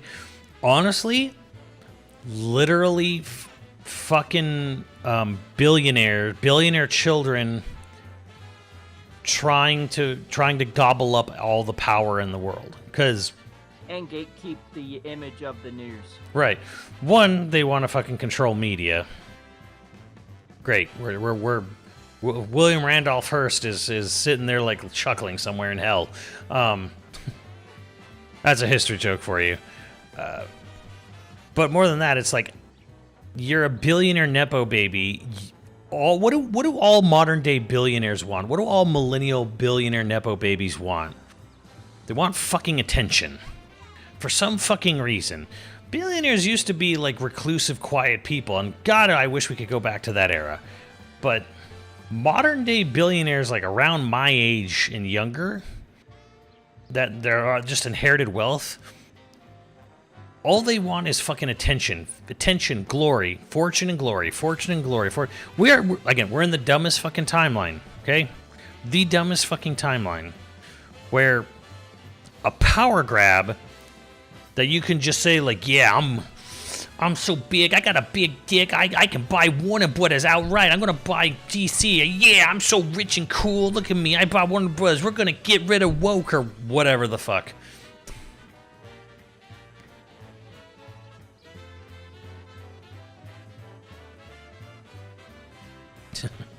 So, yeah, why does Paramount want Warner Brothers? 1, kill competition. 2, to fucking literally just for the attention and glory. 3, to literally fucking control the news media.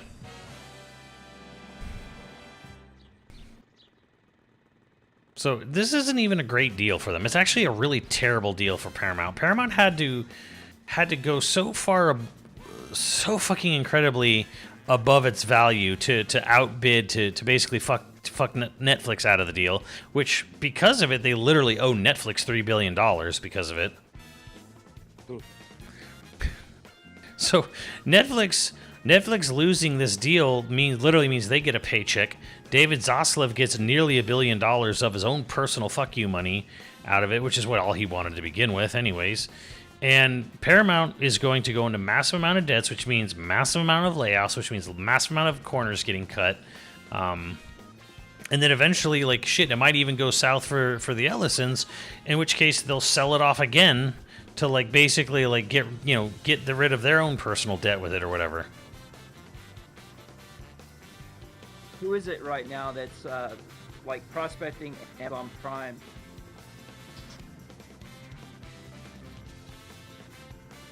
Prospecting who? What? There's somebody prospecting Amazon Prime Video. I don't know. Does Bezos want to sell off Prime Video? Yeah. Like they're it's apparently a new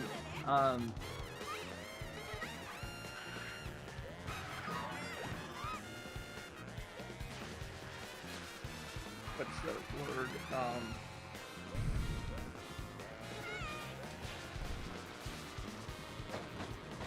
Just quick side note, Simmons. I like how we can just hold up all this traffic, all this Yeah. NPC traffic.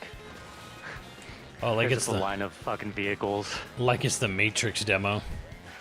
Yeah.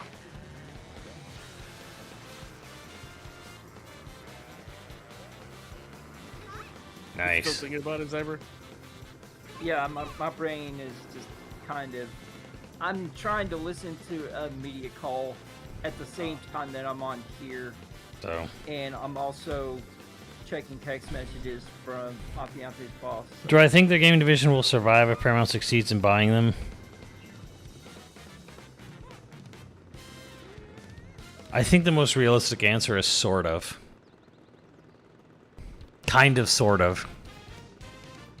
Whatever happened to that Matrix demo? It came out. That's what it was. It was a demo.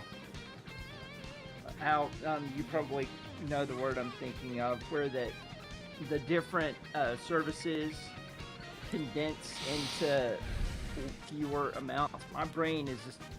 I think honestly, like it's just. I think there will absolutely be downsizing.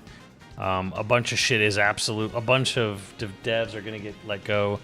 I think WB Montreal is fucking gone. Downsize?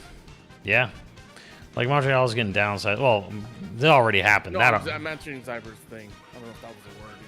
What was it? Downsizing? Not downsizing, no. Oh. Basically, they're condensing into like more powerful conglomerates, merge. fewer powerful streaming services. Structuring? Huh? Restructuring? Merging? Merging is close enough. But somebody was interested in the Amazon Prime Video that Bezos was talking about. They won't letting Chaos them have Master. for like 36 billion. Yeah. They won't Chaos Master. They're not going to survive intact. Like we already have seen WB Montreal basically lose a bunch of people. That whole studio's probably going or just getting reduced to like a support studio status. Like I said, there'll probably be three studios left. There will be Rocksteady, maybe that could get shuttered. NRS, which is probably okay. The most likely studio to survive is Avalanche because of how much money Hogwarts made. And then NRS might stick around because despite whatever happens, NRS still puts out moneymakers pretty consistently. So second most likely to stay afloat, though NRS branch studios probably getting shut down. Rocksteady, again, could get shut down because they lost a shit ton of money for Suicide Squad, but you know, you can't make good money off a Batman game, you know, without having someone to make it. So it's like Avalanche is too attached to Harry Potter, Mortal Kombat and NRS are too attached. So you need someone to make your Batman game. They're never gonna do anything again that was different from Batman. They're obviously learned that hard lesson, but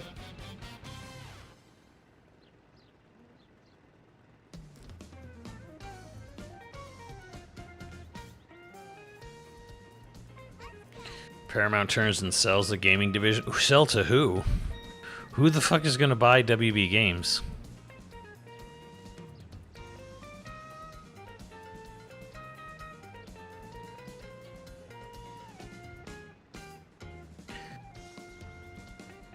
When's the next Animal Crossing coming for Switch 2? Probably in 2029 if I were to get... No, 28. Probably 28. At least after a year. Even if they sell the studio, like the properties are still owned by Warner Brothers. Well, they wouldn't sell the studios. They just shut it down. That's the thing. That's the thing. There's no selling WB games to anybody because, yeah, like you said, Al, they're just... You don't... Who's going to buy the dev and not the IP? You're going to buy the IP's the valuable part. I think the best thing they could do right now is license out the IP to devs who want to make games for them. Yeah, the big problem is, though, like, to make a game of Arkham Knight's caliber, you need a large developer. And they kind of have that right now with Rocksteady, but it's like, if you get rid of Rocksteady... You have Mortal Kombat, the movie's going to come out, there'll probably be a new NRS game. Like, Mortal Kombat still sells really well, no matter what. Like, I wouldn't be too worried about Mortal Kombat. It's more just kind of like... Again, the biggest fear is how much debt Paramount's going to be taking on and how many corners they're going to need to be cutting. So much of WB is going to be gutted when and if it goes. I don't even think it has officially gone through, has it? I think it still has to go through. No, it's not. Yeah.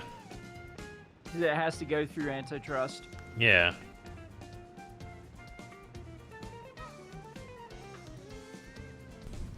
Well, no, WB will never sell off Mortal Kombat, but they could just shut down NRS and they'll just make movies every now and again of the IP and still sell merch of the IP, but just kind of like, you know, like the IP is valuable. And again, they can do movies and shows and Paramount Plus shows and whatever the fuck. And if they just don't want to keep a game studio up and making new games, they'll just shut the game studio down and keep the IP and go on, so on and so forth. And yes, Ed Boon. That means Ed Boon and Steve Bannon or sorry, not Bannon. Steve, whatever. All the original MK creators. Like, does that mean they're gone? Yes, that they don't own the IP. They don't get anything off it. They don't get royalties off it. Like, they'll just, okay, well, we'll keep the IP. You know, They'll keep renewing the trademark for at least 15 years so they can get royalties. Yeah, they'll make movies and shows and whatever, and maybe old re-releases or something, outsourced re-releases to Code Mystics or whatever. But like NRS, they'll just shut that down and then get rid of that. Like, that's let's load off our money, save a bunch of money by getting rid of them.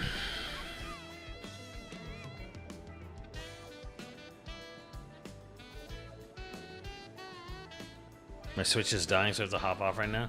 Oh my god, Retro, you were sitting on handheld mode? What is wrong with you? I tell you, that boy ain't right. He was just trying out that new firmware mode. Oh.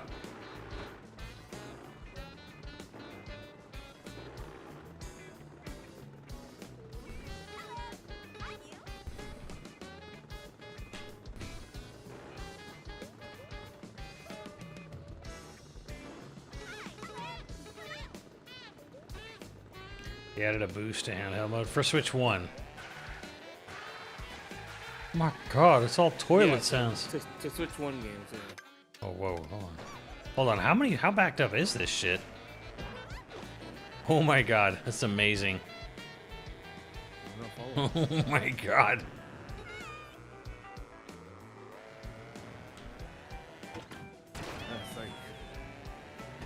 It's like a slow day in LA. Who let them through?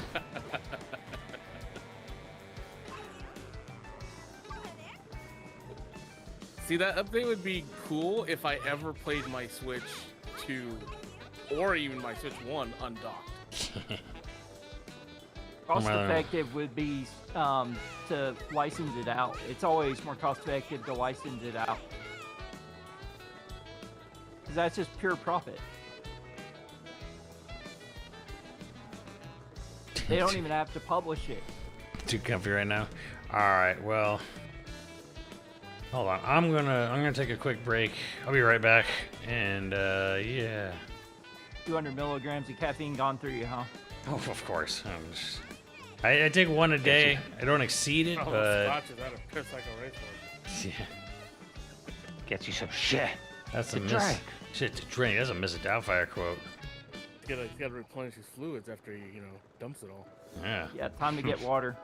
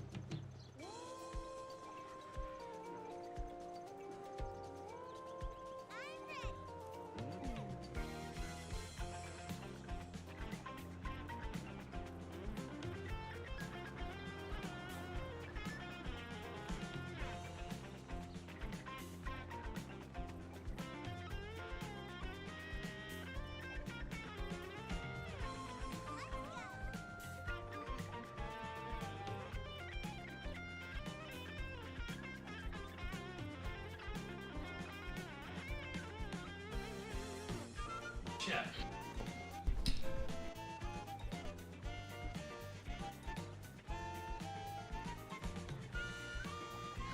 Okay, chat. I have a question. I have an actual question. Everyone up to your Switch 2 is finally time to play Torna. Why the fuck were you waiting for now to play Torna? Like, again, I always sit there and wonder when people are like, "Oh, you know, I can't play Xenoblade games. Oh, they're so low res." I'm like, "Wait, why? Like, it's not that bad." And they're like, "Well, I only play a Portal." Like, what the fuck are you? Why are you playing a big, beautiful JRPG on a fucking handheld, on a fucking phone screen? Get real, man. If anyone understands that reference. Is anyone giving the new Tamagotchi life? No.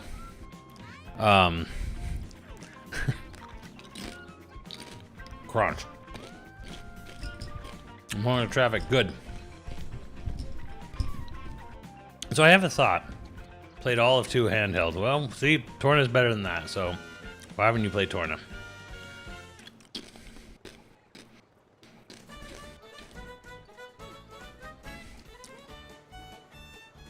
No, but I had a thought here. Why? And so this is from what I seen today with the AI thing. We're going right back to the AI thing. I love this song, by the way. I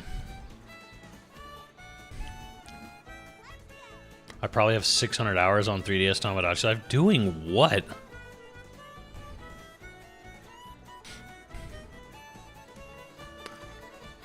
I saw some people, at least people online, claiming to be devs, right? Like, oh, you know, with the DLSS 5 and saying like, David Jaffe, you know, the crusty old bastard he is, you know, trying to defend it and think, oh, it's so cool. I think it's really cool. I think it's really great. Stuff, yeah, you know, stuff. How can any honest developer, how could you possibly be in favor of stuff that DLSS 5 is doing with regards to like lighting and generative AI? How can you possibly not see this as a huge step forward towards getting? How do you not see publishers do not care about developers at all? At all. Developers are expensive fucking parts in a machine. They are not human. You are not human beings to a publisher. How has the last 3 years of this industry not taught you this? They will gut you at any fucking opportunity they get. The minute you have any sort of redundancy in your position, you are gone. If they can find a way to automate your work, you are gone.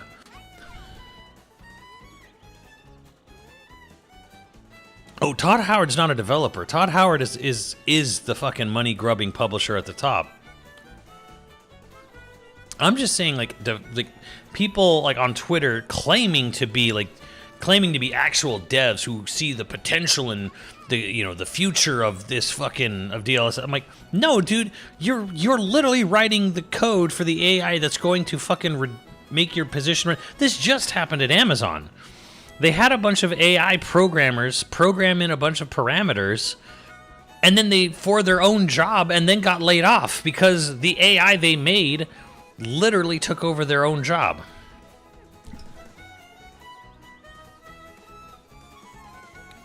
This has nothing to do with Todd. This has nothing to do with Todd. We're not talking about Todd Howard. We are talking about an actual honest-to-God developer. Any actual honest-to-God developer. Like, how do you defend something that absolutely is being created to get rid of you?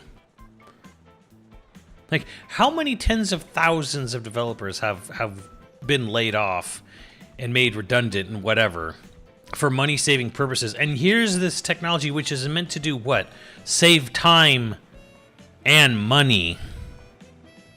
Because they don't need any sort of expertise if all someone has to do is learn how to, type in a couple parameters for the AI to do the rest.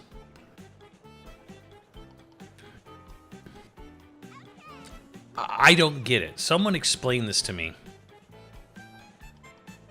How, as a developer, could you could you logically defend anything like DLSS 5?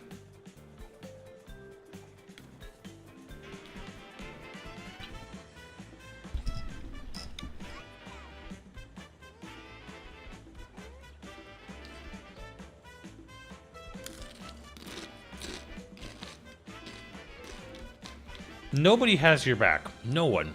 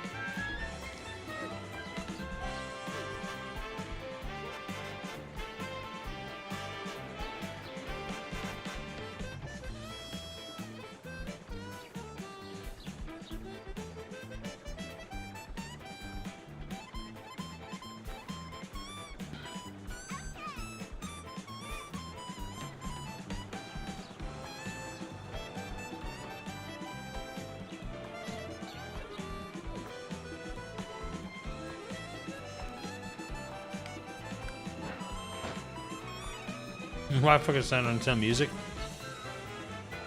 To keep you keeping the app around, waiting for the day it does.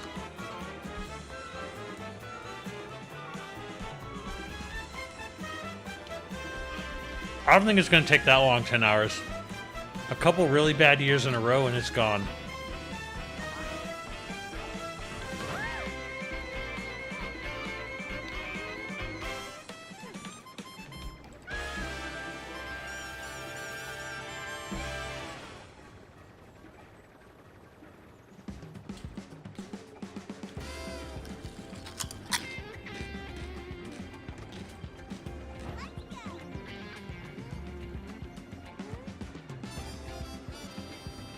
Honestly, I think after this year and next year, there's going to be enough of a stock fallout, probably. You know, again, unless they just start gutting more and more of their staff so that to save the money, but.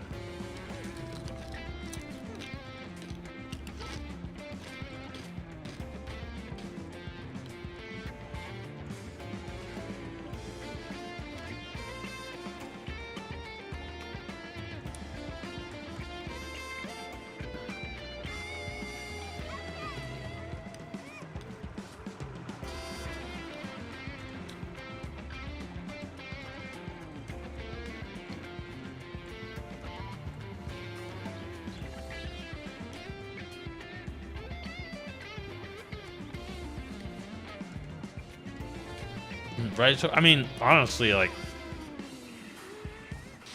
I don't obviously getting to that point, but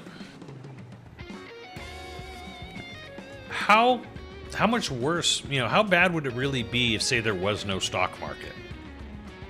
What if there was no stock market? What if businesses were all private? What if, like, businesses only existed purely to, like, make more than they spent in a year, and there was no investors or dividends or anything, like, you know, they had to pay out or anything? Like, what if no company was public? What if every company was private?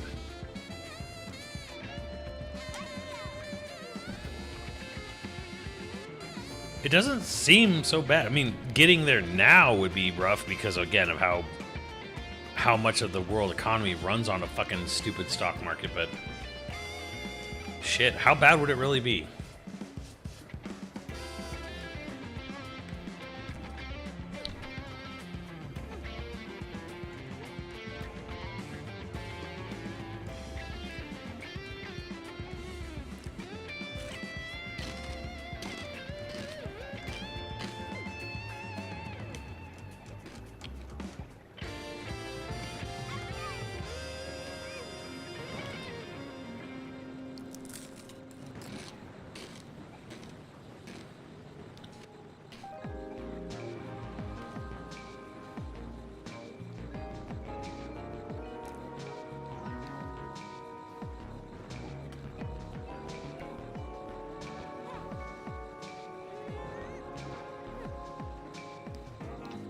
Not making it done.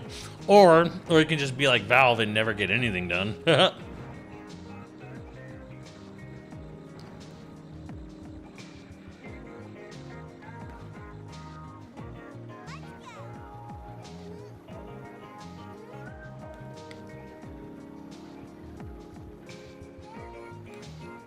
the fuck song is this?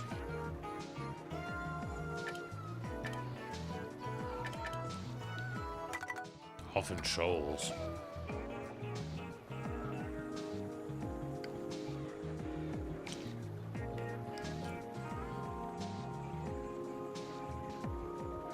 Get Toad bopping.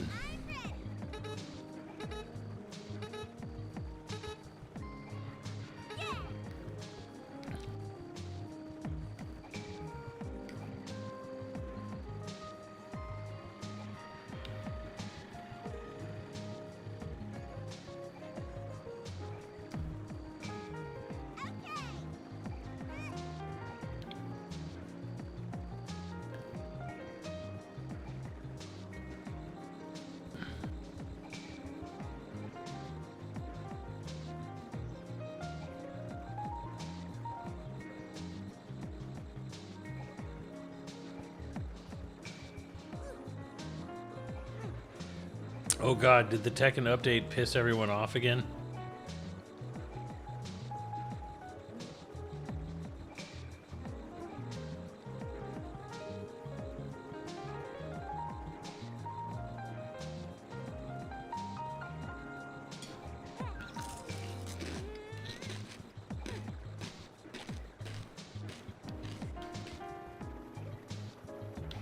Oh no, what did it do?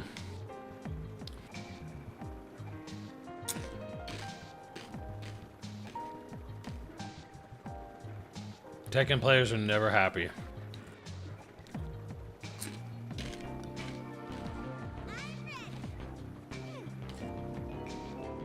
Honestly, with how much Tekken fans complain about Tekken, I'm shocked they're still there.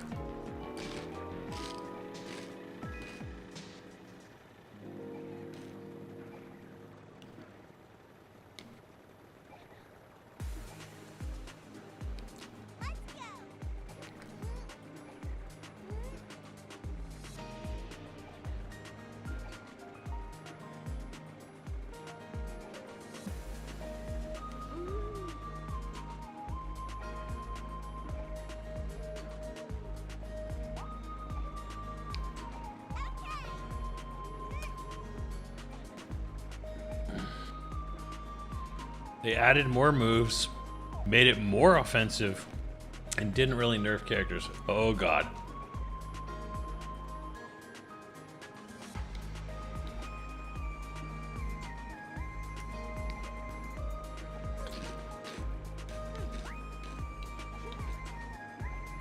This is Marduk. Why is Steve catching strays out here?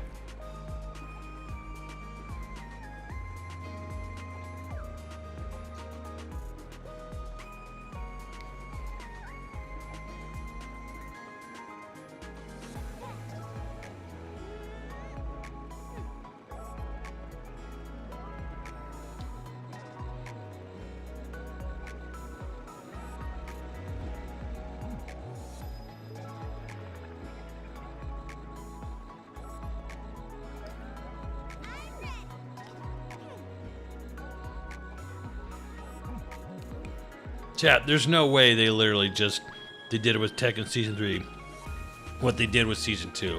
Again. There's no way that happened again, is it?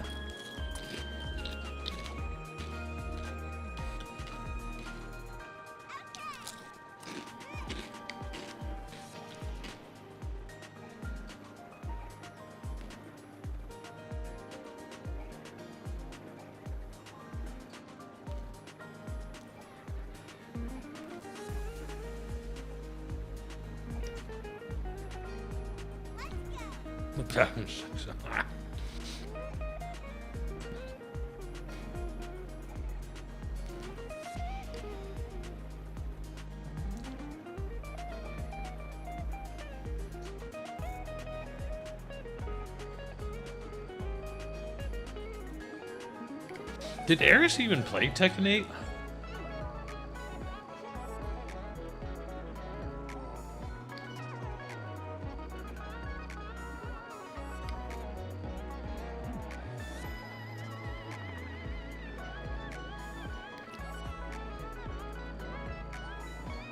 I assume as a longtime Tekken player, Eris probably isn't thrilled with 8.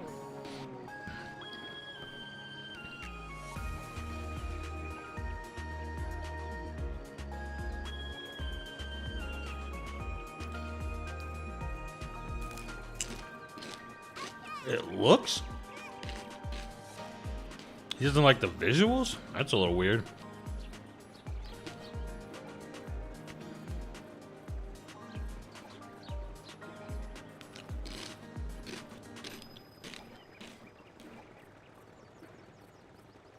Right?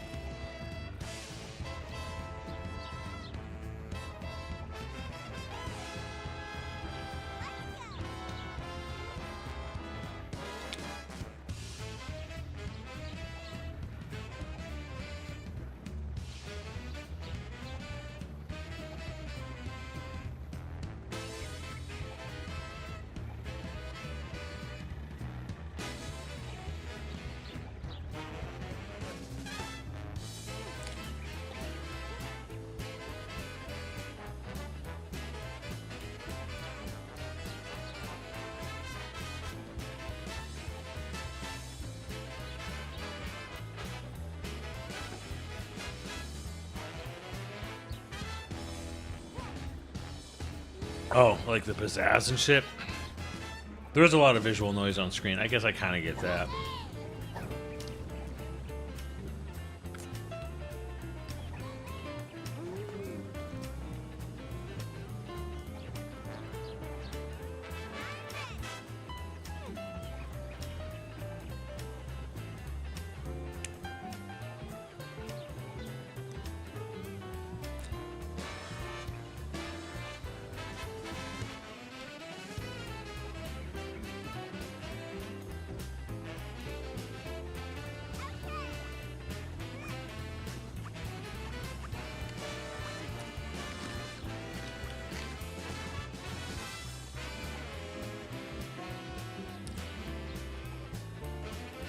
Hype super track, good.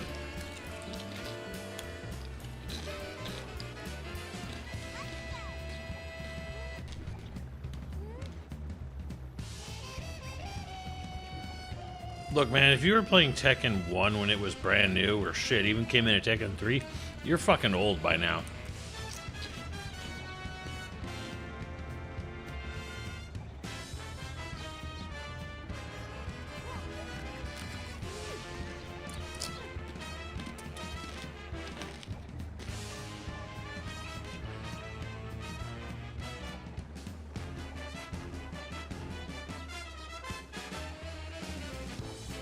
Realistically speaking, how many years of good-ass Tekken do you have even left in you? Harada was done.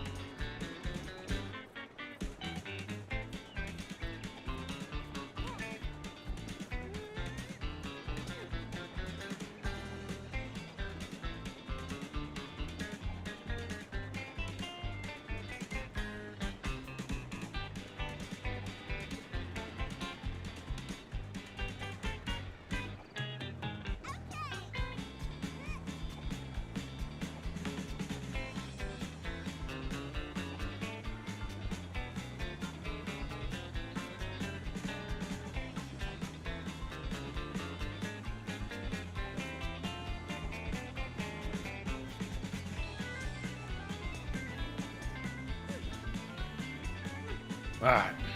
I'm back. Almost at 800 hours in Where the fuck Granblue. did Al go?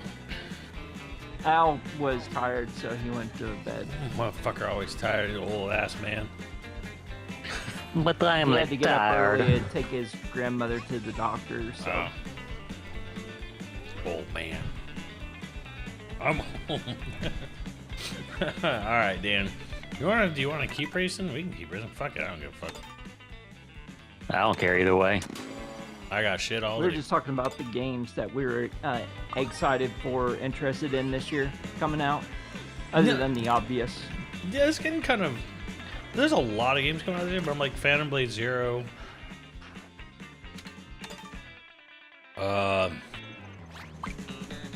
I mean, Avatar Legends for sure.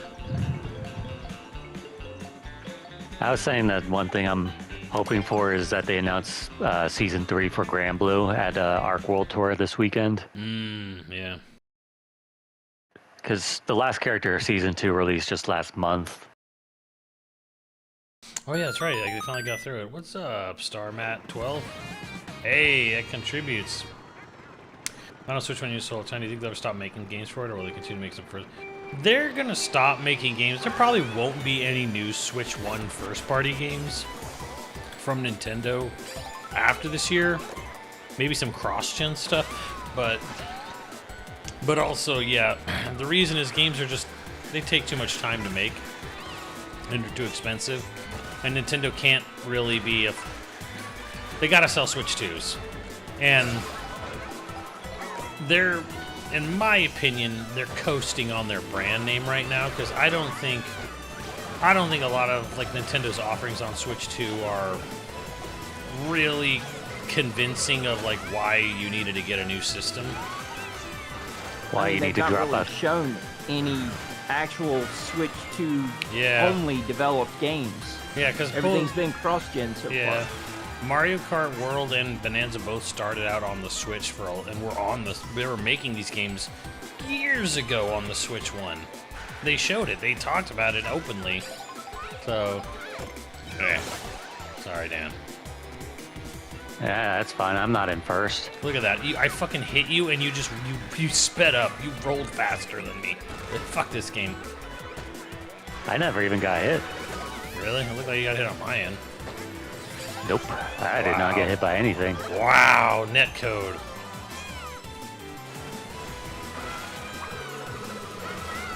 That's something I think if Nintendo is going to be going into the next decade, they need to invest heavily in netcode. Especially having their game chat garbage. Yeah, they wanted this shit. Having an Ethernet port is just the start. That's not everything. You have to build the infrastructure. Did you hit it with that? Yeah, that hit me.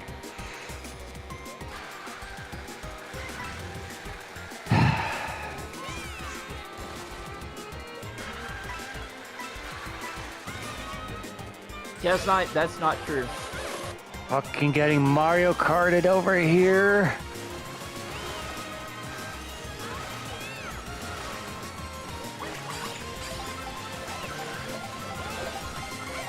So while That's there pretty won't cool. be a lot of first-party Nintendo games developed, released for Switch still yet, that doesn't mean there won't be first-party properties games released from third-party or second-party studios.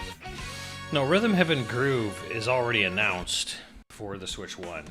It doesn't have a release date yet. Tamagotchi Life does. Right. So Rhythm Heaven Groove is already another first-party Switch 1 Nintendo game that is coming out sometime this year.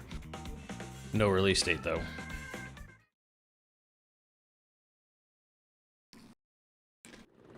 What's up, Pro Man? So there's a potential of 3 built from the ground up only on Switch 2 hardware games that could be shown this year, but not releasing this year. Yeah. Because Fire Emblem is not a Switch 2 built from the ground up. It game. doesn't look like it. It's essentially upscaled. It a doesn't lot. look like a Switch game either. What, the new one, Fortune's Weave? Yeah. Well, I mean, like the battle, like the on-screen stuff. I'm like, that looks just like the old fucking. That looks like Engage or whatever. 3 whores. Three House. Yeah, it looks like, yeah. I mean, the game does look like a follow-up to Three House. Like, it looks better than Three Houses, but I'm like, By the way, how far did you get in Path of Radiance? I'm on a boat. It's like a short battle, and then like, cause no, I beat that battle. Like I don't remember. It was like some lizard people or bird people found me. We're in the southern continent. Mm-hmm. So we were trying to go around something to get like someone home or whatever the fuck. But yeah, we were on this boat, and then we did this like, we were going through like a canyon on a river or something. We had to deal with a bunch of shit there because we got attacked from both sides.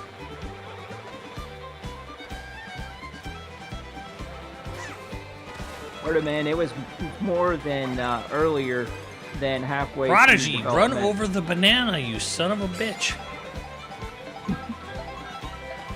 It's making me just feel like, man, I really need to replay Path of Radiance.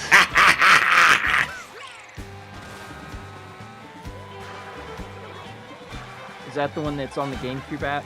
Yeah. Yeah. Gotcha.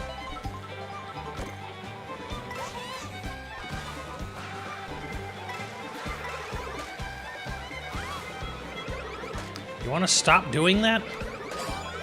Not really.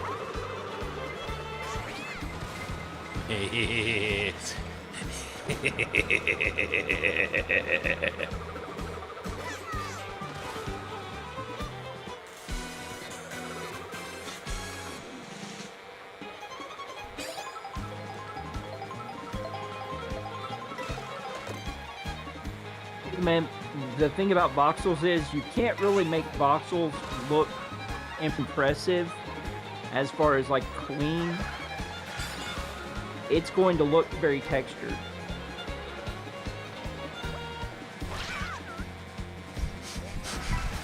You fuck. Prodigy! Who's this asshole? Oh, and of course you all have fucking mushrooms.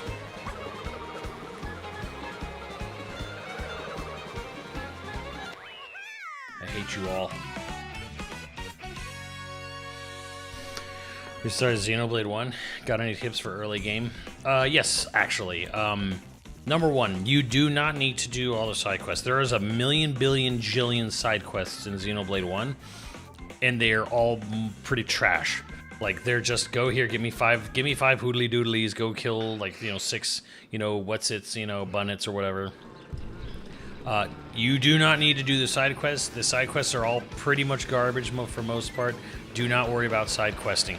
Do it if you need the experience. Do it if you need a reason to go exploring. But do not worry about doing all the side quests. You don't need to do it. The other one is, honestly, focus on the break topple daze mechanic. So when you use an attack that's pink, it whether it's like forward slash or whatever, like air slash or the side break, it'll cause break. You'll see a little pink thing above the enemy's life bar that says break. If you do that, hopefully Ryan will be smart enough to use a green attack, which is topple. So topple then knocks an enemy on its ass and it can't move, and it's just staying there getting beat up. And then Shulk eventually gets a yellow move, which is daze. So it goes pink, green, yellow. And yellow daze just makes them sit on their ass longer. Also, if you're just playing it for story and you want to experience the gameplay less, you can lower the difficulty. Yeah, you can drop to casual mode and drop back up to normal anytime you fucking want. Doesn't affect anything.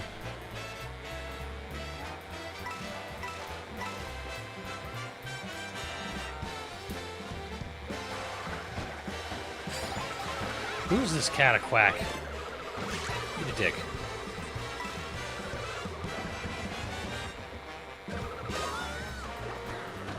This motherfucker.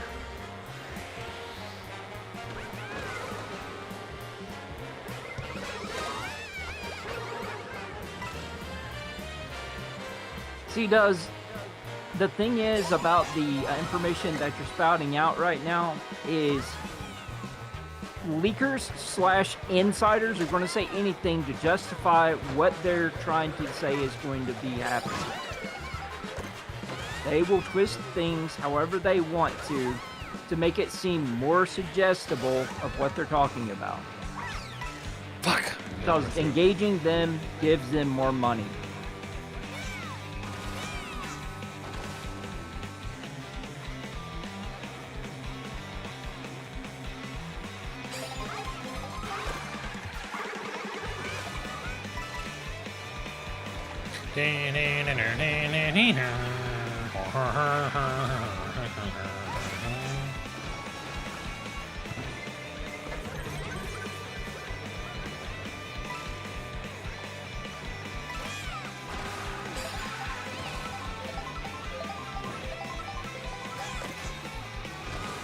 Oh god, I'm in the mud.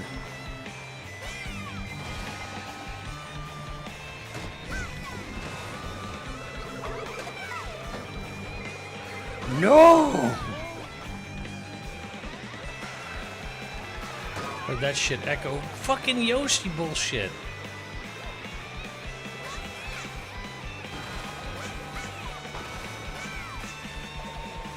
And of course, we're at Don't the worry. end. Don't worry, I took it. Fuck that Yoshi. You know, I see the logic, though, but it's like, oh, well, there's some missing people's names on here. I'm like, yeah, but are you forgetting that in the 8 years following Odyssey, they only released Bowser's Fury?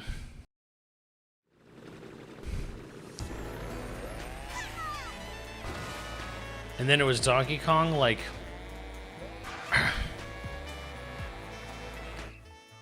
I guess better question.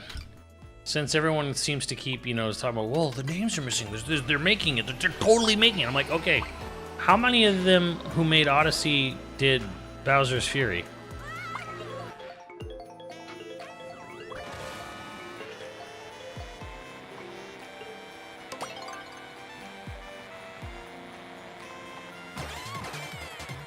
I love the physics of these mud pits. Like, you're close to the edge of mud, and it still shows you, like, deep over your head.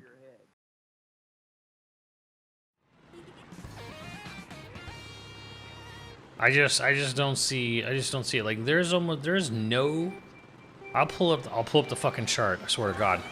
There is no team within Nintendo that gets multiple projects out at that speed, unless it's like, I want to say EPD 4. They do like Labo shit, like small scale crap, Game Builder Garage crap like that. EPD4 and Acquire.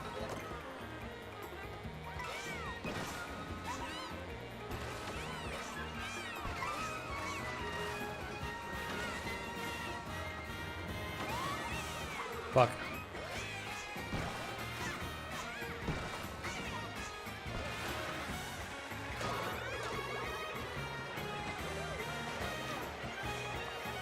EPD 5? Yeah, and they're not doing so well lately, honestly. Like, I'll be real, like, I think EPD 5 has been struggling. Like, Splatoon 3 went through some troubles in development, and we haven't heard shit from Raiders since it was announced. Monolithsoft helped out with both of those games. Yeah. Like, they had to... Remember replace... Remember Xenoblade 3 had to, like, replace Splatoon 3's release date because Splatoon 3 was having issues? Remember how Xenoblade 3 had all of its DLC, including its massive fucking game expansion with Future Dream, come out way before Splatoon 3's DLC? Like, way, way before?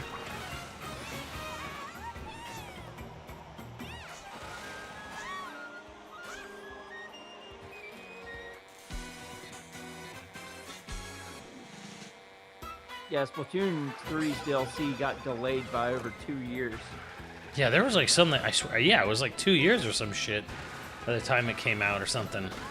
Like that last bit took forever to come out. Yeah.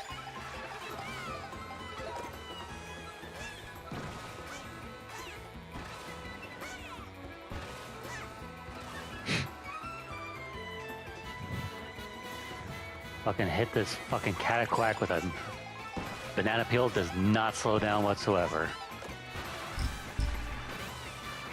Told you, Game Prodigy was a problem with this game. Oh, that's K-Ben up there. I'll shut up.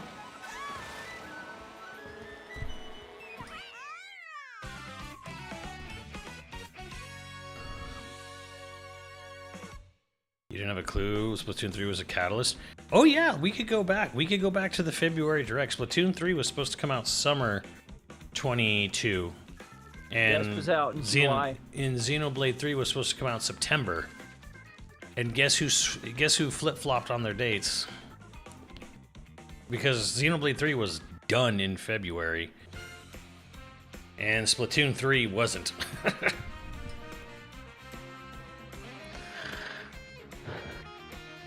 I still remember the Nintendo store crashing from the pre-order of the collector's edition. Yeah.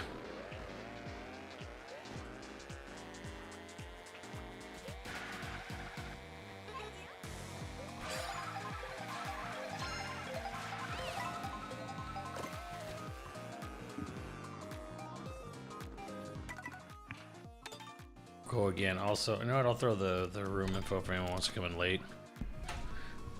I guess Splatoon Raiders have a really short marketing window. I don't even know if Splatoon Raiders even has a release year.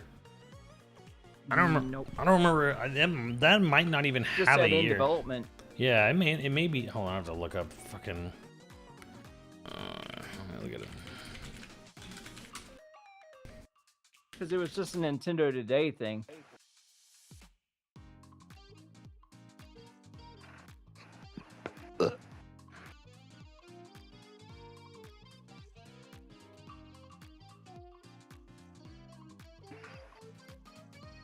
No, not this.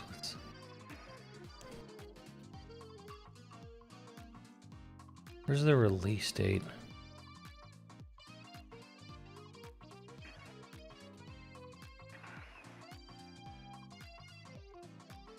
Other than the thing that was in the last financial briefing. That's notes what I'm as far as the talking about. earnings.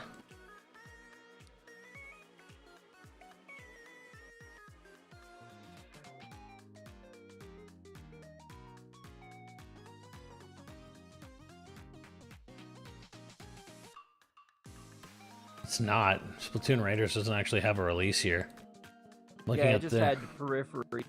yeah, their official graphic doesn't even give it a release year. Fire Emblem is this just generically this year, and Duskbloods is.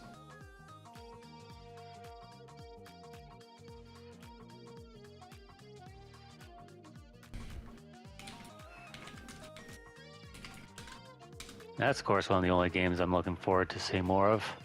Hmm.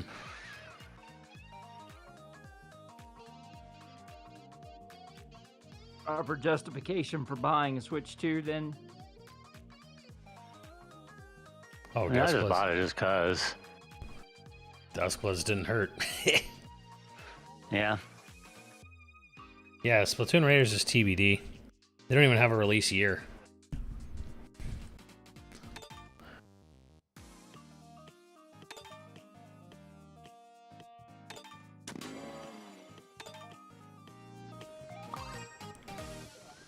What else could Nintendo have for this year? I mean, you'd hope. I mean, I guess for their sake, they'd hope Splatoon Raiders gets out this year. But I don't know. The Splatoon devs have just... They've not been having an easy time of it.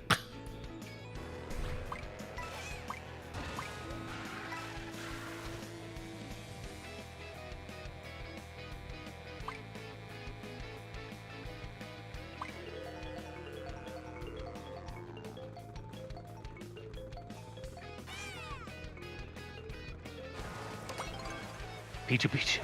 Pichu Pichu Sprashu. Yeah, that's what we're all wondering. I think if they were going to do a big fucking 3D Mario game, they would have said something by now.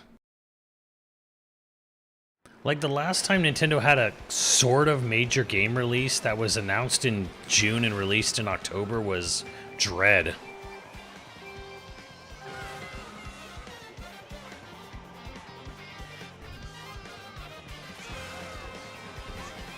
And that was technically before Prez F's tenure as current position. Fucker.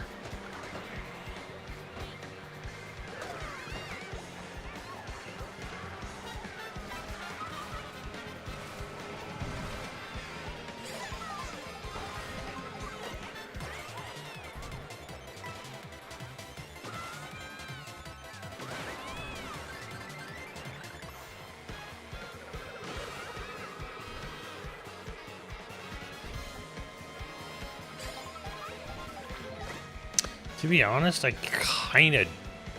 still do kind of expect Splatoon Raiders to get released this year.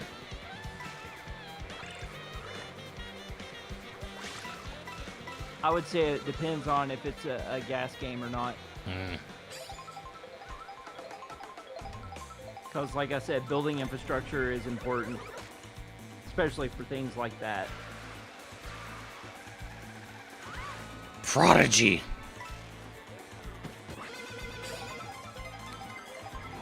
Yeah, you can eat that. Enjoy that.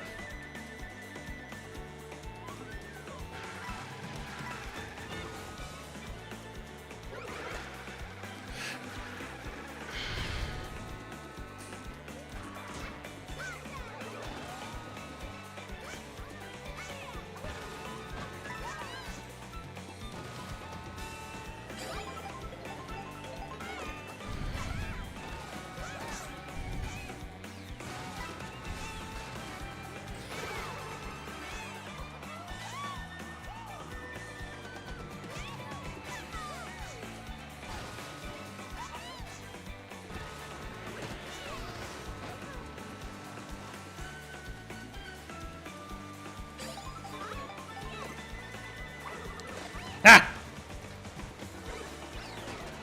Bullshit.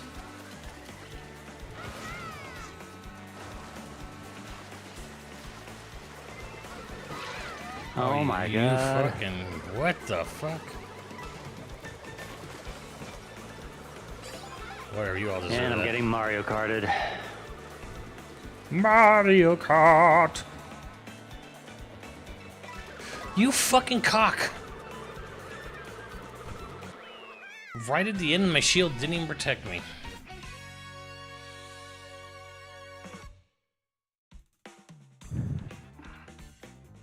Nobody thought a Digimon Tactics game will sell more than Splatoon. I don't think that ever happened.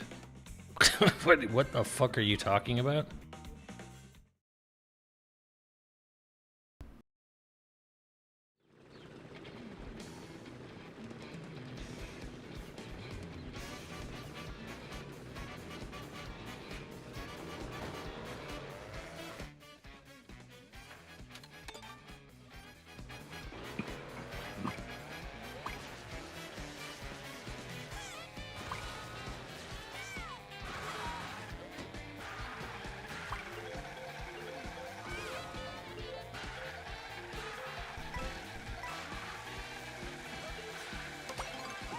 People fucking love this course, and I don't know why.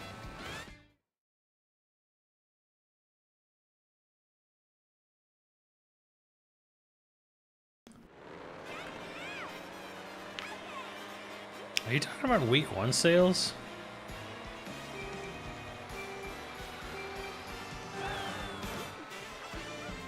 I don't even know what point he's making. You're such a weird fucking stand for Digimon that it's just kind of like, come in here, random fucking factor that makes no fucking sense. I have no idea what you're talking about. What?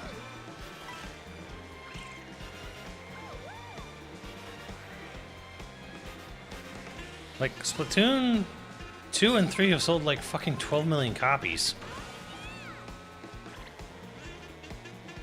Oh.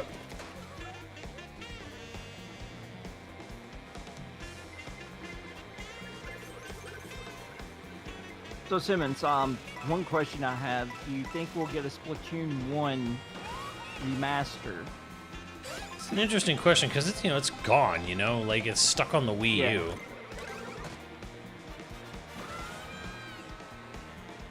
Part of me thinks because of its online nature, like no, but it would also be the perfect reason to. How did you get so far ahead? What the fuck? I'm trying to. I mean,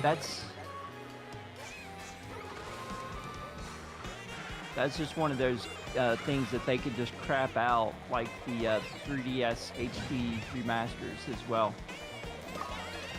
Yeah, but the fact that they would have to make it for a whole new network means Nintendo won't do it.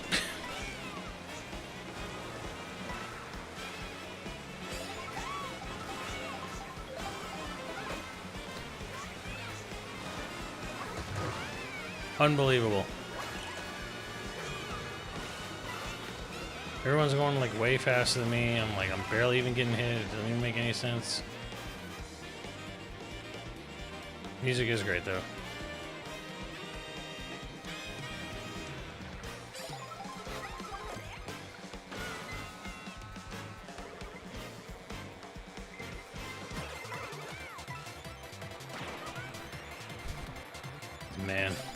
Man avoiding taking damage. I see you. The thing I find funny is people think that it was a worldwide decision from NCL to do the Treehouse that got released for Pokopia and the Mario Wonder Bella Park. Bro, that probably was the best thing they've ever done though. Cause that sold a lot of people on that game. Fuck. That was just a Nintendo of America decision. It was not a thing that was released. They don't do treehouses in Japan. No, I know, but they did that game a huge solid with it.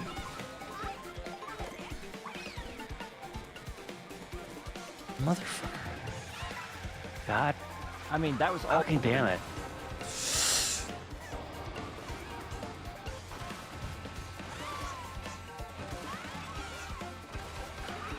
Okay, I just got completely fucked by this stupid ass track. Go off a fucking boost thing up top.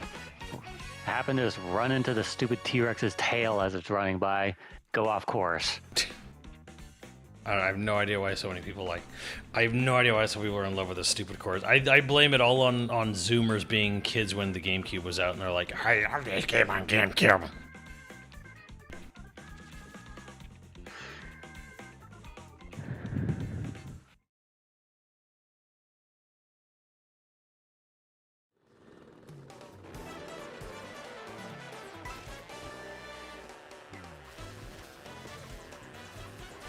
Okay, I think I get what's going on here. Well, I mean, there was also that time that Xenoblade 3 came out the same day. This is a Digimon game. I remember when they announced the new release date, and I was like, alright, well, Nintendo just literally took Digimon by the back of the head and shoved it over and spread them.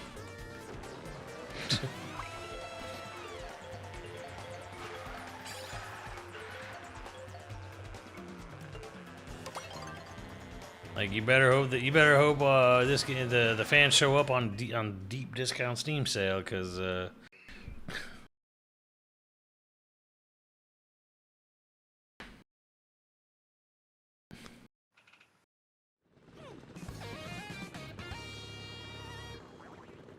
took Agumon or whatever that furry love one is, like Augie Doggy Daddy.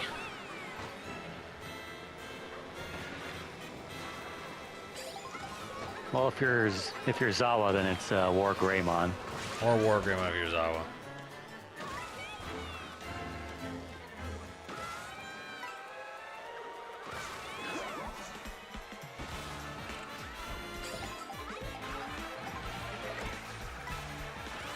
I find it interesting that this being the 30th anniversary of Pokemon releasing, all these old school fans are coming out of the woodwork saying, yeah, I used to play that. Everyone played Pokemon at some point. Everyone. Probably. But they say I used to play that. They Not, s- I still play that.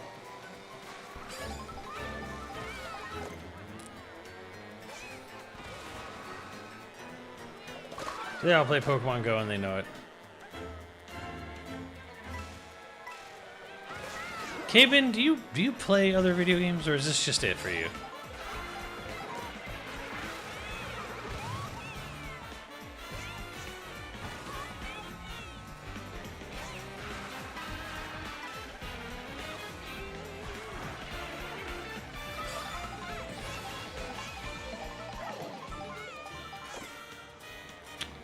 Fuck, I can't get him with this.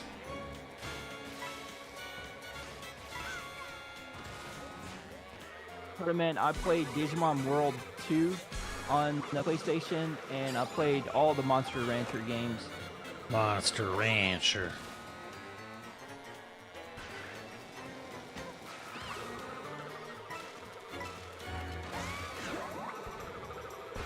I still have an unopened copy of Digimon Rumble Arena.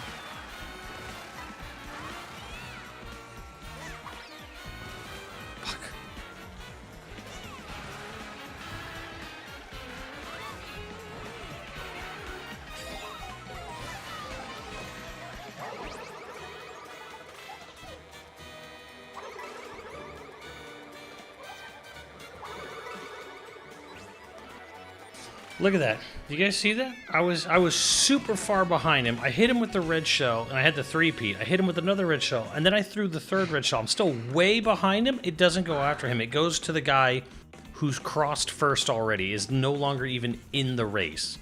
Did you guys literally see what happened there? Yep.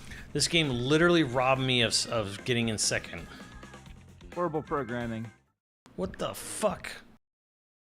Game logic is broken. I got totally fucked too. I have a you get feeling hit that by they a sh- use the same game logic that was in Mario Kart 8 Deluxe and applied it to this, where this is being a different open world game, and it's probably messing with the game logic.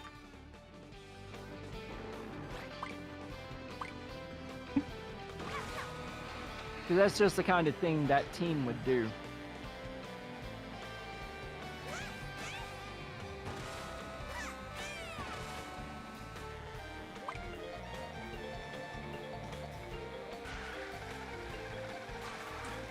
Now, wasn't Digimon Survive like super boring anyways, though?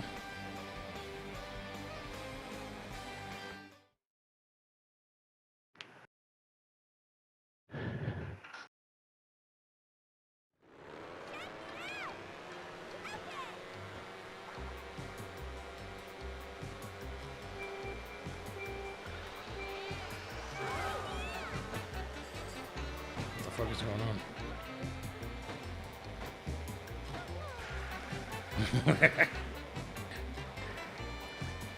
Oh yeah?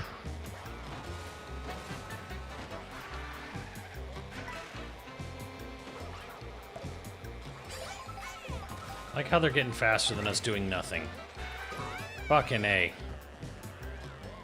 I like how the game just said, fuck you, you're not gonna drift the right way.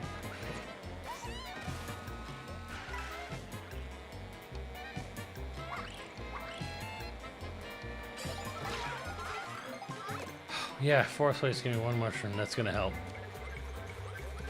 Sixth place, one mushroom. Yeah. Fucking.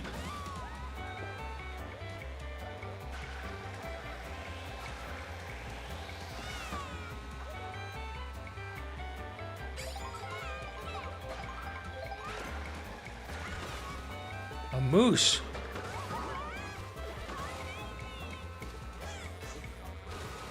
Come see the majestic moose. No. My sister was bitten by a moose once.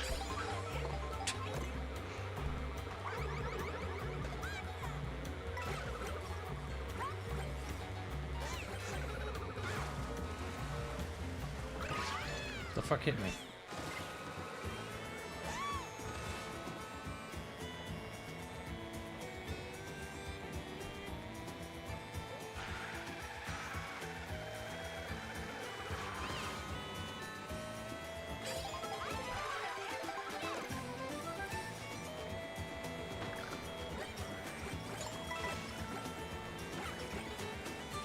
How the fuck is he recovering?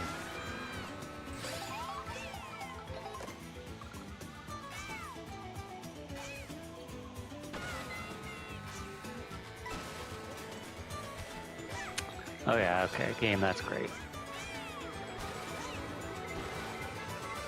Unbelievable. Yeah.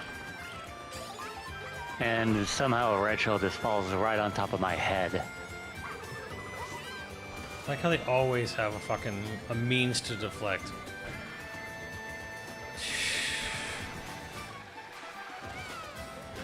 Okay, God, of course, getting hit by fucking shells right at the fucking end. Fuck this game.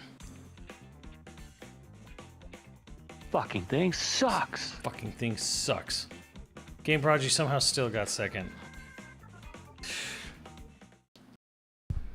This fucking game.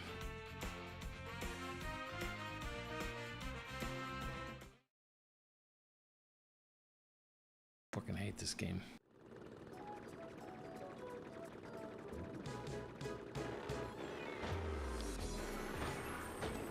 This game sucks. Yep.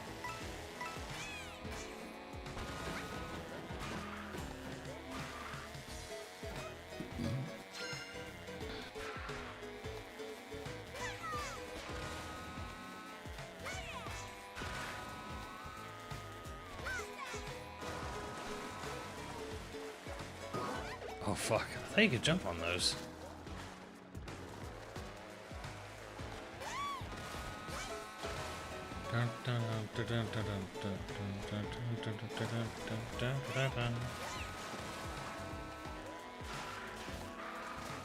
By the way, if you ever ask me if there's anything I'm excited for, there's only a few answers that I could give you. 1, FromSoft. 2, fighting game I give a shit about. 3, Metal Gear Rising. That is it. You need to expand your horizons.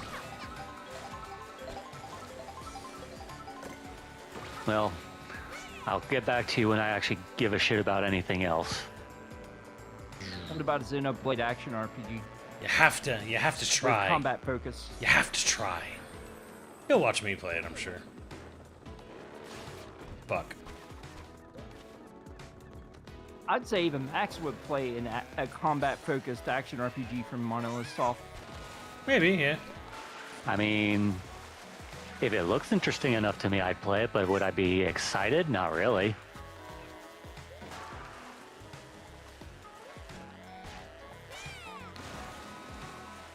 Like I said, Metal Gear Rising remake, remaster, or a sequel. Something new from FromSoft. It could be Bloodborne, it could be Dark Souls, whatever. Or just any fighting game shit that I would care about. A new KI, Soul Calibur. Yeah, I'm really hoping that fucking Namco position opening is for Soul Calibur. Internal discussion is it's for the next Tekken. That's what I told Steve too. I'm like, there's also a pretty big chance that this is just Tekken 9 getting going, at the beginning. Seems like it's really used demos. I mean, I agree with Al. You should really play Liza P. Yeah, you should. And It's Al's, everything you love and about FromSoft, but with better gameplay. And Al should play No. Honkai Star Rail.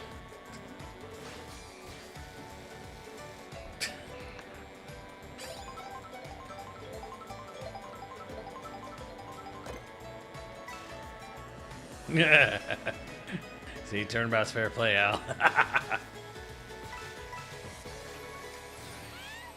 I hate this game. I want to play Fortnite with my wife. Do you want to try the new island that I found? Nah, it's okay. It's an action RPG. I did see that. It looked impressive as hell.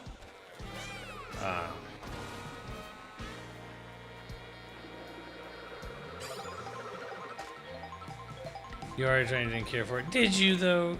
Did you really, Al? I mean, Huh. we did try it whenever it first came out. How long? How many hours did you put in? About 2 hours. I don't believe him.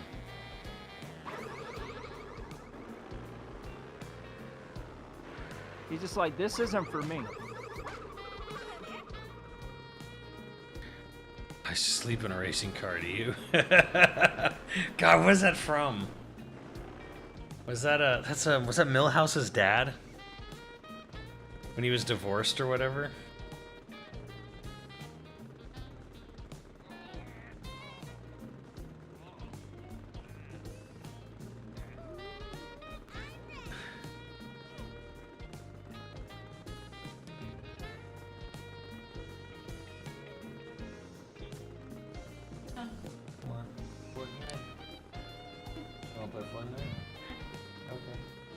Hey Al, if you want me to play Liza P, you have to play Metal Gear Rising.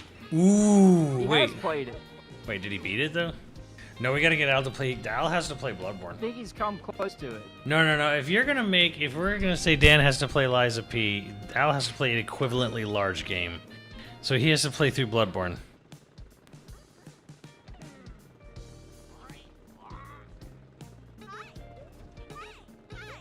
Yeah. He's already played Bloodborne. All of it? It's the only Souls game I ever played and beat. Well, alright. Did you play the DLC? Yeah! Did you play The Fisherman's Village? Nightmare of Menensis.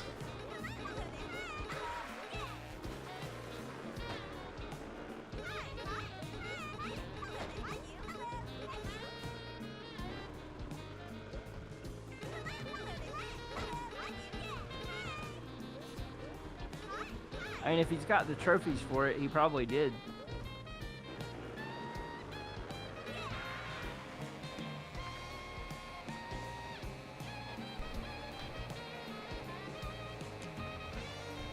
Al, have you played the Bloodborne DLC, the Hunter's Nightmare? Yeah, Hunter's Nightmare.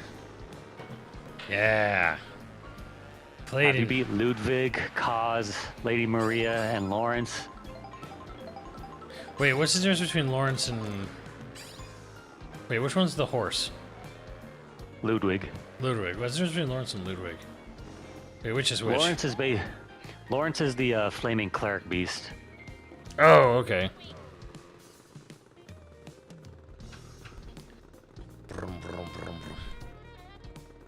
In What's- Lawrence's phase, like, I'm pretty sure Lawrence technically has like 3 phases, but at least main phases, like his phase 2 is the one where he splits in half, like you destroy his legs and he only has his top half. And then Ludwig is the one that phase 2 makes that big shift where he like regains his sanity and he pulls out the Moonlight Greatsword. Moonlight Greatsword, yeah. That one's hard, I mean, though. it would take him less time to play through just Liza P.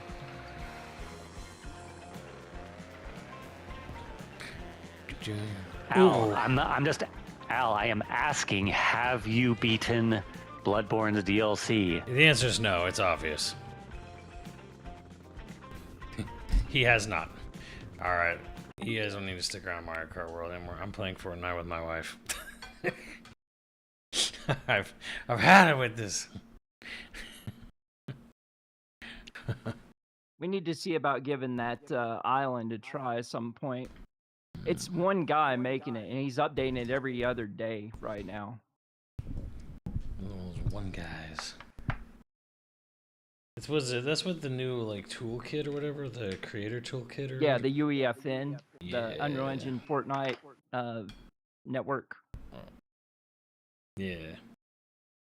No worries, but thank you, Literally, you can make any kind of game in that.